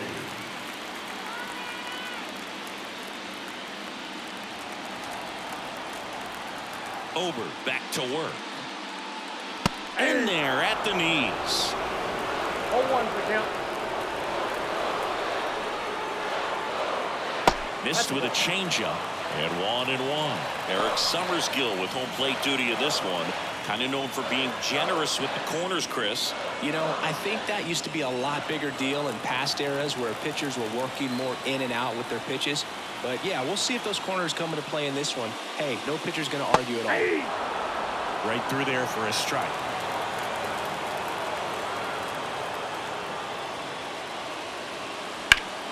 Foul ball still, 1-2 count.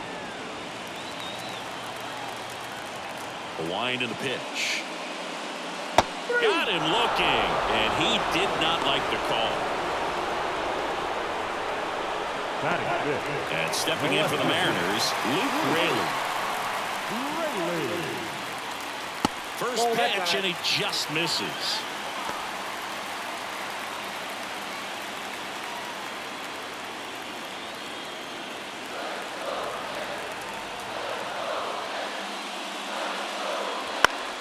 High fly ball down the left field line. And a foul ball. The wind to kick the pitch. And a swing and a miss. And he really sells the changeup with that arm action. And that one's a little bit low. 2-2. It's a good take. 2-2 down. Got him. Out number 2.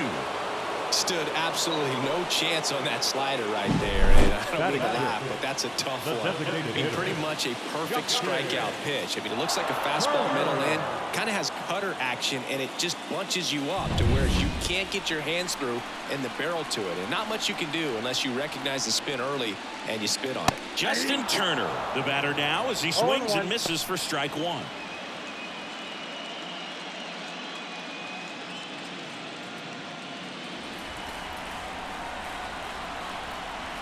And the right-hander deals. Swing and a miss. Ahead 0-2 in the count. Sure, you've got 4 pitches you can work with, but throw something you can command and get this at bat over with as quickly as possible. Way high there. And a count 1-2. That's a really good job of laying off the 0-2 high fastball. Is going to make that pitcher really have to respect this hitter, even though he's behind in the count. 2 outs. To third. Throw on to Santana. Turner is out. And the Mariners set down 1-2-3. Nobody left for Seattle. They trail here 1-0. Back now at Greenleaf Field. Now, Willie Castro. Willie Castro. And a pitch. Castro starting as the designated hitter, hitting leadoff in today's game, and he was born in Puerto Rico. Some real good life going through the zone on that one. And a pitch. Fastball for a strike.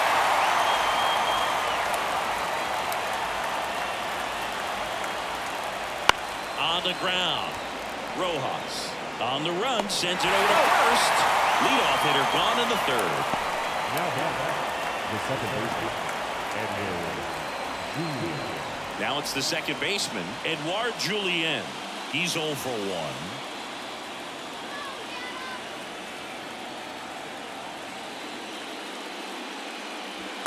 Close one, doesn't get the call. And that's ball 1.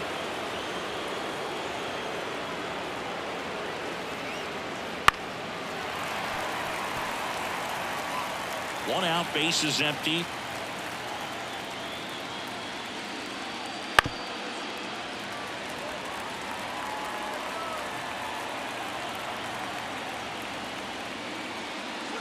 And that's in the dirt.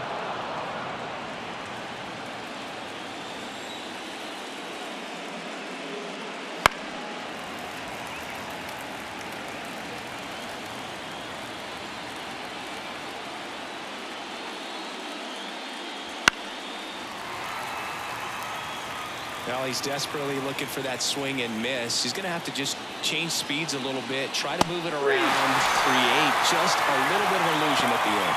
Chase the fastball up the ladder for strike 3. Royce Lewis now at the plate. Fly to right his first time.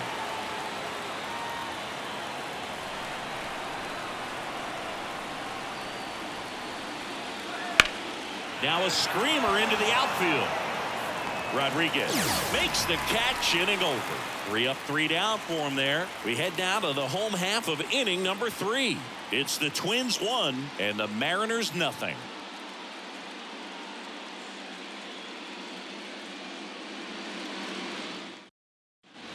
As we go to the last of the third. And now for Seattle, Dominic Canzone. The pitch. That misses the zone. 1-0. Definitely a swing and miss slider down and in. He finished that really well. Just couldn't get him to offer at it.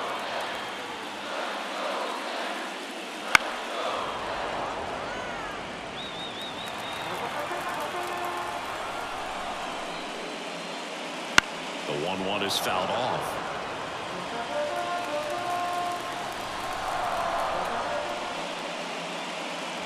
Hits and misses. It's a strikeout. Finished him off by blowing it by him up high, but they did a really nice job of setting that pitch up. The plan of attack early on was to keep everything down around the knees. So that was a good call to change his eye level and run it by him for the K. Now batting Mitch Haniger. Outside low, ball one.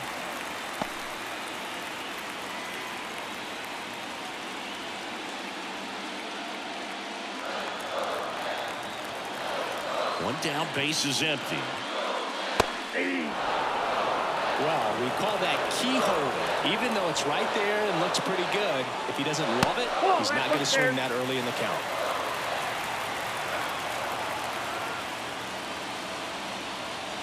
Next offering is in for a strike.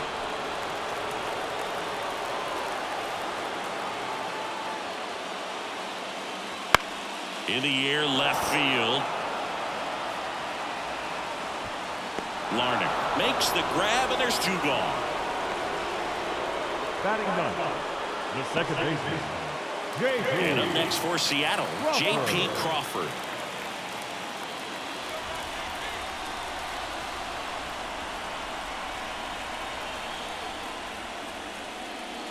And first offering is fouled off.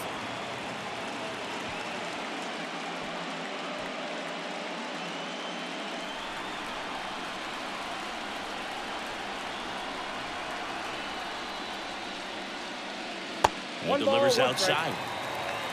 The Twins up by a run here in Game 4 of this ALDS. Swing and a miss, and that's strike two. 2 strikes. Off the mark there, and the count is 2-2.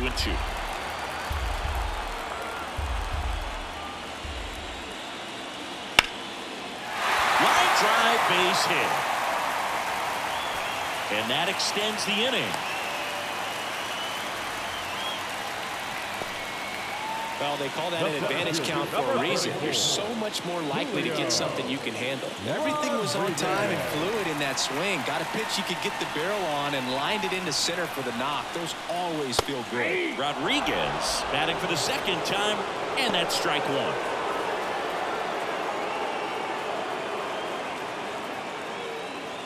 Tying run is at first here in Game 4. That one ripped. Tattooed to Tater Town and gone. He sends it out of here. It's 2-1.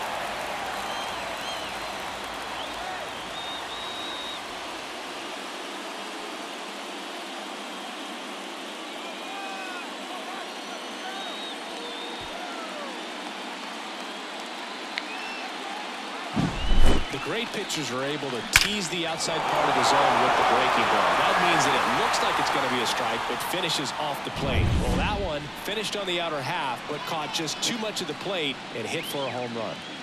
Here's Dylan Moore. And there's the strike.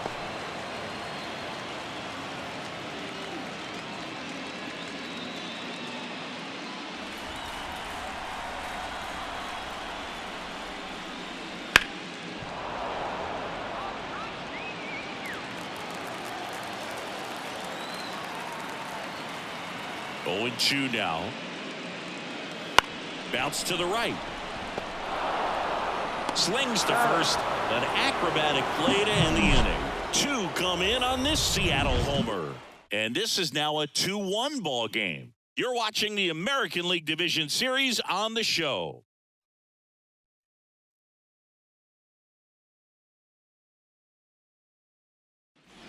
Game 4 of the Division Series. And now for the Twins, Carlos Correa.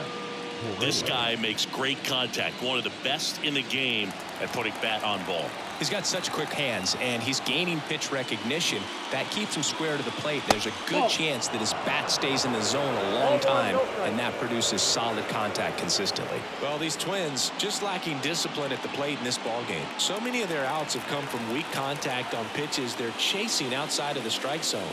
You can't do much of anything with those locations, and that's been true again today.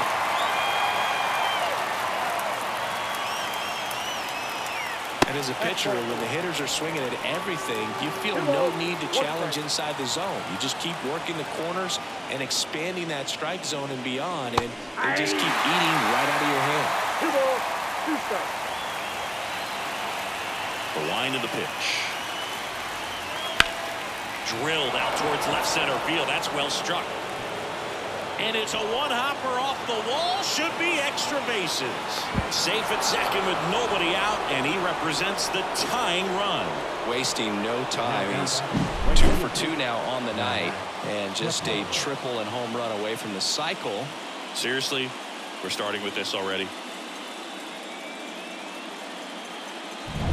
Now batting Max Kepler. 1 for 1 with a single and a run scored so far. Just missed.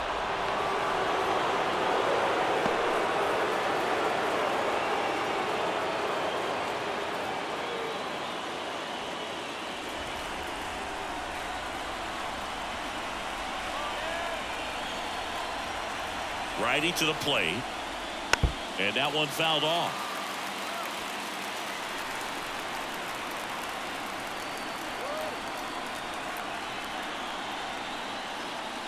That's in there. Now 1-2. The Twins trailing by a run. Top half of inning number 4.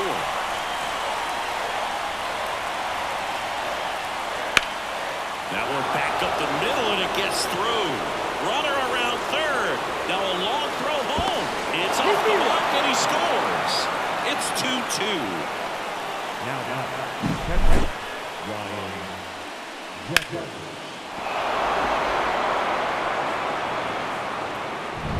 Ryan Jeffers, the next Twin up to hit. Fly to left his first time. That one's in there, and it's 0-1.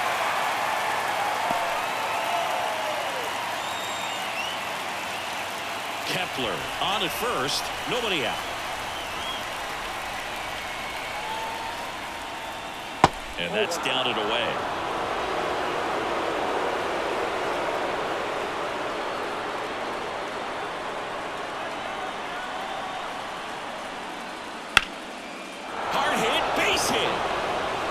Throw back in quickly. First and second now with nobody out. Well, that may end up being an at-bat we go back to later on when this game is over. Really good swing right there. He got a pitch that he knew he could handle, allowed himself to stay back just a tad bit longer, and he hit the ball on the screws. Go ahead run on base. Trevor Larnach, the next to hit. 1 for 1 with a single so far. In the air, left field, down the line. Drops into the glove, and there's one down. Yeah, that was a wasted RBI opportunity, but a competitor like him, he is looking forward to making up for it in his next at-bat. 2 on, 1 out. And now it's the switch hitter, Carlos Santana. Singled and drove in a run his first time through. Bounce to the right side, sneaks through, base hit, coming home. Here's the throw to the plate. It's offline, and he scores. Well, he gets it done in a big spot to get the run across. He kind of rolled over on this pitch a little bit, but he got enough behind it to shoot it through for a knock, and you'll take that anytime you can get him to find a hole. 1 down. Byron Buxton digs in now. 0 for 1 with a fly out to center. Line drive, and that's a base hit into center field. The throw in, and he's in there as a run scores. Well, that started and ended pretty quickly. No messing around right there. That's about as textbook as it gets. Got his stride and load out of the way early. He stayed inside that ball and squared it up out front. Man, that was like he was in the cage hitting off a tee. So the batting order turns over. This is Willie Castro. Foul back our way, and that's out of play.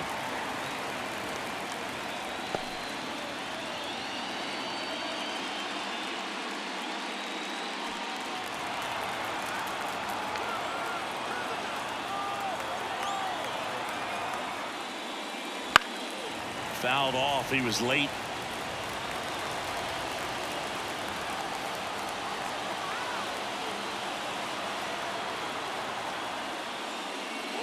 Swing and a miss, and he struck him out. That gets the second out. Well, take a look at the three-pitch sequence here. Pretty simple in terms of putting them away at the plate. Once you're ahead 0-2 as a pitcher, you can really expand the zone and see how aggressive that hitter is going to be trying to protect and battle. And right there, clearly he was in swing mode, but all you can do is hope to foul that off. So first and second with 2 outs. And next for Minnesota, Edouard Julien. That one misses, and that is ball 1.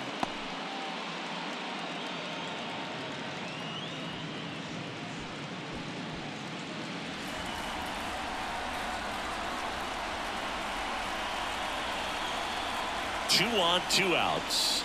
Late on that fastball. Well, I know they've gotten out to an early lead, but you don't want to take these opportunities for granted. With 2 outs, still lock in with a quality at bat, drive in that run. You may not have another runner in scoring position the rest of this ball game. Left-hand batter waits. And it finds its way through for a hit. Around third. Now a long throw home. But it's offline. It's 5-2. Love how he let that ball travel, trusted his hands. Nice job of going the other way.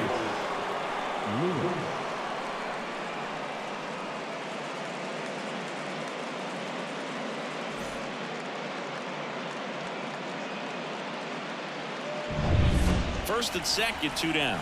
Royce Lewis, the next Twin up to hit.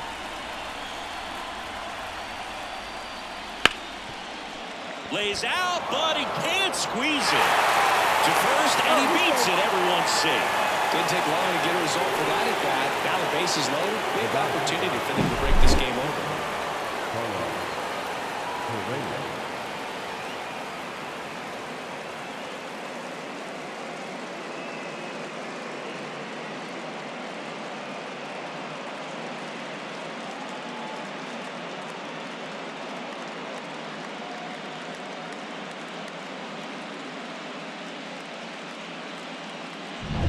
Here's Carlos Correa.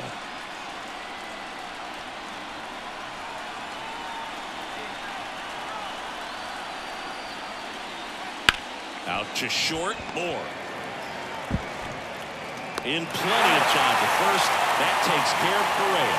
And they're happy to just get off the field after that frame. So they do get 4 runs across, but they end up leaving the bases loaded. To the bottom of inning number 4 now. It's the Twins 5 and the Mariners. And welcome back to the ballpark. Bottom 4 and stepping in for the Mariners, Josh Rojas. Ober back to work. And that's off the inside edge. And that's ball 1. Well, these Mariners showing great discipline at the plate, and patience definitely seems to be the name of their game in this one. They're doing a good job of working the pitch count, and they've been able to push a couple of runs across to score as well. Buxton hauls it in, and there's 1 away. It's still relatively early, but with the pair of runs already on the board, the ripple effect of that high pitch count might set them up to do more damage later in this game.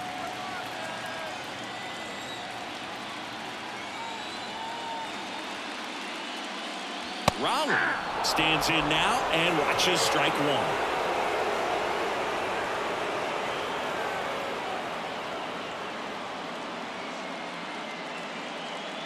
The Mariners trailing by 3. We're here in the bottom of the 4th.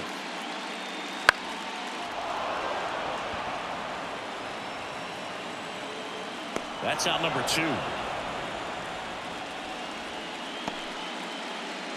The left fielder, number 20, Luke. 2 outs, base is empty. Here's the left fielder, Luke Raley. He was a strikeout victim his first time.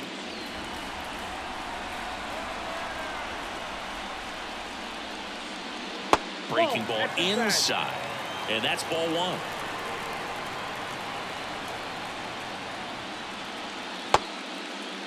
Check swing on a 1-0. Appeal to third. And that's going to be ruled a swing.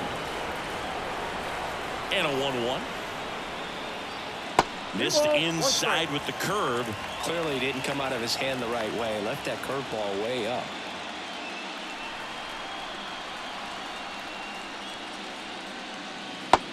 Big swing and a miss.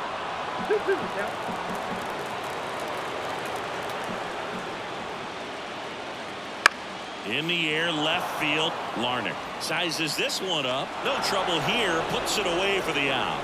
And the inning is over. No runs, no hits, no errors. We're headed to the 5th. It's the Twins 5 and the Mariners 2.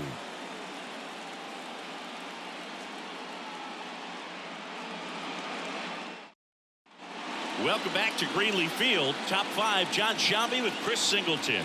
And leading it off, Max Kepler.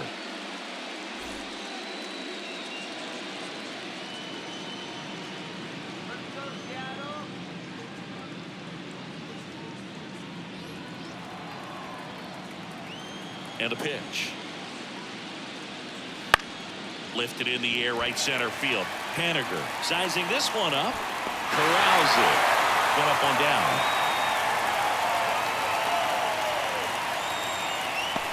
Now batter. And here is Ryan Jeffers. 1 for 2.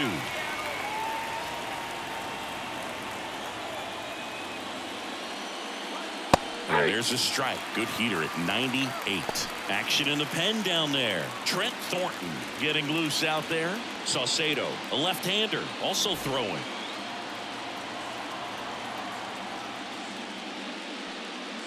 Next offering is in for a strike.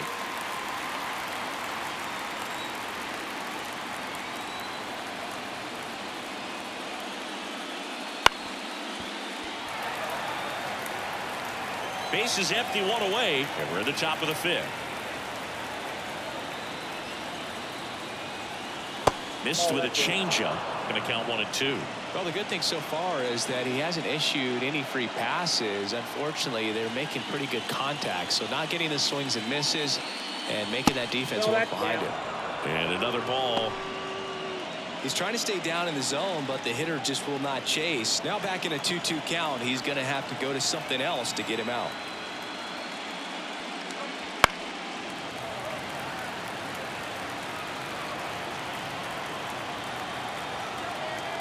The pitch.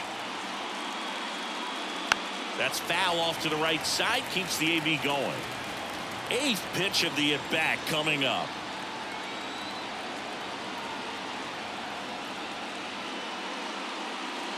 Swings and misses. Struck him out. Well, pitchers have become so much better at commanding that high fastball. It used to be that a lot of pitchers didn't like to throw it because it threw off their release point and their mechanics, and they're aimed at keeping everything at the knees, get ground balls. But because hitters get a swing path that can lift balls at the knees up in the air and over the fence, this pitch has come back into play, and they are doing some special things with it. That one a little bit high, and it's 2-0.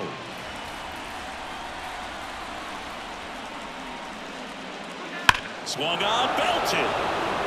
That's back there. Gone.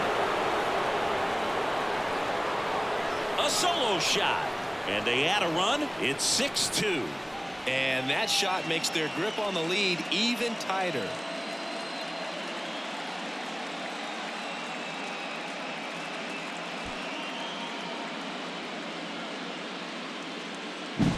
Looks like this guy was looking out over the plate, but he was ready to turn on the inside fastball. So direct to the pitch. Absolutely blasted out of this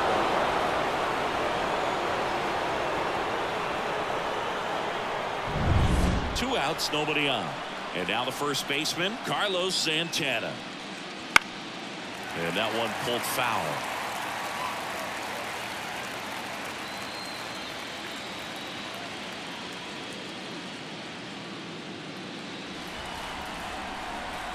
Kicks and fires. And that gets the inside corner for a strike. No balls, 2 strikes.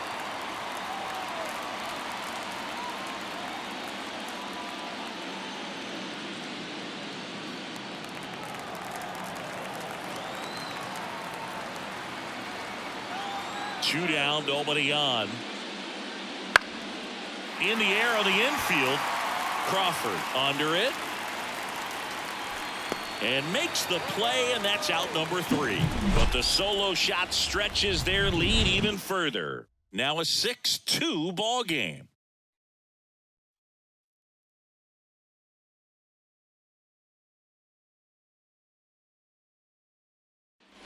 And we're back. We head to the bottom of the fifth. In now is the Mariners DH, Justin Turner. The pitch. That misses the zone. Ball one. Well, these Mariners, as this game goes on, have to be more disciplined at the plate. So many of their outs have come from weak contact on pitches they're chasing outside of the strike zone. You can't do much of anything with those locations, and that's been true again today. And that one hammered. Back there. Gone! And they're chipping away. It's 6-3. That home run narrows the gap between these two. This one isn't over yet.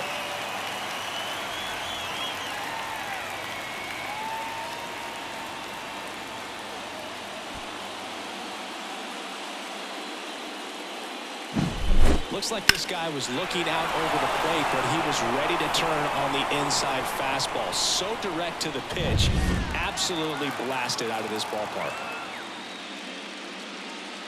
Zone in the box for the second time. 1 ball, no strikes. And as a pitcher, when the hitters are swinging at everything, you feel no need to challenge inside the zone. You just keep working the corners and expanding that strike zone and beyond, and they just keep eating right out of your hand. The Twins leading by 3. Last half of inning number 5.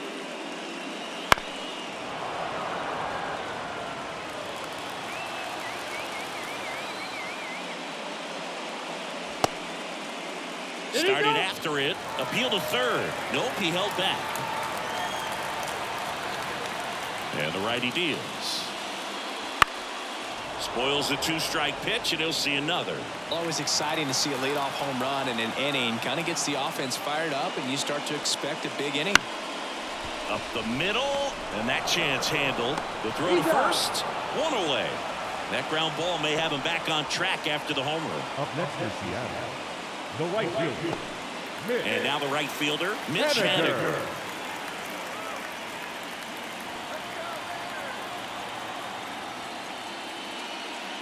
There's a strike.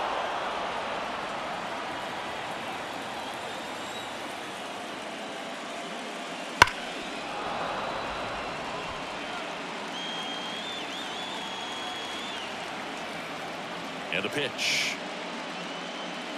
In the dirt, and a count 1-2.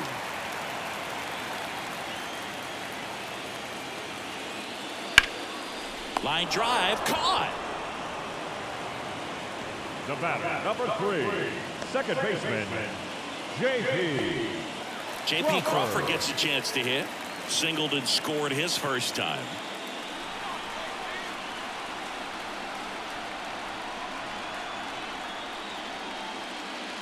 Just missed.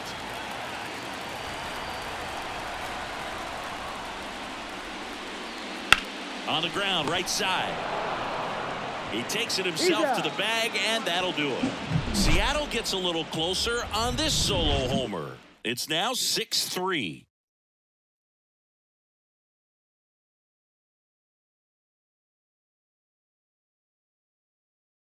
We're back, and they make a change to start the 6th. The new pitcher, Trent Thornton. Pretty tight game, so they're looking for quality pitches out of him right here. Got to do his best to keep the score right where it is. And now for the Twins, Byron Buxton. This is a guy you got to keep an eye on when he digs in. Definitely been known to drop a drag bunt from time to time, and he's pretty good at it, Chris. Yeah, and he creates a sense of urgency for the defense because of the speed, because of the ability to put down that bunt.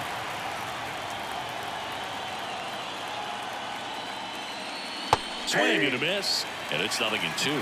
Now you see even sluggers from time to time try and use the bunt really as a way to beat the shift. Kicks and deals. And a base hit right there. So a runner aboard to start the inning. That's back-to-back singles for him. He kind of muscled that one out there. Didn't get the barrel with it, but the important part was that he found a way to stay through the baseball and just drop it into center field. Back to the leadoff spot in the Twins lineup.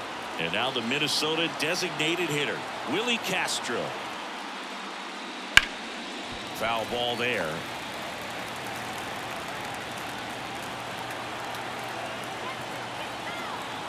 And the 0-1. That one fouled off.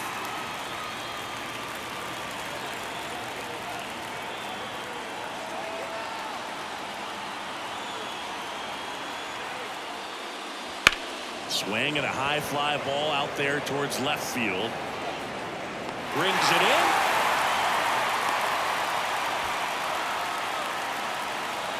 Now back, second baseman, Edouard Julien, the next Twin up to hit. 1 for 3.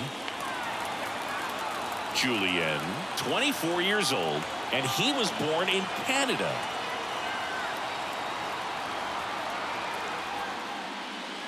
And immediately pumps in a strike to the left-handed hitter.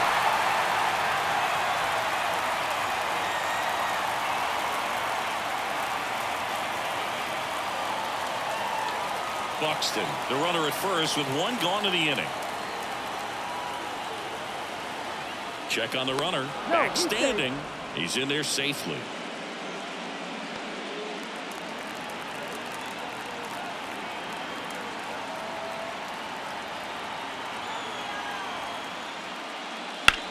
In the air, left side, under it, snags it for the second out. Now back, third baseman, Lewis. Here's the third baseman, Royce Lewis.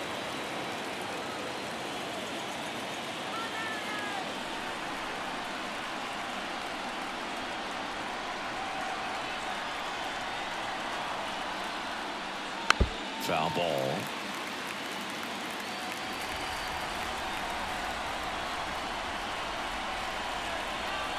Two outs.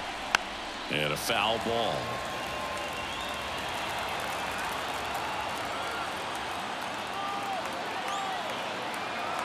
Here comes a pitch. 1 ball, 2 strikes. In the dirt, but kept close. And the runner stays where he is.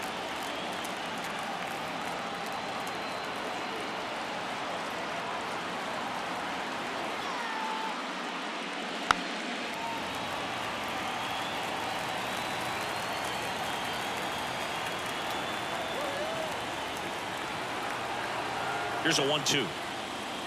Wouldn't chase that time. This guy's a fun guy to watch taking at bat. He just battles up there. He doesn't take a pitch off at all.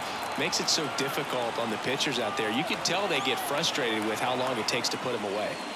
Just misses with that one. Great RBI spot here. Just got to stay focused on the pitch. The runner will be in motion, so something in the gap should definitely score it.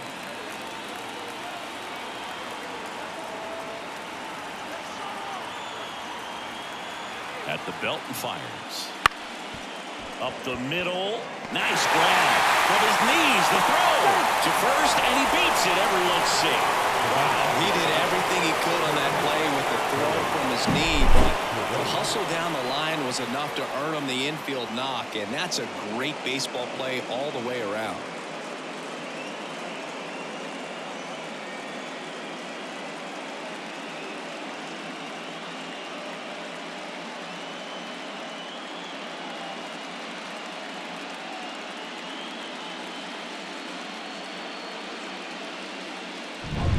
So 2 on with 2 away. Now Correa up to hit. Well, the way these two teams have battled in this game, you know you need more. Got to continue to add runs if you're going to get out of here with a win.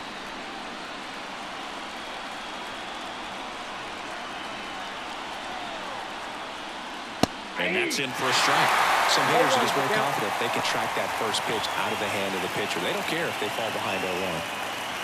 The Twins trying to break this one open. And we're in the top half of the 6th. On the ground to third. And that's just foul.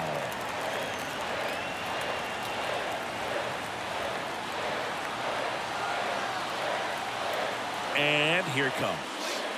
Swing and a miss. And that is that. So they strand a pair. Top of the order due up in the home half of the 6th. It's the Twins 6 and the Mariners 3.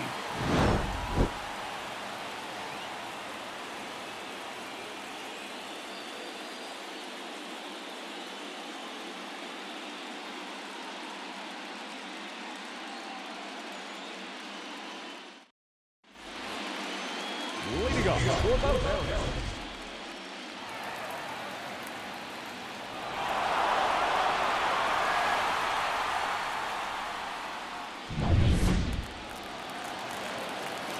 As he turns on the rubber, and with that good live arm delivers. Fought off foul.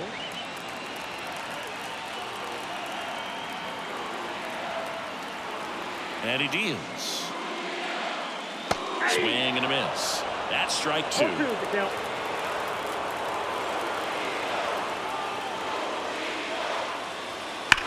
the right side. Slides, but it gets by him.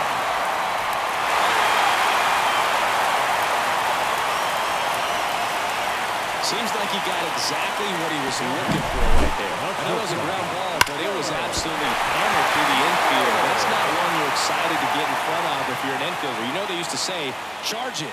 Crazy. Dylan Moore up next for the Mariners. And that's a little bit high. 1-0. Now this team is definitely looking for a big swing of the bat right here. Try to close that gap. But, you know, at the very least, if you could find a way to manufacture that run from first, it feels like it's really important at getting back into this ball game. Swings through the fastball up in the zone. Got a ball, 1 strike.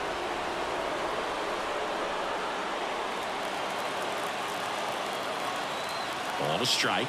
The pitch. That's ball. The shortstop takes the ball. The M's trailing by 3 here in the bottom of the 6th. Swing and a miss as he was out front. 2 balls, 2 strikes. Move to first. Rodriguez back easily.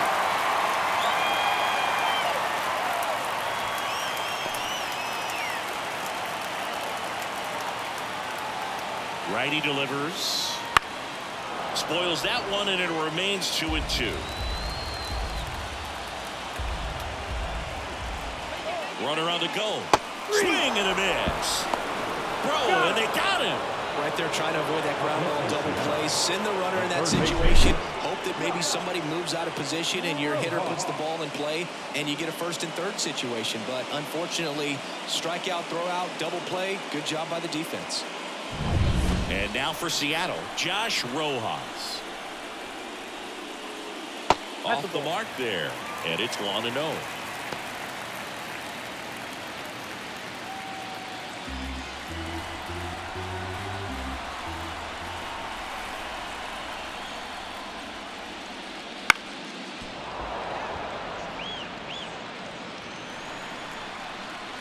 The wind of the pitch. Lifted in the air, out to left. And it falls. So a 2-out knock keeps the inning alive. That's a ball that a lot of times you'll see the shortstop or left fielder be able to get to if it hangs up in the air long enough. But right there, it just died and found a way to drop in on the green stuff with base hit.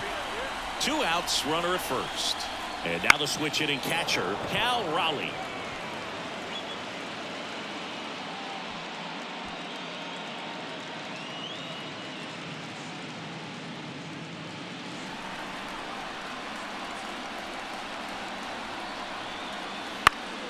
And a foul ball. Rojas off of first with 2 away. Just off the outside part of the plate. Double-barreled action in the bullpen. Caleb Thielbar warming up for manager Rocco Baldelli. Alcala also getting ready. 1-2 here. That one missing inside.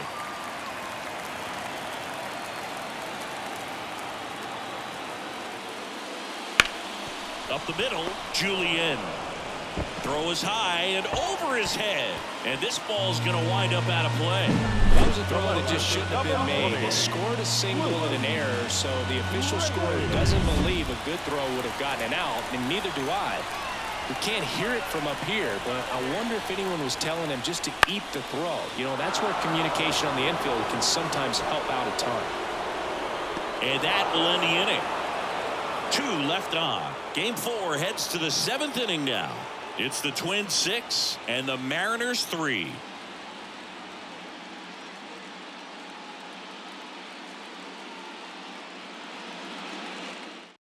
Welcome back. We're in the 7th. We have a new pitcher on the mound, Taylor Saucedo. Bringing in the lefty with the left-handed hitter coming up to hit. Classic bullpen move right here, so we'll see how it works out.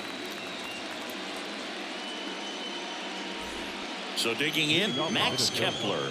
You know, this is kind of a tough matchup as a left-handed hitter facing a left-handed pitcher. And what you tell yourself is, I want to stay square to the plate, try to hit the ball over the shortstop's head. He's a bullpen arm that keeps the ball in the ballpark, but obviously out of the bullpen, you're looking to limit home runs. Yeah, and that's why he's such a high leverage arm. Just doesn't matter for him. He looks at attacking the zone and attacking hitters regardless of the situation. And now the lefty. 2 balls, 1 strike. It's in there.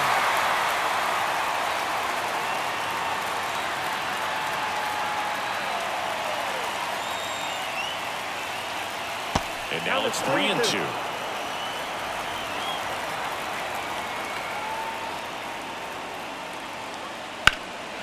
In the air, right side. Haniger makes the grab, 1 away. The catcher, Ryan Jeffers. Here's the catcher to hit, Ryan Jeffers.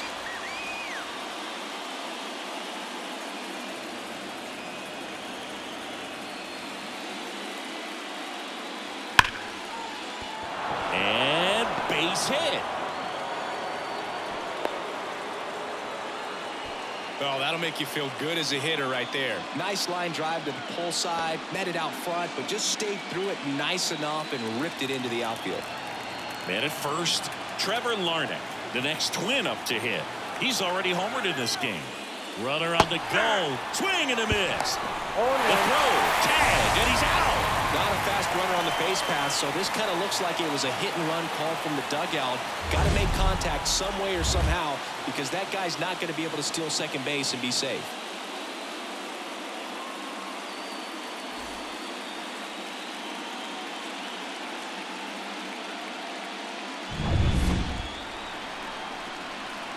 Two down, nobody on. Swings and sends a rocket to right. He's there, he's got it, and that is that. No runs, 1 hit, no errors, and no one left. 7th inning stretch time. It's the Twins 6 and the Mariners 3.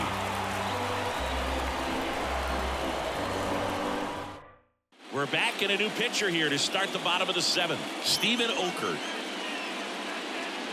Now pitching for Minnesota, number 16, Steven Okert. Here's Turner now. He's already homered here in this one. Designated hitter, Justin Turner. And the pitch. Line to left, and it goes just foul.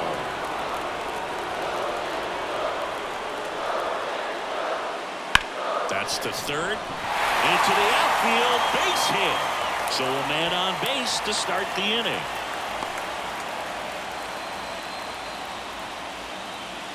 The first baseman, number 8. Something about pulling one down the line and shooting it through the infield that's just so satisfying as a hitter. It's just fun turning on a pitch like he did right there. And up next for Seattle, Dominic Canzone. That's down and in. If you're going to get something going, this is the time to do it. You get the leadoff man on. Everybody's got to look over the shoulder and say, I'm just going to keep the line moving. Don't try to do too much. The Twins leading by 3 late here in Game 4.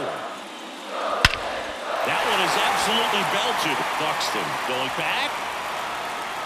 And he brings it into the warning track. Now batting, right fielder, Mitch Haniger.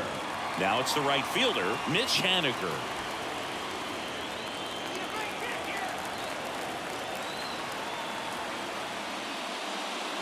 And that's off the inside edge.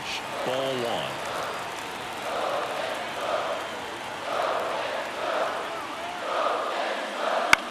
1. Grounded to third, could be 2. To second, there's one. High throw to first, and he can't reach it. And it's going to wind up out of play.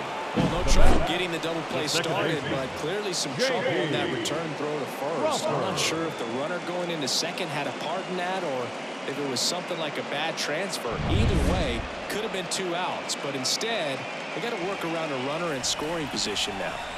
So up next, J.P. Crawford. That's in there. It's 0-1. 0-1's the count.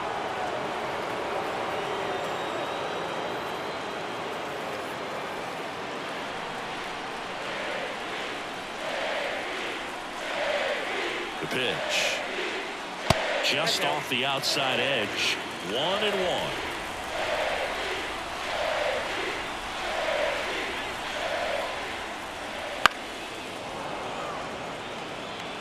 Runner at second, 2 down. Here at the bottom of the 7th.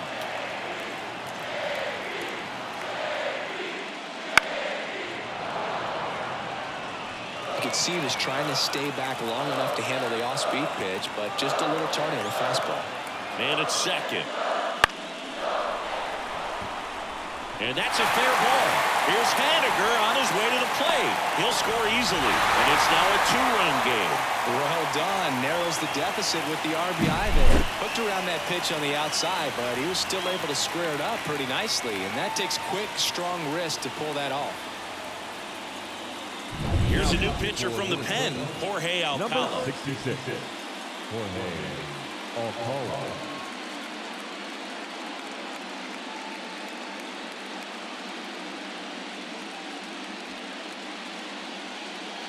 Back to the top of the Seattle order, and now it's Julio Rodriguez.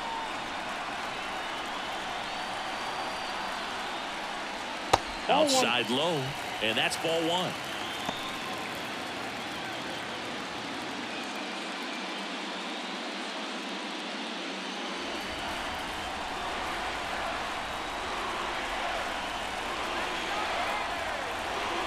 Tying run at the plate. Fastball for a strike.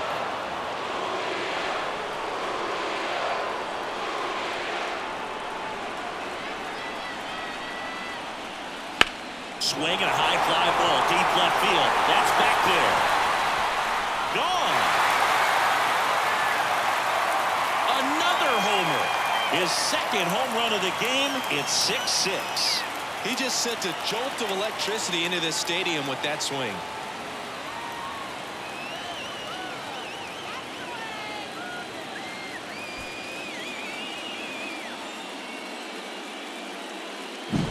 He's so good at getting his arms extended, and that's exactly what he did right there.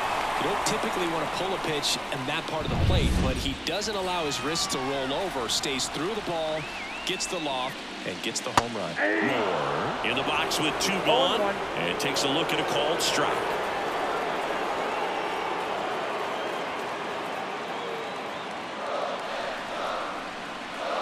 The line and the pitch.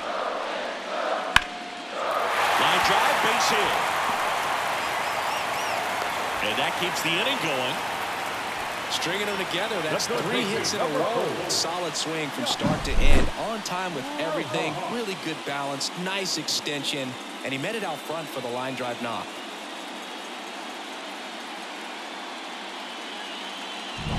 Josh Rojas getting ready to hit.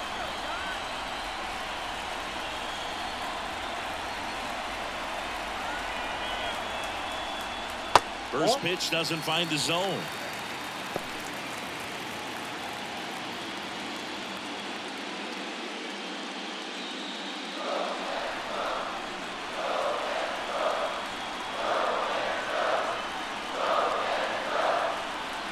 Two outs. Out towards right center field. On the move to the gap. No trouble here. Puts it away for the out. And that is the 3rd out of the inning. 2 come in on this Seattle homer. And we're all even now at 6 apiece.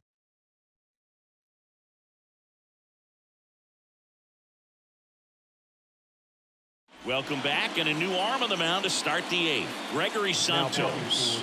Power slider guy, Boo. He throws it hard and gets a lot of late movement, so it's tough to pick up. And now for the Twins, Carlos Santana. The first baseman, Carlos Santana. The wind of the pitch. Right side. Haniger has a beat on it.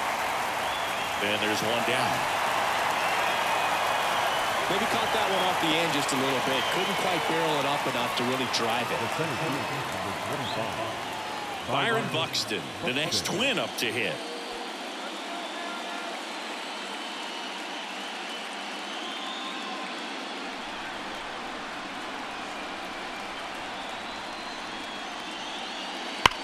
Here's a rocket to right field.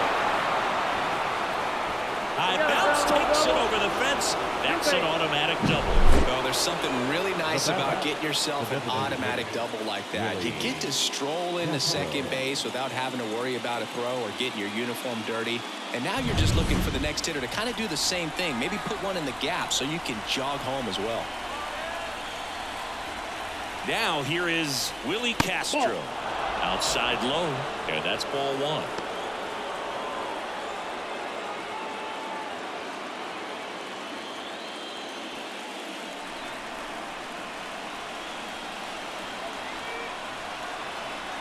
Right-hander kicks, deals.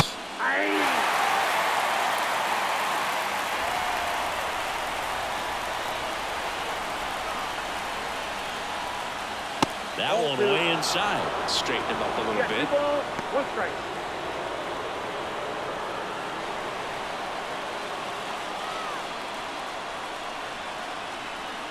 Man at second. And another ball.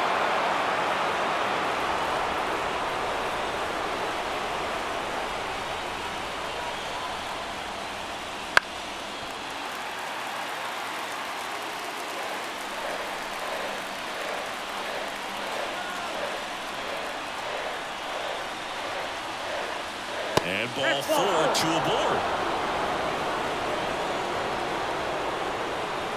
Up next is the second baseman. Tied at 6. Here's the second baseman, Edouard Julien. Third baseman playing on the edge of the grass, looking for the sac bunt. Right through there for a strike. At the dish, looking to lift the ball in the air in this spot. Anything but the inning double play, Boog. One out. The go-ahead run is at second. And fouled off. The pitch. Right side. Crawford. Now the throw to first on the run. And he's out. Not a bad outcome in that spot. The runner moves up to third, and now they have a chance to drive in the go-ahead run. It's not a knock, but at the end of the day, it's a good at bat. And now it's going to be Royce Lewis. And this is a big opportunity for him to pick up his teammate right here. Bit of strategy here. They issue the intentional walk, and that'll set up a force play at any base. Well, it doesn't get much easier with this next batter, but I totally understand going with the intentional walk in that spot. He's just too dangerous at the plate right now, and there's a base open, so it gives you options defensively to get an out. Correa stands in here, takes ball one low. Well, this is a critical spot for both the pitcher and the hitter. You can learn a lot about a guy by how he handles these pressure situations. Right-handed reliever. And downstairs. Really been able to slow down the game tonight with his at-bats, and the biggest one he's had so far, he doesn't look anxious at all. With the go-ahead run at third, and we're in the top of the 8th. Ground ball right side, and it's just foul. That was close. And a pitch. And that one fouled off.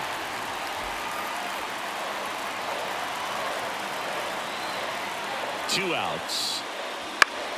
On the ground right side, and foul ball.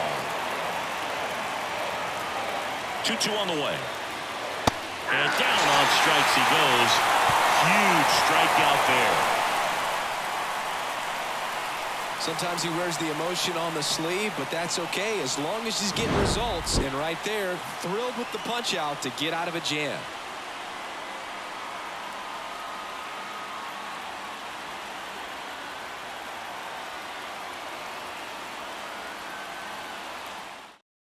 Back now, new pitcher on the mound as we roll into the bottom of the 8th, Caleb Fieldbar. Now pitching for the Twins, number 56, Caleb Fieldbar. So here's the cleanup hitter, Cal Raleigh. He's a big, strong guy, can untie this game with one swing. The pitch. There's a strike. Minnesota's bullpen with some action. Brock Stewart warming up for manager Rocco Baldelli. Richards also throwing.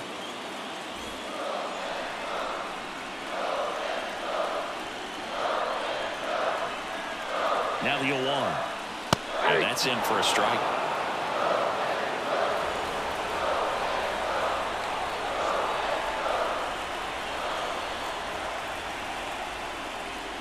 That's inside. 2 strikes.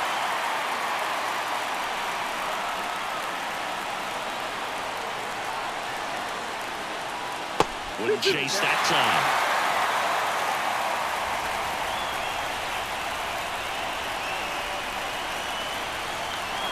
The 2-2 on the way. He swings and hits a fly ball center field. 1 away. Well, such a confidence boost for a reliever to come into the ball game and get the first hitter he faces. Just makes everything slow down a little bit, and then from there can really settle in. And stepping in for the Mariners, Luke Raley.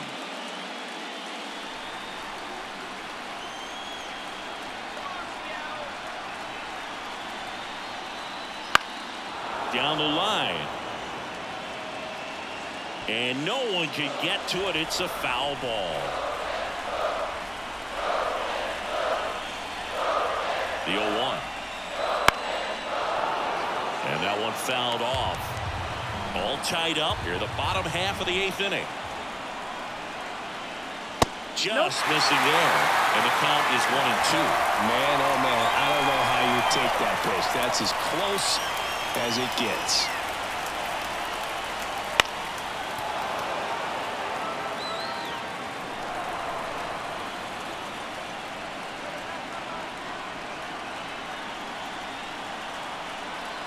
One down, base is empty. On the ground right side, and that's just foul.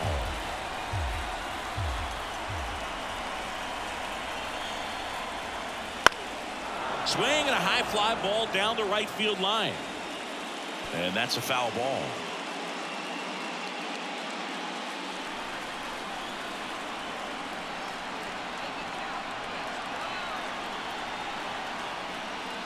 Hacks and misses. It's a strikeout. I got to think that was the plan all the way. He set him up with a high fastball and then buried that curveball down low to get him swinging. Now, especially with how effective pitchers work up in the zone these days, that's a devastating combination. Turner climbs in on that right side.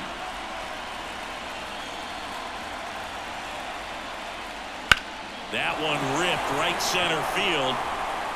Lays out and makes the play. One of the most fun and exciting things you can do as an outfielder, you lay out, you make a diving catch, and you end the inning. That gets the team fired up in the dugout.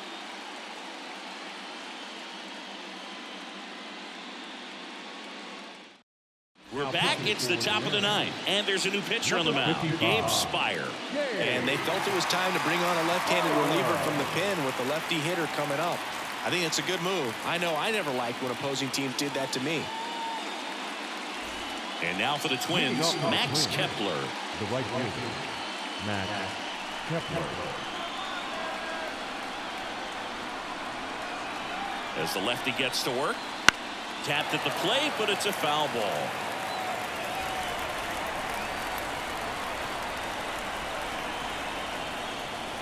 Next offering is in for a strike. No need to offer that pitch until you get to 2 strikes. It's just a low percentage of success when you want to try to go after that down and away pitch. Yeah, that's outside. Now 1-2. The only adjustment he needs to make is his target. If you aim at the outside corner, that slider's going to end up way off the plate. Perhaps look a little more down the middle, and you get it right where you want it. That one missed.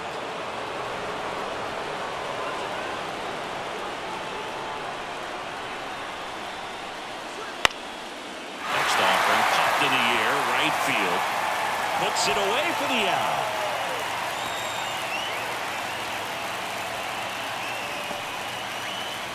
And here's the catcher, Ryan Jeffers.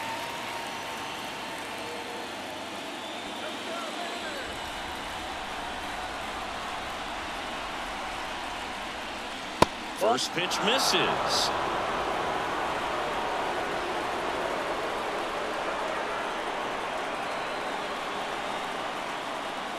There's a strike, 95 of that one.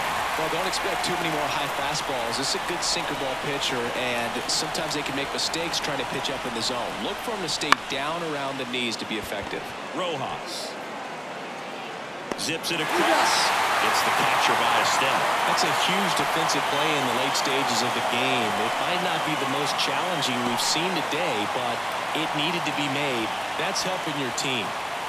Tied at 6. Now the left fielder, Trevor Larnach. And the first pitch misses for ball 1.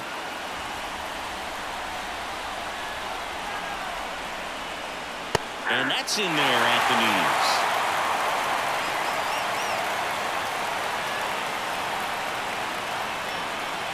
Here's a 1-1.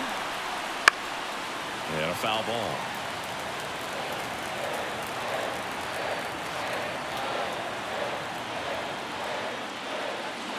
Taps softly to the right side. Crawford throws to first in time. And that is that. Offense held in check there. Bottom part of the order. 7, 8, 9. 2 up in inning number 9. And we're all even at 6 apiece. Welcome back as we have a pinch hitter to lead it off. Sam Haggerty. Well, with his speed, he could really make some things happen leading off.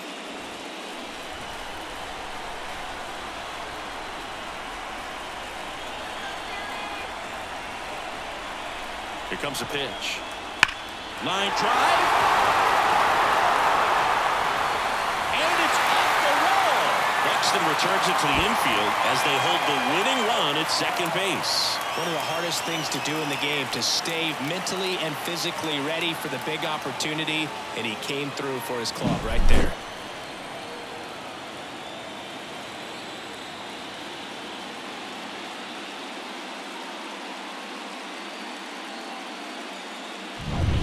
Runner in scoring position, no outs. And now for Seattle, Mitch Haniger. Runner breaks for third. Pitch in for a strike. The tag at third, and he's out.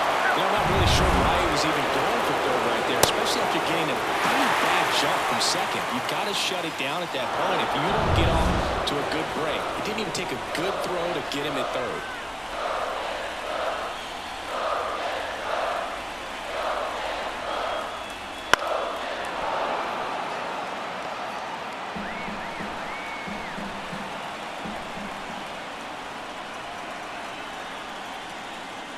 And now 1 and 2.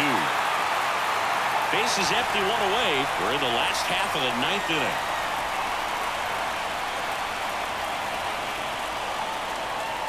And a swing and a miss. 2 gone. Just a hammer 12-6 curveball right there. That was exactly what he wanted to do with it. Not a ton of pitchers can throw a true 12-6 break, but he does. And you can't throw it any better than he did right there.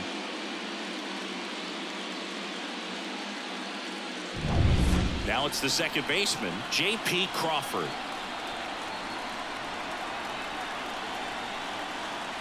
Just missed. Count 1-0.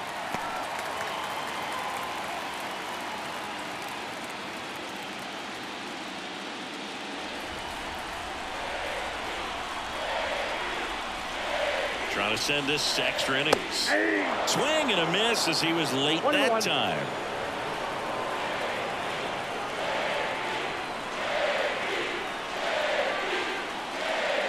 And another ball.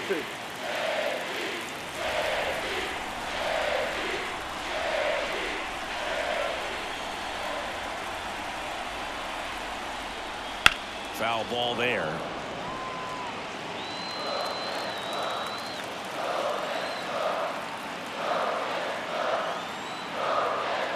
Two. Battling here as he fouls it away. 2 down, nobody on. Here in the last half of inning number 9.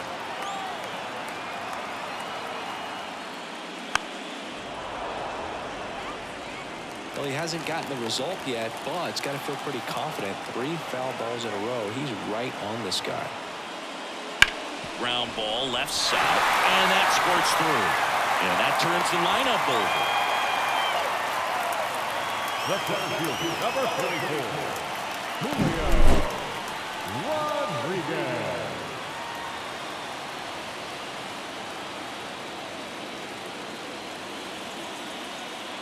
On the mound now for the Twins, Brock Stewart. Number 61, Brock Stewart.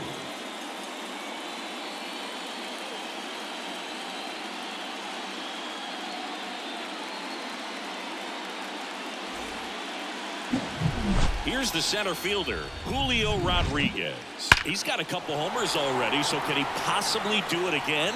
Come on, man. Of course he can. Those 2 he hit were legit, and he looks pretty locked in right now at the dish.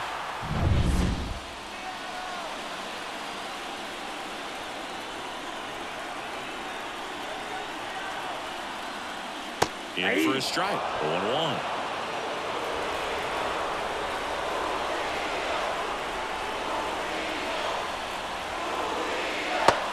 Big swing and a miss. It's amazing to look up and see 88 miles per hour on that changeup. Back in the day, that was a pretty good fastball. But with high velocities these days, that's... Oh, now a wild pitch.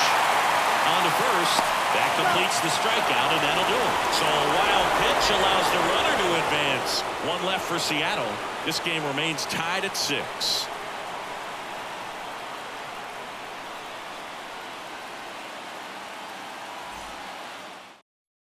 Now into the game, Mitch Garver. He takes over as the new first baseman. Number 18, At the plate, Carlos Santana.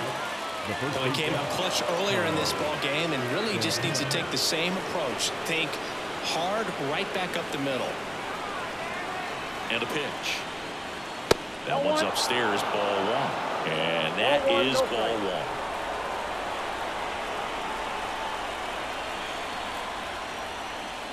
Wouldn't chase that time. 2-0.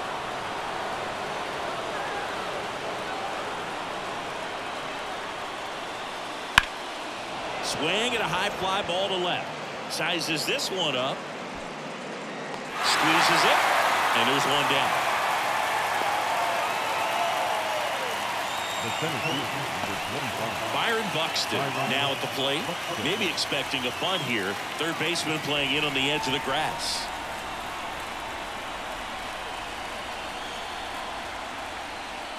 And that one clips the corner. Man, this guy's got a great feel for his breaking ball today.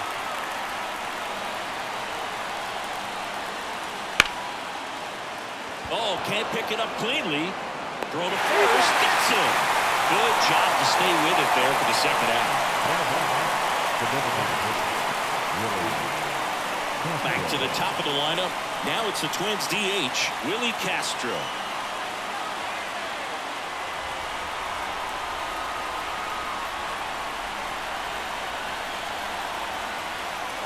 On the inside corner for a strike. 0-1 for count.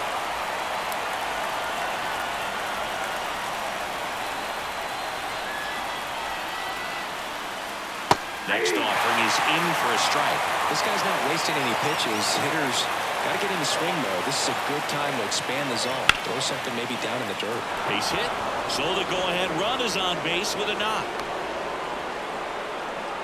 Everything came together for him. Anytime you rip a line drive the other way, you feel really good about what you did at the plate. You trusted your hands, you let the ball travel, and you took the barrel straight to it. That's great work right there. And now let's see if they force some action with good wheels on the bases. So 2 down. Edouard Julien, the next Twin up to hit. Runner takes off. Pitch in for a strike. Throw to second. And that'll end the inning. They'll try to get in the scoring position, but a great catch and throw to end the inning. That's the way to pick up the pitcher.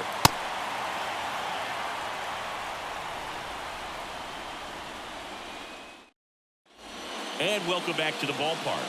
We're in extras here. Now the number 2 hitter, Dylan Moore.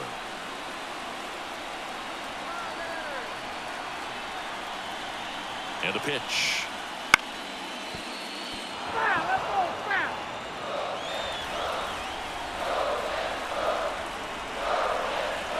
Here comes the 0-1. Fall off foul.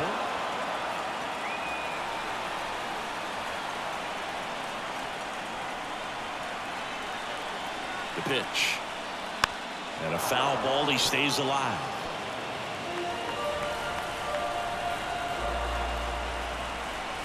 The pitch. Got him. 1 out. The third baseman, number 4. Tied at 6. Josh Rojas up next for the Mariners.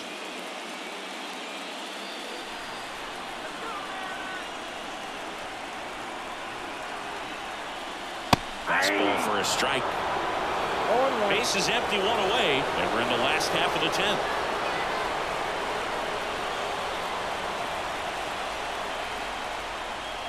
Outside. And now it's even 1-1. Just missed with that backdoor breaking ball. If he gets a swing and miss or called strike, 0-2 count. Instead, it's 1-1. Look for him to go back to that pitch later in this at bat.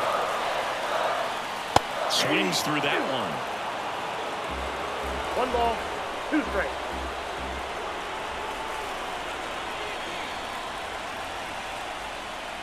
And another ball. 2 strikes.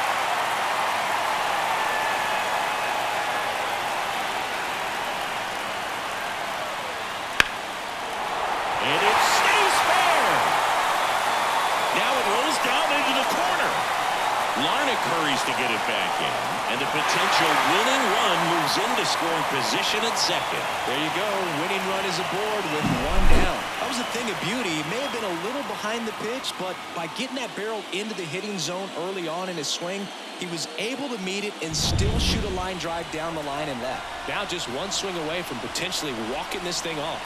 Now at the plate, Cal Raleigh. Check swing. He went too far, and it's a strike.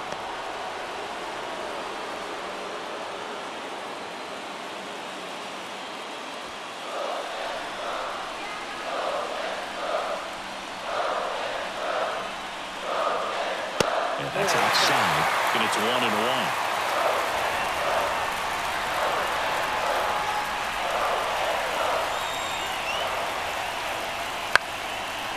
This one chopped up the middle. Throws to first in time. That's a good piece of hitting right there. The job was to move the runner up and give your team a chance to score the go-ahead run. That's exactly what happened, so you better believe your teammates are happy with you after that at bat. So 2 down now, and here is Luke Raley.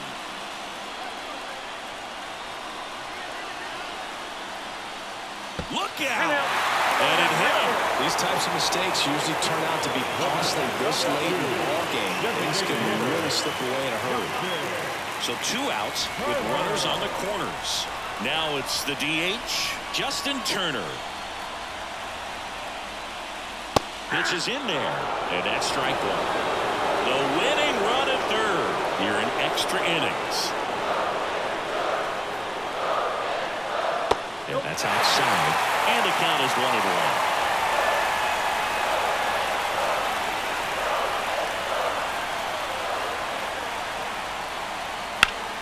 And he hits a ground ball right side. Tosses to first, and Turner is retired. And we're headed to the 11th. Mariners leave a couple, so we're still tied at 6.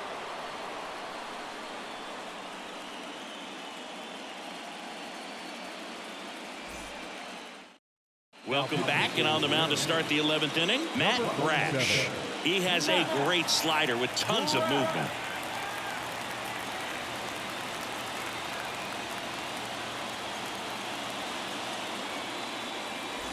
Tied at 6. And the batter now, Edouard Julien.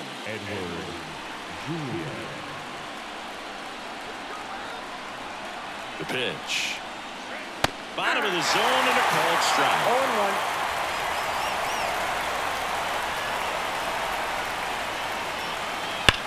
Line drive. Banks off the wall. Here comes the throw. In safely with a leadoff double. Go-ahead runs in scoring position. Well, Singy, he is locked in there. Well, he's really slowed the game down, and it's like he's moving in full speed, and everybody is a step or 2 behind. The way that he squared up that baseball tells me that he is seeing it like a beach ball. Royce Lewis, the next twin up to hit. First pitch, and he just misses.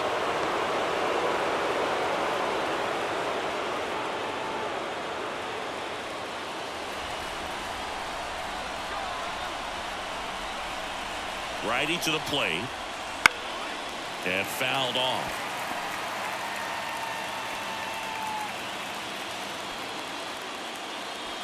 Go ahead run in scoring position. Nobody out. We are in the 11th. Right through there for a strike. Well, if he's going to do something special right here, it's going to have to happen with 2 strikes.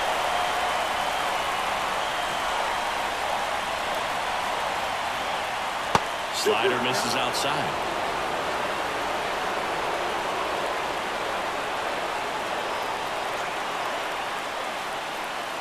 Got him looking. Not what you're looking for after the leadoff double. A strikeout, and there's one away. So now it's the 4-hole hitter, Carlos Correa. Listen, there's absolutely no reason to pitch to this guy right here. You nibble, you see if he'll expand his zone, but don't give him anything to hit. If you walk him, not a big deal. You have a double play opportunity set up. With the go-ahead run standing at second, and we're here in the top half of the 11th. And the slider just misses.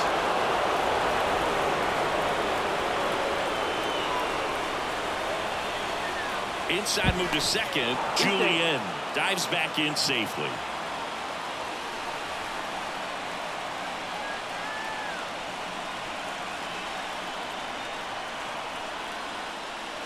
Not close with that one, and that's ball 3. I almost feel like he's frustrated a little bit. He wants to be challenged. Max Kepler hitting on deck circle. 1 out. The go-ahead run is at second, and here in extra innings. Ball 4, he walked in, and that'll keep the line moving. Definitely lost the handle during that sequence. 4 pitches for the walk, and that last one didn't even threaten the zone. Catcher might want to go talk to him. First and second, 1 out. And now the right fielder, Max Kepler.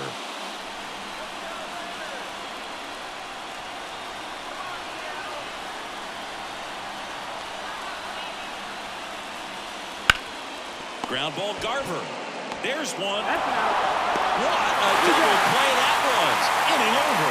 So no runs here on a base hit, no errors, and 1 left. 1 run can win it as we move to the bottom of the 11th. And we're all even at 6 apiece.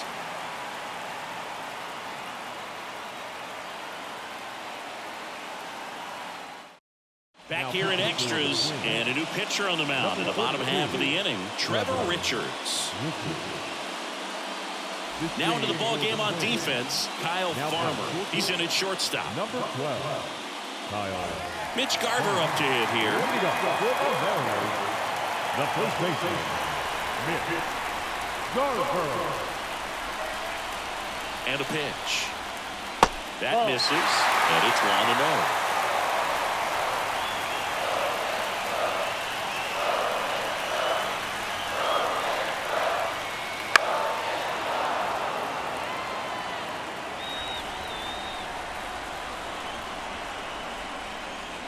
Right through there for a strike. He's gone off speed. He needs to elevate here with 2 strikes out of the zone.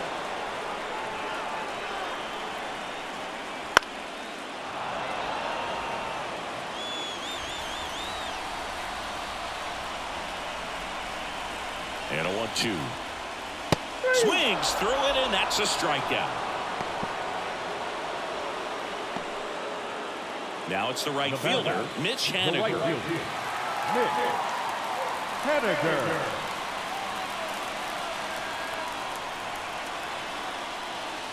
Pitch misses. Ball 1. Count 1-0.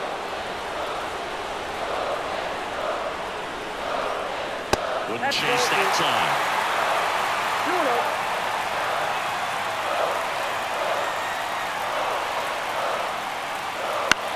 Here's a high chopper, and that one handled in plenty of time to first, and that quickly 2 away. The batter, number 3, second baseman, J.P. Crawford up next for the Mariners.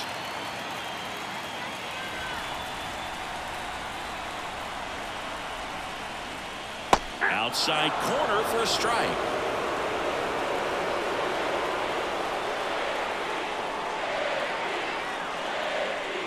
That one at 95, missed up top, and 1-1.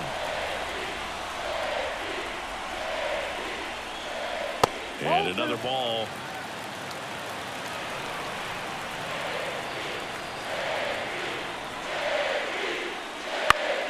Fouls one off. 2-2. 2 down, nobody on, and we're in the bottom of the 11th. That one just misses. Julio Rodriguez on deck, already 2 homers in the game. Huge impact in this one so far, and you know he'd like to make some noise in this inning as well. 2 down, nobody on.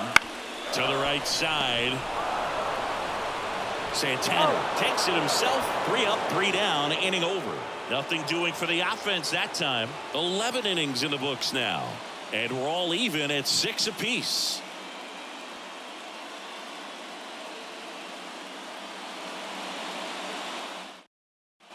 New inning getting started. Here's the catcher, Ryan Jeffers.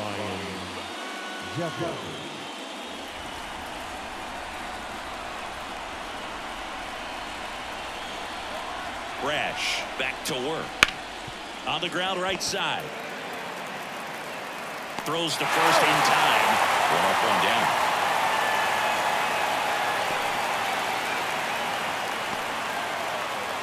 Tied at 6. So up next for Minnesota, Trevor Larnach.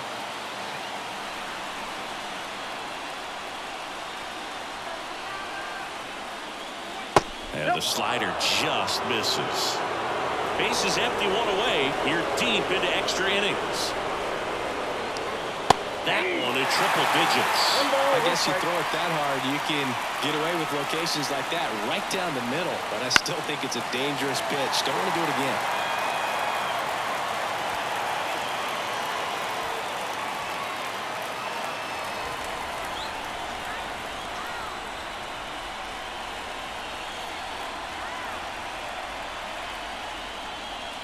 Not even close there.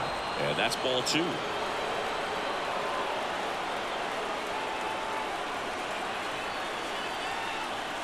And the righty deals. Still 2-2 after the foul ball.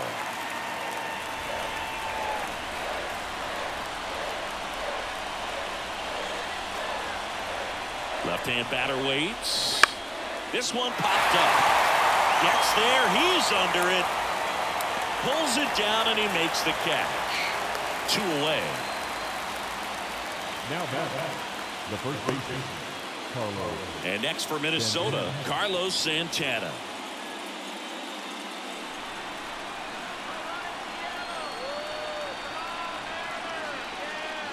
And ball 1.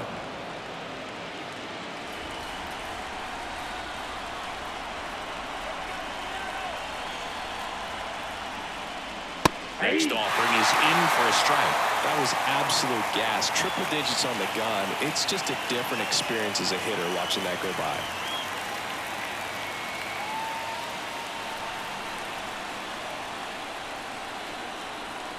Two outs. That one fouled off.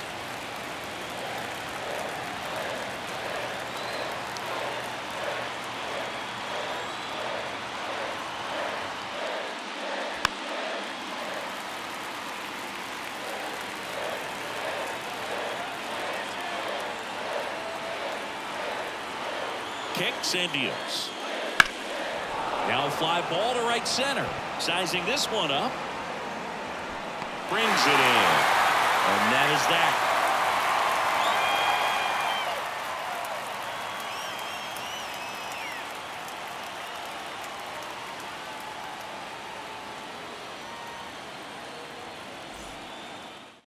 Yohan Duran into the game. Now pitching for the Twins, number 59, Yohan Duran.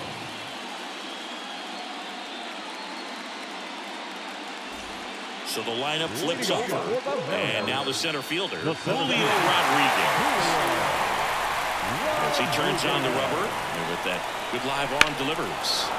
And that one fouled off.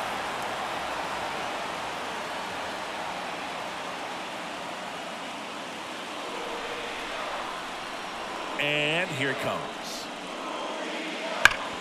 Sharp grounder. That's through for a base hit. Off to a good start with a leadoff bomb. Couldn't get any air under it, but he smoked that ball back up the middle. Timing was just perfect. Got great wood on it, and there's just no chance for the infielders with how hard he hit it. No outs. Runner at first. And now the shortstop, Dylan Moore. Trying to move him over here. Fires to first. They get him, but it was pretty close. Well, just doing his part right there, trying to move that runner into scoring position. Got it down successfully. Now we'll see if they can drive him in from second.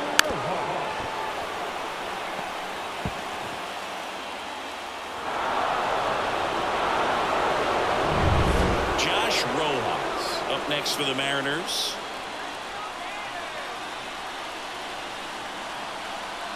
He's trying for third, pitching for a strike. Wide throw, and it gets away. Across is the winning run, and the Mariners walk it off to win the series. And they're on to the ALCS. Well, a really solid division series win. They can move on to the next round and I think relax a little bit more. Congratulations. Get ready for the ALCS.